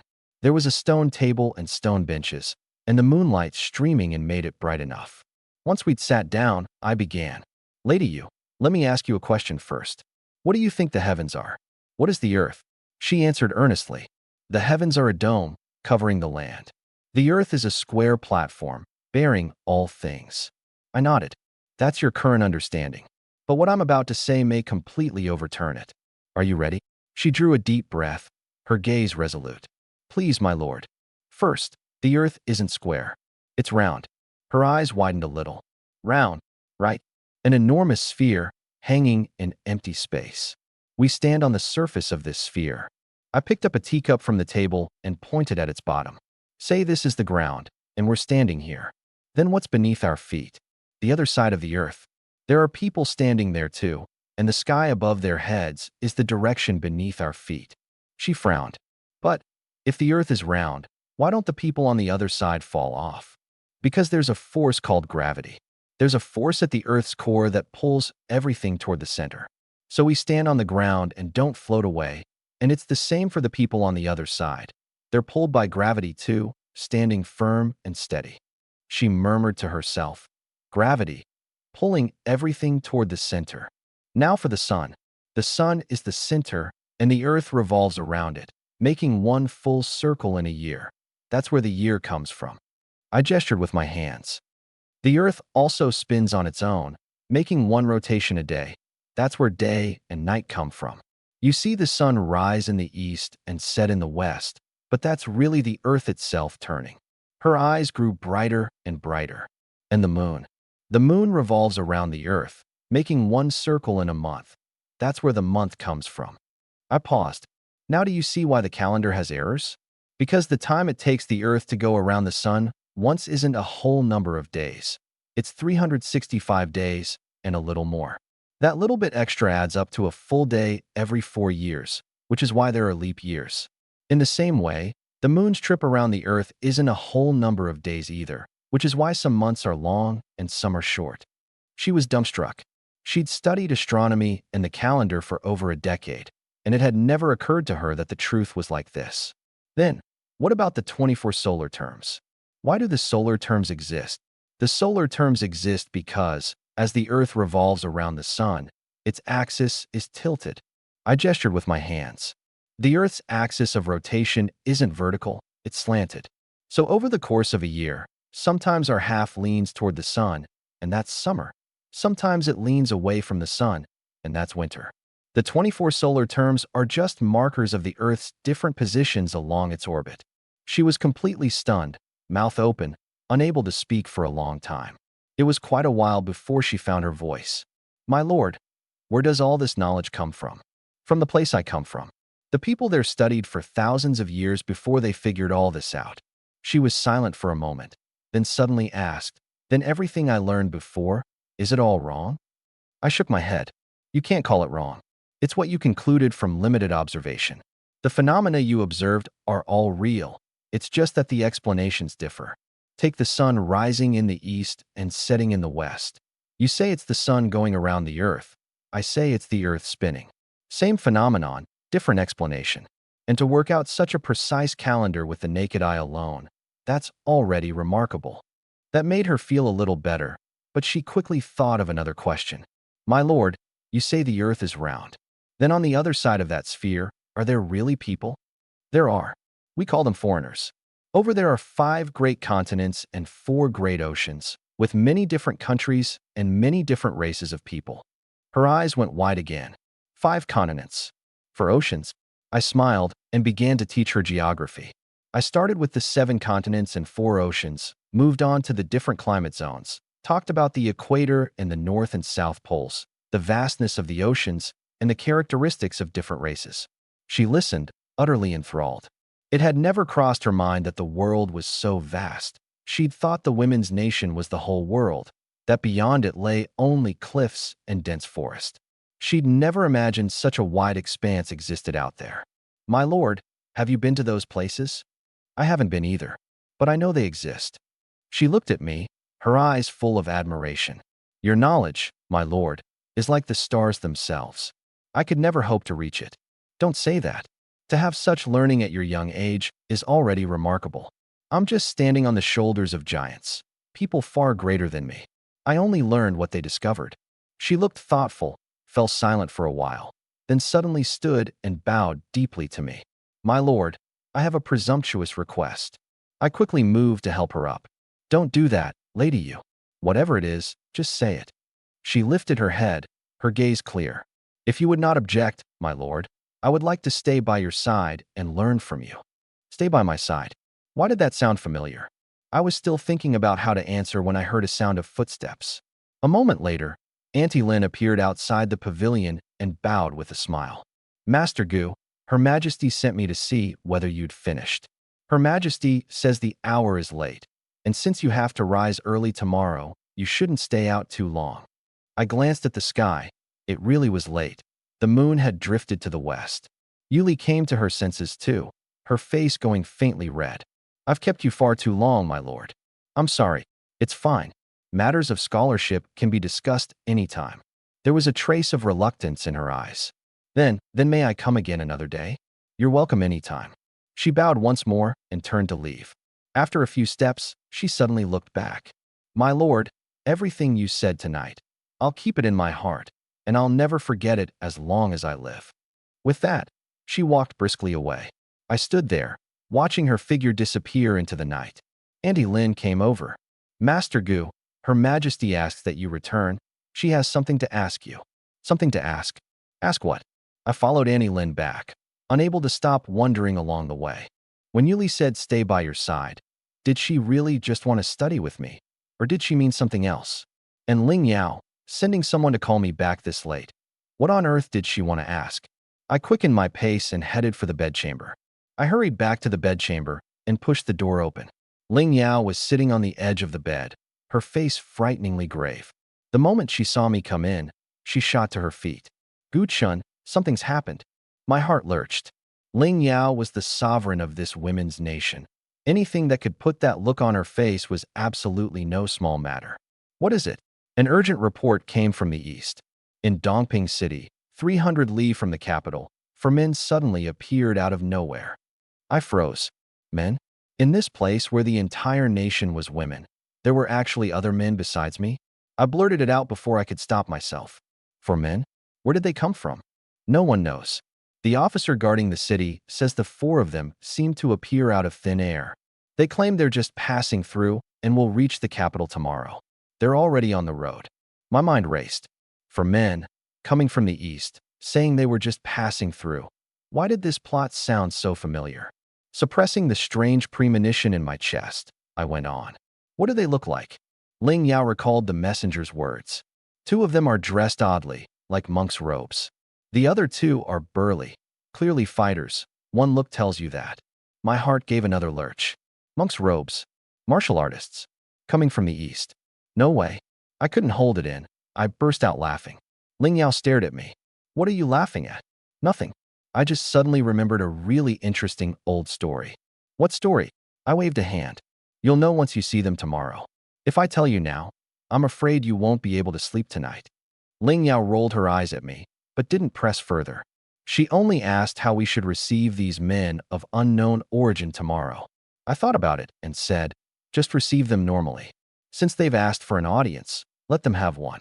With all of us here, are we really going to be afraid of four men? Ling Yao nodded, then suddenly came out with, say, do you think they might be here looking for you? You're a man, and so are they. Maybe they've come to find their own kind. I nearly laughed at that logic. Hey Yao, that doesn't add up. I'm a man, sure, but I don't know them at all. They came from the east. I came from a place that's very, very far away. There's no connection whatsoever. She thought about it and agreed, then urged me to go to sleep.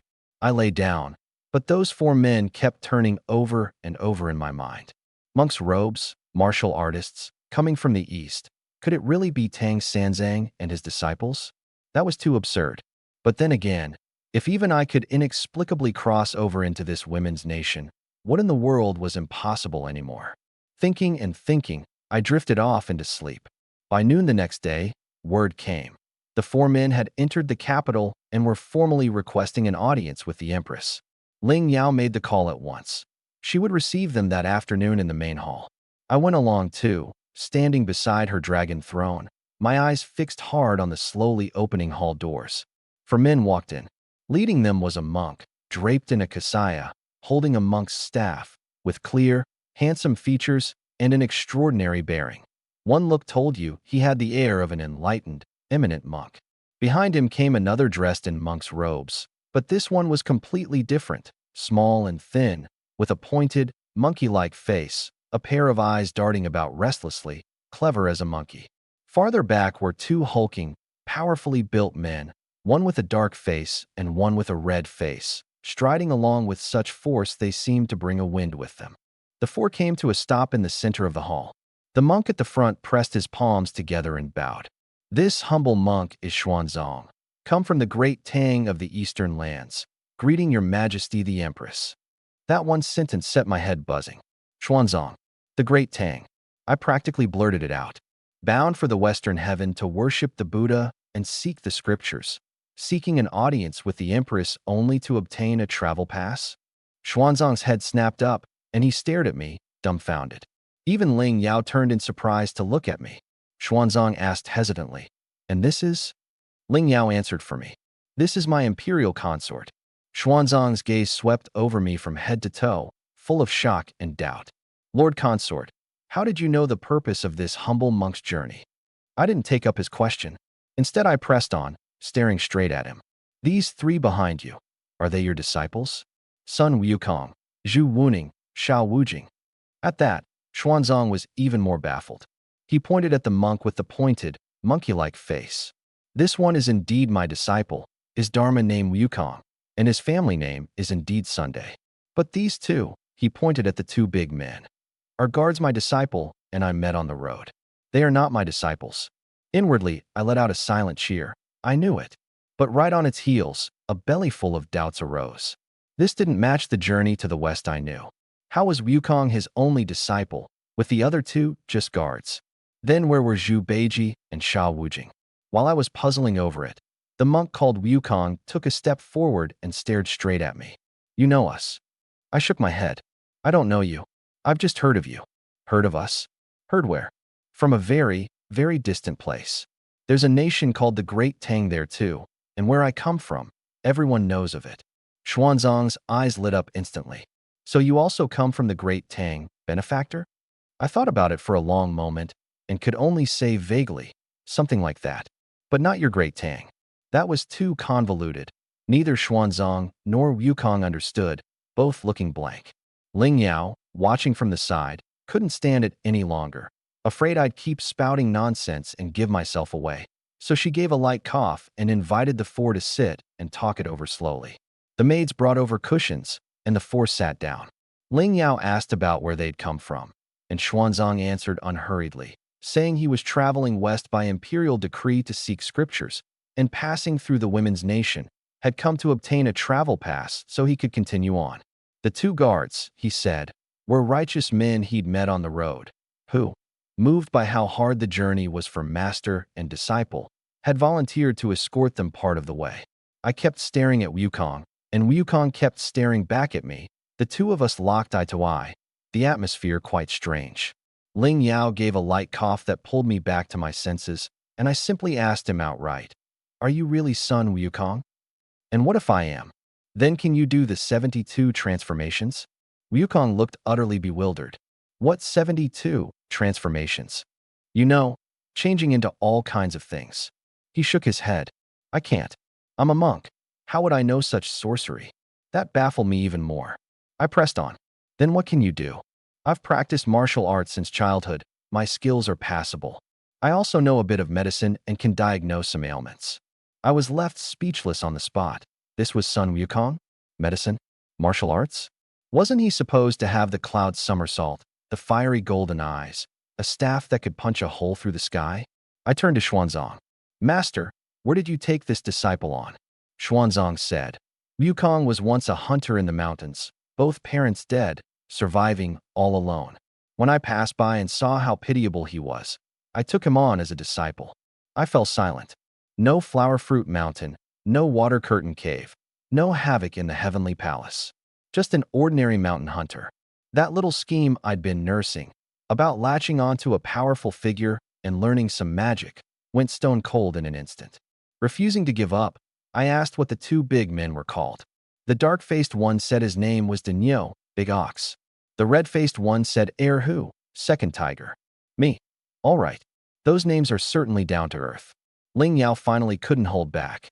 Gu Chun, do you actually know them or not? I shook my head and said they were remarkably similar to people from a story I'd heard. Xuanzang immediately grew interested and insisted on hearing it. I thought for a moment, then sketched out the framework of Journey to the West. A monk taking 3 disciples to fetch scriptures from the western heaven. The eldest disciple named Sun Wukong, who could do the 72 transformations, cover 108,000 li in a single somersault, wield a golden-banded staff, and had once wreaked havoc in the heavenly palace. Wukong listened until his eyes glazed over. Me? Wreaked havoc in the heavenly palace. Right. In that story, you sprang out of a crack in a stone, took Patriarch Subhoodie as your master, and learned world-shaking powers. Later you wreaked havoc in the heavenly palace, and the Buddha crushed you beneath the 5 Elements mountain for a full 500 years, until Tang Sanzang rescued you and took you as his disciple. Wukong stood there open-mouthed, unable to speak for a long time. Xuanzang was stunned too, and the 2 big men looked even more dumbstruck. Ling Yao, listening beside me with a complicated look in her eyes, suddenly asked, "And this Tang Sanzang, what's he like?" I said, "Much like the master here, though the one in the story is more pedantic, always misunderstanding Sun Wukong, and forever reciting the tightening band spell." Xuanzang gave a dry cough. This humble monk knows no tightening band spell. I laughed. I know. That's why I said it's only a story. Wukong was silent for quite a while, then suddenly asked in a low voice, "In that story, how did I end up in the end?" "You became the victorious fighting Buddha. A very formidable kind of Buddha." His eyes lit up all at once. And in that gaze there was something more, something hard to put into words. Xuanzang smiled and smoothed things over, saying they were merely ordinary scripture seekers, unworthy of the godlike figures in the benefactor's story. I nodded and said it was a coincidence, then asked about his plans going forward. Xuanzang said that as long as Her Majesty would grant the travel pass, he would set out west the next day. Ling Yao glanced at me, and I gave a slight nod. She then said the travel pass could be granted, but since the hour was late, she asked the four of them to rest one night in the palace and set off the next day. Xuanzang pressed his palms together in thanks, and the maids led the four away to rest. Only Ling Yao and I were left in the main hall. She stared at me. That story you told, is it true? Where I come from, it's a legend everyone knows. It's just that, from what I see now, it doesn't quite match the reality here. She was quiet for a moment, then suddenly smiled. You said that Tang Sanzang became a Buddha in the end. Do you think this Xuanzang will become a Buddha too? I shook my head. Who knows? Maybe the road he walks is nothing like the one in the story. Ling Yao came out with another one. Then do you think they might want to stay in the women's nation? I was startled. Why would they stay? She looked at me with a half-smile. Because didn't you say that Tang Sanzang on his scripture journey came upon a women's kingdom, and the queen of that kingdom even wanted to marry him? My heart gave a jump. Right, Journey to the West did have that women's kingdom episode. I stared at her. Hey Yao, don't tell me you're thinking of. She finally couldn't keep it together and burst out laughing. Thinking of what? I was just asking. But then again, that Xuanzang really is quite good-looking, so fair and clean. My face darkened. Hey Yao. She laughed even harder. I'm teasing you. Having you alone is enough for me. I breathed a sigh of relief, but that little knot of unease in my chest just wouldn't settle. Xuanzang, Wukong, the women's kingdom. This plot, why was it looking more and more like Journey to the West? I looked out the hall doors. The sky was already pitch dark. Tomorrow, they'd be leaving. Surely, nothing would go wrong. At the morning court session the next day, Xuanzang and the other three were summoned into the hall. Ling Yao sat on the dragon throne. I stood beside her, and below, the civil and military officials lined both sides, all their eyes riveted on the four outsiders. Ling Yao spoke, saying she was very interested in this great Tang and wanted Xuanzang to tell her about it. Xuanzang didn't hold anything back. He said the great Tang stretched over 5,000 li from east to west and 8,000 li from north to south, with a population of fully 30 million.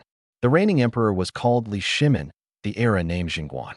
The dynasty had stood for over 20 years, with all quarters submitting to it, and the city of Chang'an had over 1 million people, an unending stream of merchants and travelers coming and going. Jingguan, Li Shimin. The moment those words came out, something stirred in me. This actually matched the history I knew. But I kept my wits about me and asked how the Great Tang's civil examination system worked. Xuanzang, however, looked blank and said he'd never heard of civil examinations. The Great Tang selected its officials entirely through recommendation and hereditary privilege. Now I had a clear picture. This wasn't the Tang dynasty I was familiar with. It was a more primitive version.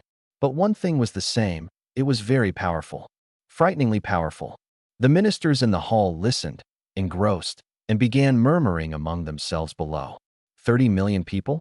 Far, far more than us. A single city, Chang'an, with 1 million people. How many Tianqi cities would that take to match? So the outside world, is this vast? Listening to these murmurs, my heart sank lower and lower. I looked at Xuanzang, then at Wukong. Wukong happened to be looking at me too, and he gave me a slight nod. I suddenly spoke up. Your Majesty, Master Xuanzang is anxious to fetch his scriptures. Why don't we stamp his travel pass as soon as possible and send them on their way west? Ling Yao glanced at me and nodded in agreement. She ordered the travel pass brought over, stamped it with the imperial seal, and handed it to Xuanzang. Xuanzang took it, bowed repeatedly, and turned to go. But at that moment I called him back. Master, I have one more question. How did the four of you make your way to the women's nation? Xuanzang thought for a moment and said they'd set out from Chang'an and traveled west, passing through Gaochang, Kucha, and Khotan, crossing snowy mountains and deserts, until they reached a small country called Qinglan. After resting a few days and replenishing their provisions, they'd continued west, cutting roads through mountains, building bridges over water, walking a full month before reaching Dongping City in the eastern part of the women's nation. I seized on those two words, Qinglan, and pressed him. Xuanzang said it was a small country, sparsely populated and weak, but that its king was warm and hospitable. I thanked him. The four turned to leave. When they reached the hall doors, Wukong suddenly looked back and gave me a long, deep look, something in his eyes I couldn't quite read through. Then he followed Xuanzang and vanished beyond the doors. The hall fell quiet, but I couldn't calm my mind no matter what. Qinglan. 1 month. Cutting roads through mountains, building bridges over water. Those words kept circling in my head, which meant there was a road that connected the outside world to the women's nation. Hard to travel, yes, but it truly, genuinely existed. Seeing my expression was off, Ling Yao asked what was wrong. I said, "They've left." She smiled. "So they've left? Weren't you dying for them to go early?" I shook my head. "That's not what I mean. I mean, now that they've left, they'll carry word of the women's nation out with them." Ling Yao was taken aback. "And what if word gets out?" I looked at her and realized she hadn't thought that far at all. She'd been empress for so many years, her whole life, and for thousands of years, no one had ever disturbed the women's nation. It simply never occurred to her that such a day could come. Yao, you don't understand the greed of people out there." I walked over to the map in the hall. What kind of place is the women's nation? A whole nation of beautiful women, cut off from the world, rich in resources. If word of this gets out, what do you think it will attract? Not people coming to make friends, people coming to plunder. See something good, they want to grab it. See a good place, they want to seize it. See beautiful women, they want to take them. That's how the world out there works. Ling Yao's face changed, bit by bit. I pointed at the great blank expanse around the women's nation on the map. We don't know how many countries are out there, or how strong they are. But what if someone's greed is stirred and they come attacking? Those armies of the women's nation, trained for thousands of years, but never having fought a single battle. Can they hold the line? She said nothing. I knew she was calculating in her head, reckoning up the showpiece Imperial Guard and the garrisons scattered across the land. I softened my tone. Yao, I'm not trying to scare you. I'm saying we have to prepare early. Feng Ying's military reforms have to be sped up. The army has to train for real combat, real blades, and real spears. The garrisons everywhere have to get moving too. It can't be that only the Imperial Guard can fight. And we need to send people out to scout, to see what the outside world is really like. I paused. The most important thing is racing against time. Xuanzang and the others have just left. Even at the fastest, it'll take a year or more for word to spread. So in that year or so, we have to make the women's nation strong. Ling Yao raised her head, her eyes complicated. Gu Chun, how do you know so much? I smiled bitterly. Because I came from out there. I know all too well what those people are like. She was silent for a long while, then suddenly reached out and gripped my hand tightly. All right, I'll do everything you say. Warmth spread through my chest. Don't worry, Yao. With me here, no one is going to touch a single hair on the women's nation. Court was dismissed, and the ministers filed out, talking as they went. Some said it was a good thing the cliffs and dense forests were there to block outsiders. No one could get in. And someone immediately shot back. Didn't that Xuanzang get in? At that, the whole crowd fell silent. I stood where I was, looking out at the deep blue sky and bright sunlight beyond the hall. But in my heart I knew. Peaceful days like these probably wouldn't last much longer. Back at the side hall, Xinqing and Wenro were both waiting for me. The moment Xinqing heard the monks had left, her eyes sparkled, and she said that Wukong with the pointed, monkey-like face was really something. Exactly like a monkey. I laughed and told her that in my story, he actually was a monkey who'd sprung out of a crack in a stone. Xinqing listened, stunned. But when Ro caught the crucial point and asked whether what I'd said at court was true, would the people out there really come? I nodded and said it was possible, so we had to prepare for a rainy day. I divided up the work for them. When Ro was skilled in medicine, so I had her hurry to stockpile medicinal herbs and set up ways to prevent disease.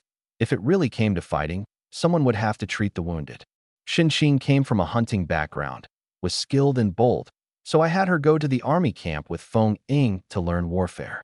The moment that girl heard she could go to the camp, she gave a whoop and threw her arms around me, thrilled beyond words. I held her, But that line of Xuanzang stayed pressed down in my heart the whole time. They'd left, and word would get out sooner or later. What would happen next, I didn't know. But I did know I couldn't just sit and wait. That very night, Ling Yao summoned me to the bedchamber. She leaned against the headboard and said that she'd spent the entire afternoon thinking about what I'd said that day. Thinking about what she, as Empress, should do if such a day really came for the women's nation. I took the throne as a child.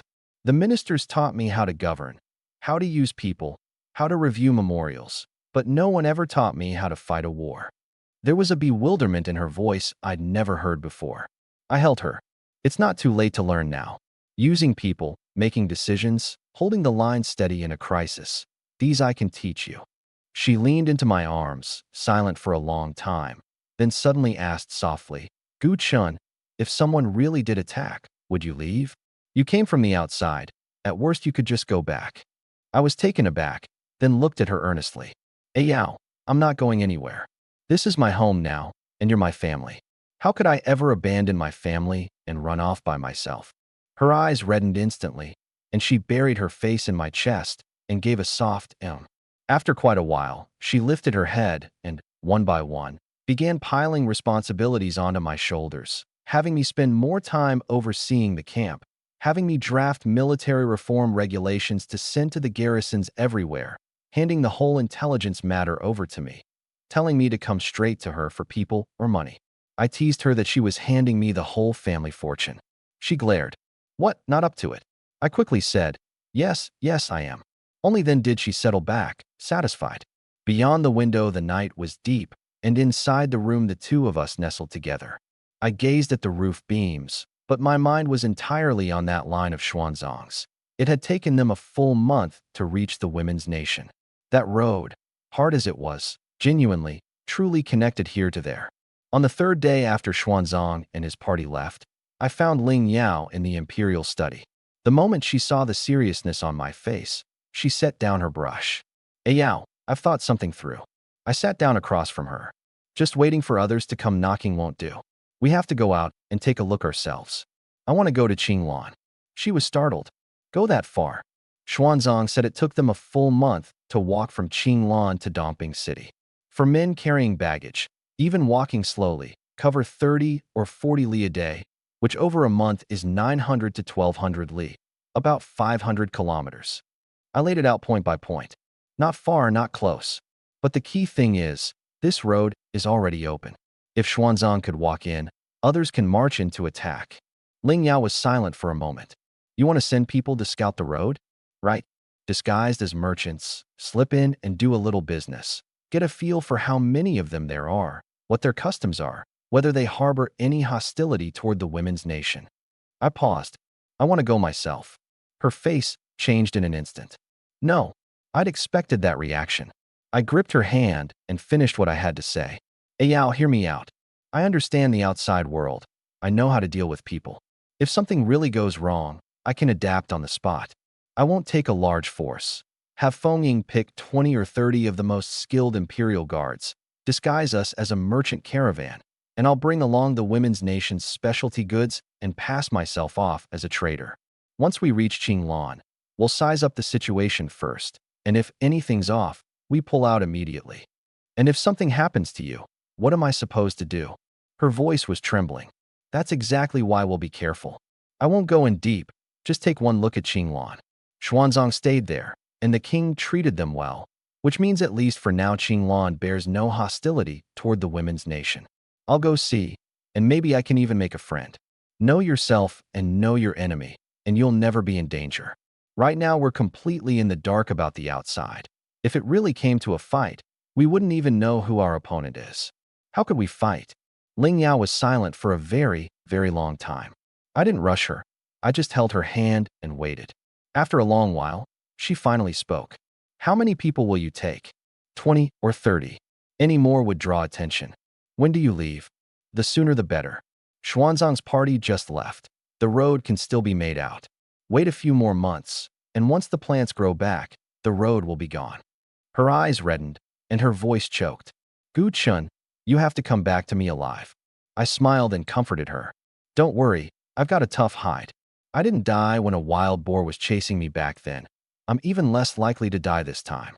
She was amused by me, but as she laughed, tears slipped down. I hurried to wipe them away, insisting over and over that I'd be back in 2 months at the most. She stared at me hard. 2 months. Not 1 day more. Not 1 day more, I promised. Coming out of the Imperial study, I headed straight for the army camp to find Feng Ying. As commander of the Imperial Guard, she carried herself with a heroic air. After hearing out my plan, she first frowned and confirmed that Her Majesty had truly agreed, then suddenly smiled. Interesting. I've been commander of the Imperial Guard all these years, and I've never once been outside the women's nation. I had her pick 20 or 30 Imperial Guards who were quick-witted, could fight, and could endure hardship to set out in 3 days. I also told her to go to the storehouse and prepare some goods that were unique to the women's nation and unavailable elsewhere. Top-grade silk and fine-quality colored gemstones, which were light, portable, and valuable, and thus the most suitable. Finally, I added one more thing. I'll also have to trouble the tailoring office to work through the night on a batch of men's clothing. 20-odd women walking the roads out there would stand out too much. Everyone should change into men's clothing as a disguise, so we don't attract notice. Feng Ying thought it made sense and agreed on the spot. That night, the lamps in the tailoring office stayed lit all night long. The next morning, someone handed me a stack of men's clothing, and when I tried it on, it fit surprisingly well. Once Feng Ying changed into hers, she stood in front of the mirror studying herself for a long while, then muttered awkwardly that it felt strange to wear. I teased her that she had a naturally sharp, striking look anyway, so in men's clothes she was every bit a handsome young gentleman. That made her turn her face away and scold me lightly. "Stop being such a smart mouth." Back in the side hall, the moment Xinqing saw me dressed like this, her eyes lit right up. She circled me twice, then finally pouted. She couldn't bear to see me leave. I ruffled her hair and promised I'd come back soon. When Rose stood off to the side and only said softly, "Be careful." 3 days later, everything was ready. All 25 palace guards had changed into men's clothing, their hair tied up, sabers at their waists. At a glance, they looked like a band of sharp, capable young bodyguards. I wore a long robe with a coin purse hanging at my belt, looking every bit the small merchant out to make a living. Ling Yao came to see us off, her eyes red-rimmed, but she forced back her tears and kept repeating, "Remember, 2 months. Not a single day more," I said as I swung up onto my horse and looked back. Xinqing stood behind her, waving hard, while Wenro beside her gave a gentle nod. I drew in a deep breath. "Let's move out." Hooves clattered, and our procession set off eastward in grand fashion. By the 3rd day of the journey, we'd plunged deep into dense forest. The first 2 days there was still a main road to follow, but on the second we started up into the mountains, and the path grew harder and harder to make out. By that afternoon, we were surrounded on all sides by towering trees that blotted out the sky, our feet sinking into a soft carpet of fallen leaves and rotting branches. Now and then a distant bird's call drifted through. I reined in my horse and asked Feng Ying if she still knew the way. She pointed at a tree ahead. There was a shallow knife mark cut into its trunk. "That's a mark Xuanzang and his group left," she said. It was their first time on this road, so they were afraid of getting lost. They cut into trees along the way to mark the path. I dismounted and leaned in for a closer look. The cut was neither fresh nor old, just about right for something made a little over a month ago. The sun was almost down. We needed to find a place to make camp. There was a flat clearing up ahead, and Feng Ying was just about to give the order when I raised a hand to stop her. She didn't understand, so I pointed up at the trees. There were too many dead branches overhead, and if the wind picked up or it rained at night, they'd come crashing down and cause trouble. On top of that, the ground here was low-lying, so any rain would pool right in this spot and soak everything. I pointed to a small rise not far off, higher ground, and clear above. The group moved up to the rise, and I set to organizing things. Pitch the tents in a ring, backs to the wind. Tie the horses in the center, with people taking turns keeping watch through the night. Build the fire outside the ring, at least 50 feet from the tents so no sparks would catch. Feng Ying watched me direct everything so methodically, and there was something complicated in her eyes. "How do you know all this?" I laughed. "Read it in books. And I used to love watching this British guy named Ed Stafford, who made shows all about how to survive in the wild. Learned a lot from him." Feng Ying looked completely lost. British guy? Shows. I waved it off. Even if I explained, you wouldn't get it. Point is, I just know a thing or two. She didn't press me, only watched as I bustled around. By the time the tents were up, it was nearly dark. The guards pulled out their rations, ready to make do with a rough meal. I glanced at those flatbreads and strips of dried meat and said, "Hold on. Wait here. I'll go get us something fresh." Then I dug some thin cord out of my pack, gathered a few branches, and started tinkering. I tied the cord onto the branches, making a few simple snares. These are called snare traps. Once a rabbit or a pheasant sticks its head through, the more it struggles, the tighter it gets. Then I picked them up and headed deeper into the woods. Feng Ying, not easy about it, followed along. The two of us wandered for the better part of an hour and set 7 or 8 snares. By the time we got back, it was full dark, the fire was going, and the guards were gathered around it gnawing on their rations. I took the flatbread Feng Ying handed me and bit into it, explaining between chews that we'd go check the traps in the morning and were sure to have caught something. One young guard asked curiously, "Sir, how do you know we'll catch anything? What if we don't? I've seen plenty of rabbit droppings and pheasant tracks along the way. There's a lot of game in this forest. Besides, Xuanzang's group was on the road for a month. Didn't they get by on hunting too?" That girl's eyes instantly filled with admiration. "You really are amazing, sir." I casually plucked a few more leaves on the way back and tested them. None of them recognized any. I pointed them out. "This one is called fiddlehead fern. It's edible. You can blanch it or roast it. That one is dandelion. The leaves are bitter, but you can eat them, and the root can even be used as medicine." Feng Ying asked how I could remember so many, and I said that when you see enough of them, you just naturally remember. One guard asked quietly whether that British guy was my teacher. I paused, then laughed. "Sort of, I guess. Though he has no idea he's got a student like me." Early the next morning, I took a few people out to check the snares. The first 2 were empty, but from far off we could see something thrashing in the third, a gray rabbit caught around the neck, kicking desperately. The young guard shouted excitedly, "Got one! Got one!" Out of 8 snares, we ended up with 1 rabbit and 2 pheasants, enough for a meal. Back at camp, the moment the guards saw the game, their eyes lit up. After 2 straight days of dry rations, who wouldn't crave something hot? I taught them how to skin, gut, and clean out the innards. These girls had all trained in martial arts, so they were quick with their hands and learned it after watching once. Before long, the game was over the fire, its aromas spreading everywhere, making everyone's mouth water. I sat by the fire and watched the girls cluster together, chattering and arguing over which piece of meat was cooked best. And suddenly, I thought of Xinqing. If that girl were here, she'd be the first one grabbing for it.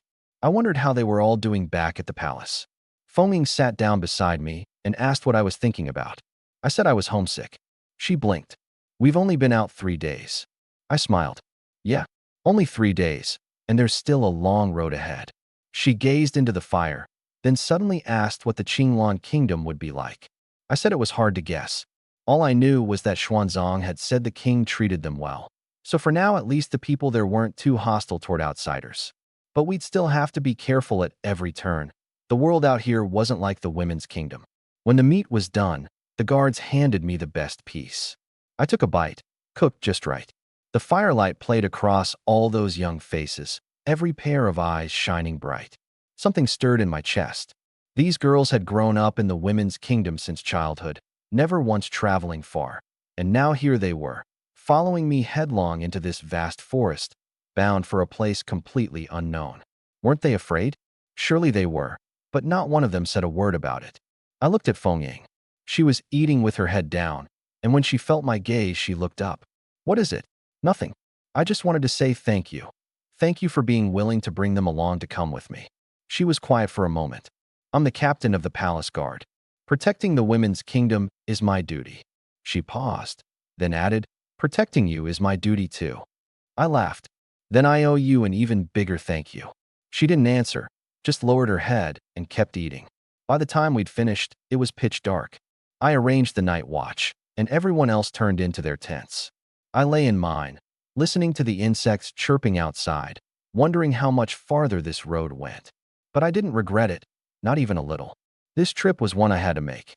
For the women's kingdom, for Yao, for Xinqing and Wenro, and for these girls willing to walk through fire and death at my side. I closed my eyes and sank into a deep sleep. At first light the next day, the group followed the mark Xuanzang had left and pressed on eastward. Crossing that dense forest took a full 10 days. In those 10 days, I felt like I'd walked every mountain path I'd ever walk in this lifetime. The first few days I was still full of energy, teaching the guards to identify wild vegetables and find water sources everywhere, acting like some eager wilderness guide. But by the 5th day, all I wanted was to find somewhere to collapse. By the 8th, I'd started questioning my whole existence. How had I, a modern man, ended up doing hard labor in a primeval forest? Sir, there's flat ground up ahead. I gave a limp wave of my hand. Camp, hurry it up. Feng Ying looked at my sorry state, the corner of her mouth twitching. Sir, your stamina. I shot her a glare. I'm a frail scholar. How can I compare to you martial types? Even a workhorse needs to catch its breath, you know. Feng Ying didn't understand what a workhorse meant, but she could roughly tell I was complaining. I plopped down on a rock and watched the girls set up camp with quick, practiced movements. Silently, I did the math. From leaving the city of Dongping to now, we'd covered roughly 600 li. That monk Xuanzang had walked it purely on 2 legs, taking 17 or 18 days. We had horses, plus 25 nimble guards clearing the way, so we'd managed to make it a bit faster. We were finally almost through this forest. Tomorrow, we should reach open country. Early the next morning, the group set off again. As we moved toward the edge of the forest, the terrain slowly opened up, the towering trees growing fewer and fewer, replaced by low shrubs and tall weeds. At last the sunlight poured down unobstructed, warm on our bodies. I drew in a deep breath. Now this is a road fit for people. Feng Ying shot me a glance. The road you walked before wasn't fit for people? That was a road for savages. I'm a civilized man. I need a civilized road. She didn't reply, but the corner of her mouth clearly twitched. After about an hour of walking, a white line suddenly appeared on the horizon ahead, glinting and shimmering in the sunlight. Water? I reined in and turned to ask Feng Ying what it was. She focused on it for a moment. A river. My spirits lifted, and I urged my horse forward. That white line grew wider and clearer, and only when we reached it could I see the river's true scale. Its surface was a good 300 feet across, the water so clear you could see straight to the bottom, right down to the pebbles on the riverbed. The current flowed slowly eastward, calm and steady. Something was leaning against the riverbank. I squinted, a wooden raft. Feng Ying dismounted to inspect it.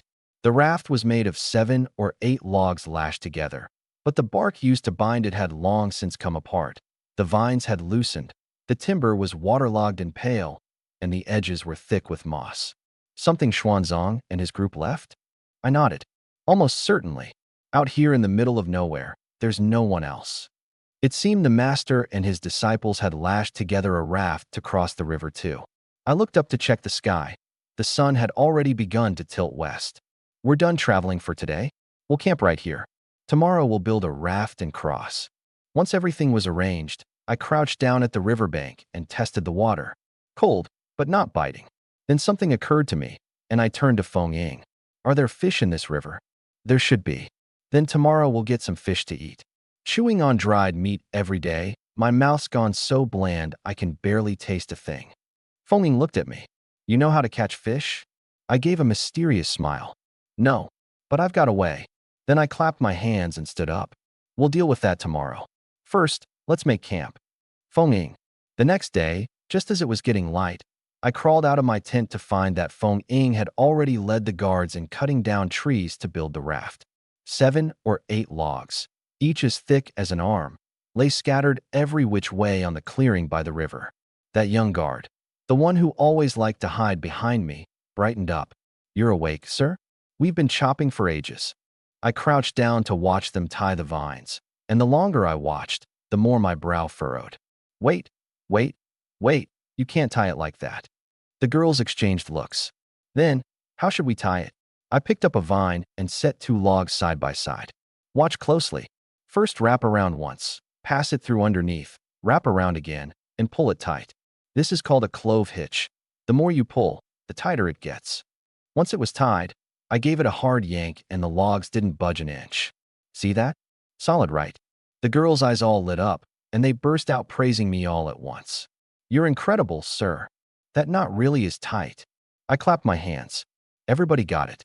Remember, tie every joint good and firm. Don't skimp on the vines. When we cross that river, our lives are riding on these logs and vines. With me acting as chief engineer to guide them, the raft went up fast and solid. In under half a day, 8 big rafts had taken shape. A quick test showed each could carry 6 people plus 4 horses, more than enough. I stood at the riverbank, feeling pretty pleased with myself. So, not bad as a foreman, huh? Foaming glanced at the rafts. Not bad. I pouted. Just not bad. I can even repair a collapsed bridge. Building a raft is nothing. She couldn't be bothered with me and started organizing the crossing. The horses were led onto the rafts first, then the people boarded. The current was gentle, and the rafts drifted steadily toward the far bank. Sitting on the raft, watching the clear water, I suddenly asked, "Feng, can you swim?" "Yes." "I can't." She looked down at me. "And you still dared to cross?" I laughed. "With you here, what have I got to fear? Didn't you say protecting me is your duty?" Feng was silent for 2 seconds. "It is." I laughed even louder. After crossing the river, the group traveled 2 more days. The scenery around us slowly changed. No longer wild mountains and forest, but cultivated land beginning to appear. Field ridges, tree stumps, and heaps of stones piled up by hand. Farther on, houses appeared in the distance, scattered here and there across a gentle slope. Low mud brick houses with thatched roofs, wisps of cooking smoke curling up. I reined in my horse. Foaming stopped too, following my gaze. "Is that?" I drew a deep breath. "A village." I'd finally seen it. A village of the outside world, not the kind in the women's kingdom made entirely of women, but a real village, with men and women both, a village of outsiders. I looked back at Feng, then at the girls behind me. Everyone was watching me expectantly. Suddenly I smiled. "What are you all standing there staring for? Pull yourselves together. From here on, we're a foreign trading caravan. I'm the boss, and you're my hired hands." "Got it, got it," the girls answered in unison. I patted my horse's neck. "Let's go. Let's see what this outside world actually looks like." We headed toward the village. Before we even reached it, a middle-aged man hoeing in a field straightened up, gripping his hoe and staring blankly at us. A few others working nearby stopped what they were doing too. I kept a standard merchant smile on my face. The man opened his mouth, and after a long moment finally managed. Where are you folks from?" I cupped my hands in greeting. "Good day, brother. We've come from the west, just passing through your fine land. We were hoping to beg a drink of water." The man looked at me, then at the crowd of people behind me, his eyes going a little glassy. I knew what he was staring at. 25 people on horseback, all dressed in men's clothing. Yet those faces, those figures, looked nothing like hired hands no matter how you cut it. He stood there dazed for a good while before snapping out of it and leading us toward the village. The moment we entered, people crowded around. First an old woman carrying a basket, then a young wife holding a child, and then a pack of children chasing after the horses, chirping away. "Outsiders are here. So many horses. That one's so good-looking." I definitely heard that last one. Feng rode alongside me, her face expressionless, but I could tell she was holding back a laugh. "Laugh if you want to." "I don't want to laugh. The corner of your mouth is twitching." She said nothing, but the corner of her mouth really did move. The village head was an old man in his 50s. He came out to greet us at the sound of the commotion and froze the instant he saw us before hastily cupping his hands. "Honored guests, where might you be from?" I dismounted and returned the courtesy, saying we were traders from the west, hoping to rest our legs for a bit and beg a drink of water, and, if it was convenient, perhaps a place to stay the night. The village head's gaze swept across the faces of Feng and the girls and grew more and more complicated. He'd seen plenty of traveling merchants' hired hands in his time, but hired hands who looked like this. No, he'd never seen the like. Every one of them fair-skinned and delicate-featured, standing there like figures who'd stepped straight out of a painting. Then he glanced at the village's own young women and wives, and by comparison, it was like plain barnyard hens beside phoenixes. The village head was full of misgivings, but he didn't dare say a word. He warmly ushered us into his courtyard. I had the girls tie the horses under the big tree at the village entrance, and brought only Feng Ying and 2 guards into the yard. In the courtyard, a young fellow just past 20 was chopping firewood, dark-skinned with a body full of hard muscle. The moment he laid eyes on the guards behind me, he stood there completely stunned. That timid young guard grew uncomfortable under his stare and shrank back behind me. I suddenly wanted to tease her. "What? First time seeing a man?" She said quietly. "No. First time seeing one like that." I nearly burst out laughing. That was such a women's kingdom thing to say. What did she mean, one like that? One that rough, is that it? The village head invited us to sit and sent the young man to fetch water, explaining that this was his son, called Shirtu, a boy who'd never seen the world, so we shouldn't take offense. Shirtu brought over the water, his eyes still unable to keep from sneaking glances at the girls. I casually asked how far it still was to the capital of the Qinglan kingdom. The village head pointed east and said if we kept going that way for another 5 or 6 days we'd reach it. A fairly large city, home to over 100,000 people, he'd heard. I silently did the math. The women's kingdom's capital alone held 2 or 300,000, and counting 7 or 8 prefectures and counties, the total population had to be over 1 million. I asked how many people the Qinglan kingdom had altogether. The village head scratched his head and said he wasn't sure, maybe 6 or 700,000. There were 2 big cities, one the royal capital and one a frontier city to the southeast. Shirtu chimed in from the side, Zhendong Pass. I glanced at Feng Ying, and something suddenly struck me as funny. That monk Xuanzang had traveled thousands of li from the Great Tang to fetch scriptures, and the Qinglan kingdom he'd passed through along the way turned out to be smaller than the women's kingdom. Who could you even complain to about that? Shirtu held it in for a long while and finally couldn't stop himself from asking where we were from, saying wasn't the West all vast forest? He'd thought no one lived there. I smiled and said people did live there, just not many. He wanted to ask more, but his father shot him a glare and he shrank back. But more and more onlookers gathered. One young wife stared at a guard for a long while and muttered under her breath, "Look at that one, just like a figure in a painting. Prettier even than the young mistress at the rich man's house in town." The one beside her replied, "Are these people really traders? Do traders look like that?" "I've got sharp ears," I heard every word. I lifted my bowl to drink some water and pretended I hadn't. It was nearly dark, so I had the girls make camp at the village entrance. The village head wanted us to stay inside his house, but I declined. Cramming over 20 people into someone's home was too much of an imposition. Far simpler to pitch our own tents. The girls were quick and nimble, and soon had the tents up and a fire going. I sat by the fire, watching the villagers still craning their necks to peek from a distance, and felt a stir of emotion.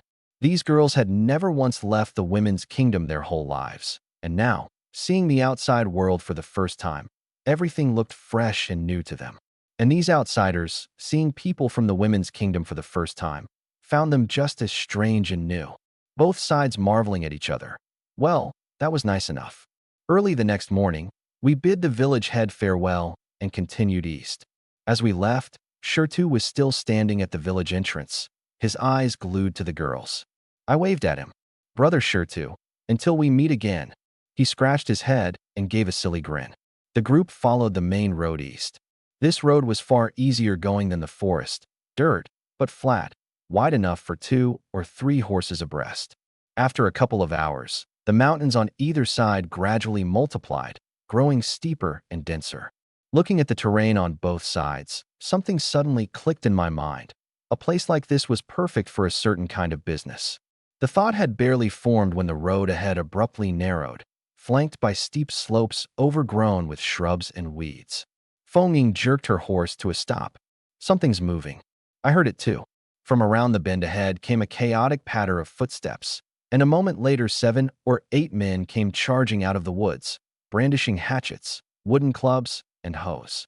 They spread across the road, blocking our way completely. I reined in. Feng Ying's hand went to the hilt of her saber, but she didn't draw it. The girls halted their horses too, watching the road ahead in silence. The mood was a little strange. These men were all dressed like ordinary villagers, their clothes shabby, their skin dark, clearly people who'd scraped a living from the fields for years. The leader was a burly man in his 30s gripping a hatchet. When he saw us, he froze for a moment, then cleared his throat and forced himself into a fierce, menacing look. This mountain is mine, this tree I planted. The words had barely left his mouth before I nearly burst out laughing. This mountain is mine, this tree I planted? That line was a classic. I turned to look at Feng Ying, who wore a look of complete confusion. What's he saying? I lowered my voice.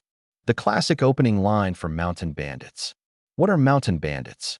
Only then did it hit me. The women's kingdom had no such thing at all.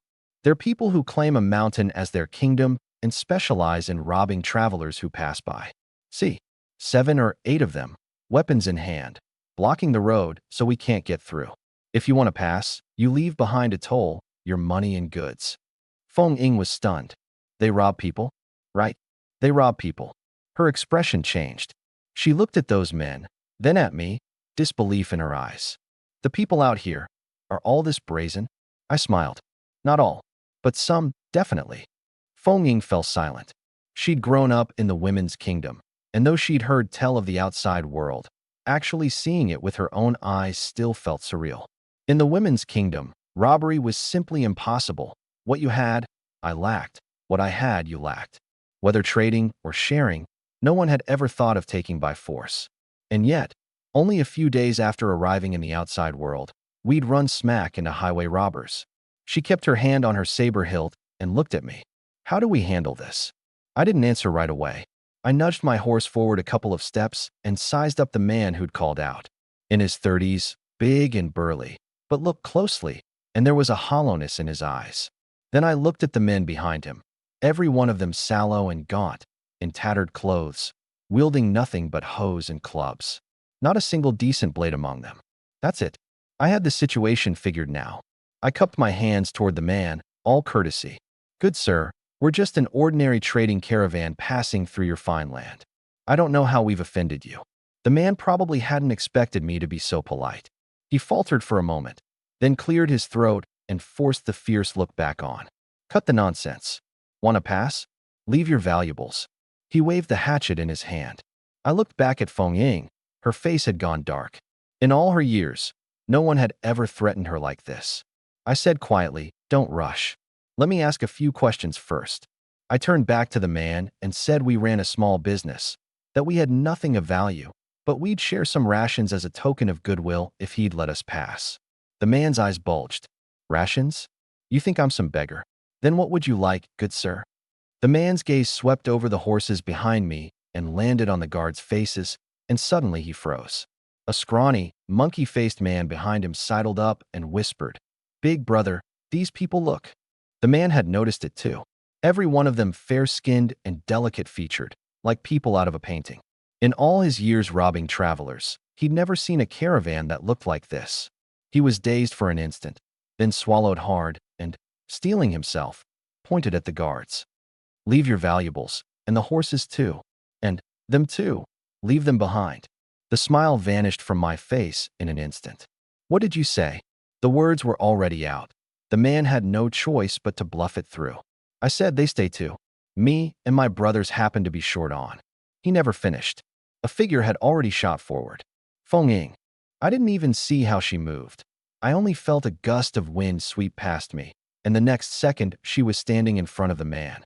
Before he could react, the hatchet was gone from his hand, and his whole body went flying through the air, crashing hard into the weeds at the roadside. The other bandits were dumbstruck. What had just happened? Feng Ying stood before them, expressionless, but her eyes were chillingly cold. Say that again. What you just said. The bandits looked at one another, none of them daring to move. In the weeds, the man struggled to his feet, clutching his stomach, his face gone white. I nudged my horse forward slowly, looked at the trembling lot of them, and sighed. I'm telling you, before you rob someone, could you at least look into who you're robbing first? I waved a hand. Go on, get out of here. I'm in a good mood today, so I won't hold it against you. Next time, keep your eyes open, don't just rob anybody. The man looked like he'd been granted a pardon. He scrambled up and made to run. But after only a couple of steps, he suddenly stopped and glanced back at me, and there was something odd in that look. Something clicked. This isn't right. The thought had barely formed when a chaotic rush of footsteps erupted from the woods on both sides.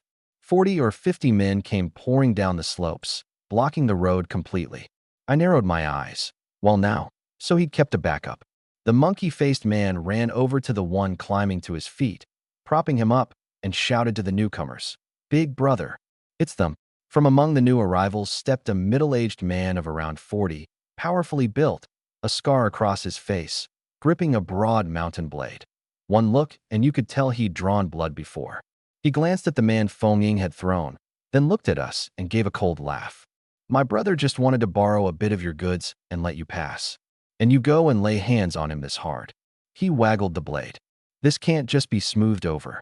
Feng Ying started to explain, but I reached out and stopped her. I could see it now. This man had no interest in reason. All that borrow a bit of goods, all that can't be smoothed over, it was all just an excuse. Even if we hadn't touched anyone, he'd have found some other pretext. With men like this, reason with them and they play the thug, and they suddenly cite the rules. Either way, you're always in the wrong. There was only one way to deal with people like this: beat them into submission. I sighed. I really didn't want to cause trouble. I looked at the scar-faced man. "But since you insist on throwing yourself at me, don't blame me for what comes next." The scar-faced man blinked, and before he could react, I'd already raised my hand and swept it down. Feng Ying was the first to charge. She'd been itching to fight earlier, and I'd held her back. So the moment I gave the word, she didn't hesitate for an instant, hurling herself straight at the scar-faced man. He swung his blade to cut her down, but the blade had barely lifted before she was upon him. And the next second his whole body went flying, even farther than the first man, slamming into a tree trunk with a thud. At the same moment, all 25 guards moved. They'd been following me this whole way, pin up and restless. Day after day of marching and making camp, without a single chance to test their hands. Now that someone had come knocking, looking for trouble, how could they possibly be gentle about it? The 40 or 50 men the scar-faced man had brought had figured their numbers made victory a sure thing, but the moment the guards moved, they realized just how badly they'd miscalculated. This crowd of fair-skinned, delicate-looking people fought like they weren't even human. That timid young guard was now charging out in front. In a flash, she'd slipped behind one bandit and chopped a hand down on the back of his neck. He crumpled on the spot. Another guard grabbed a bandit's arm and twisted, crack, and the man dropped to his knees screaming. Two more worked in perfect sync, one kicking out a knee while the other drove an elbow into a back, dropping 3 of them in the blink of an eye. The scar-faced man, having just climbed to his feet, watched helplessly as his own men went down one after another, like wheat being cut. He was dumbfounded. Who were these people? Fiercer than government soldiers? Gritting his teeth, he gripped his blade, ready to fight Feng Ying to the death. But the moment he moved, she was in front of him. He couldn't even see how she moved. A sharp pain shot through his wrist. The blade flew from his grip, his throat tightened, and his whole body was pinned hard against a tree trunk. Feng Ying stared at him, expressionless. "Do you yield?" The scar-faced man's face went red from the strain, his throat clamped so tight, he couldn't get out a single word. Feng Ying waited 2 seconds, then pressed harder. His face turned purple. "Yield." "I yield." Feng Ying let go, and the scar-faced man slid down to sit on the ground, gasping for air.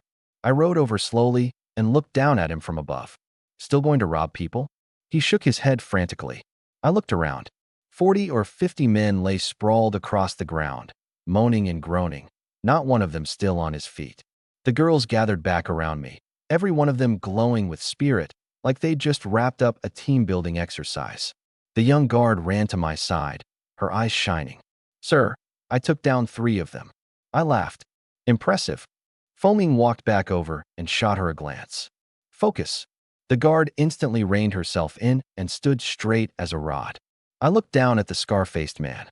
"I'm going to ask you a few questions, and you'll answer honestly. Do you usually just squat on this road robbing people? And not every day? Few people travel this road.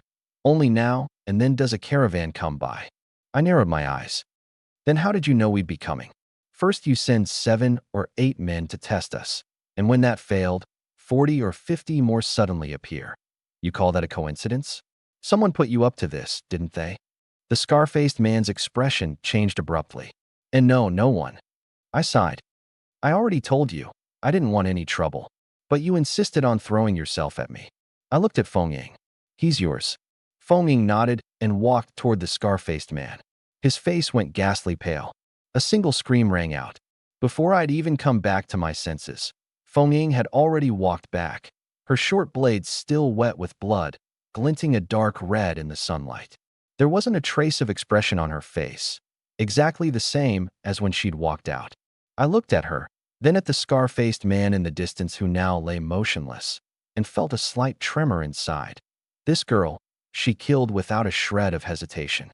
The 25 guards had all returned as well, every one of them glowing with spirit, like they'd just finished a warm-up. The young guard ran over, her eyes bright. "Sir, I caught that monkey-faced one." I gazed at the ground littered with wailing bandits and felt a moment of disorientation. These girls, so meek and gentle in front of me every day, not even daring to raise their voices. But the moment they threw down, each was more ruthless than the last. If that scar-faced man had known the ancestors he was blocking today were this sort, he wouldn't have dared come even if you'd beaten him to death. "Let's move." I turned my horse around. Once we'd crossed this mountain, the road grew much easier. Over the next several days, the signs of human life grew denser. First scattered villages, then stretches of farmland, and beyond that markets, towns, and travelers coming and going along the main road. I instructed the girls to stay sharp, not to gawk around, not to say anything careless. And I put away my own smile, taking on the manner of a proper merchant. On the afternoon of the third day, a walled city came into view in the distance. The walls weren't high, maybe 7 or 8 feet, drab and gray, nothing like the white jade walls of the Women's Kingdom's capital. People streamed in and out of the city gate, porters with shoulder poles, cart drivers, folks leading donkeys. Lively, sure, but a bit chaotic. I reined in my horse. "We're here." Feng Ying gazed at the city, curiosity in her eyes. "So this is the capital of the Qinglan Kingdom? Right? A lot smaller than your capital, isn't it?" She thought about it. "Half the size." I smiled. "That's normal. Your Women's Kingdom has vast land and lots of people. You'll come to understand. Many of these little countries out here aren't even as big as a single prefecture of the Women's Kingdom." I patted my horse's neck. "Come on, let's go in." The moment we reached the gate, 2 soldiers came up and stuck out their hands to block us. "Halt. What's your business?" I dismounted and put on a smile, cupping my hands. "Thank you for your hard work, gentlemen. We're a trading caravan from the west. We heard the Qinglan capital was a bustling place, so we brought some trinkets to sell."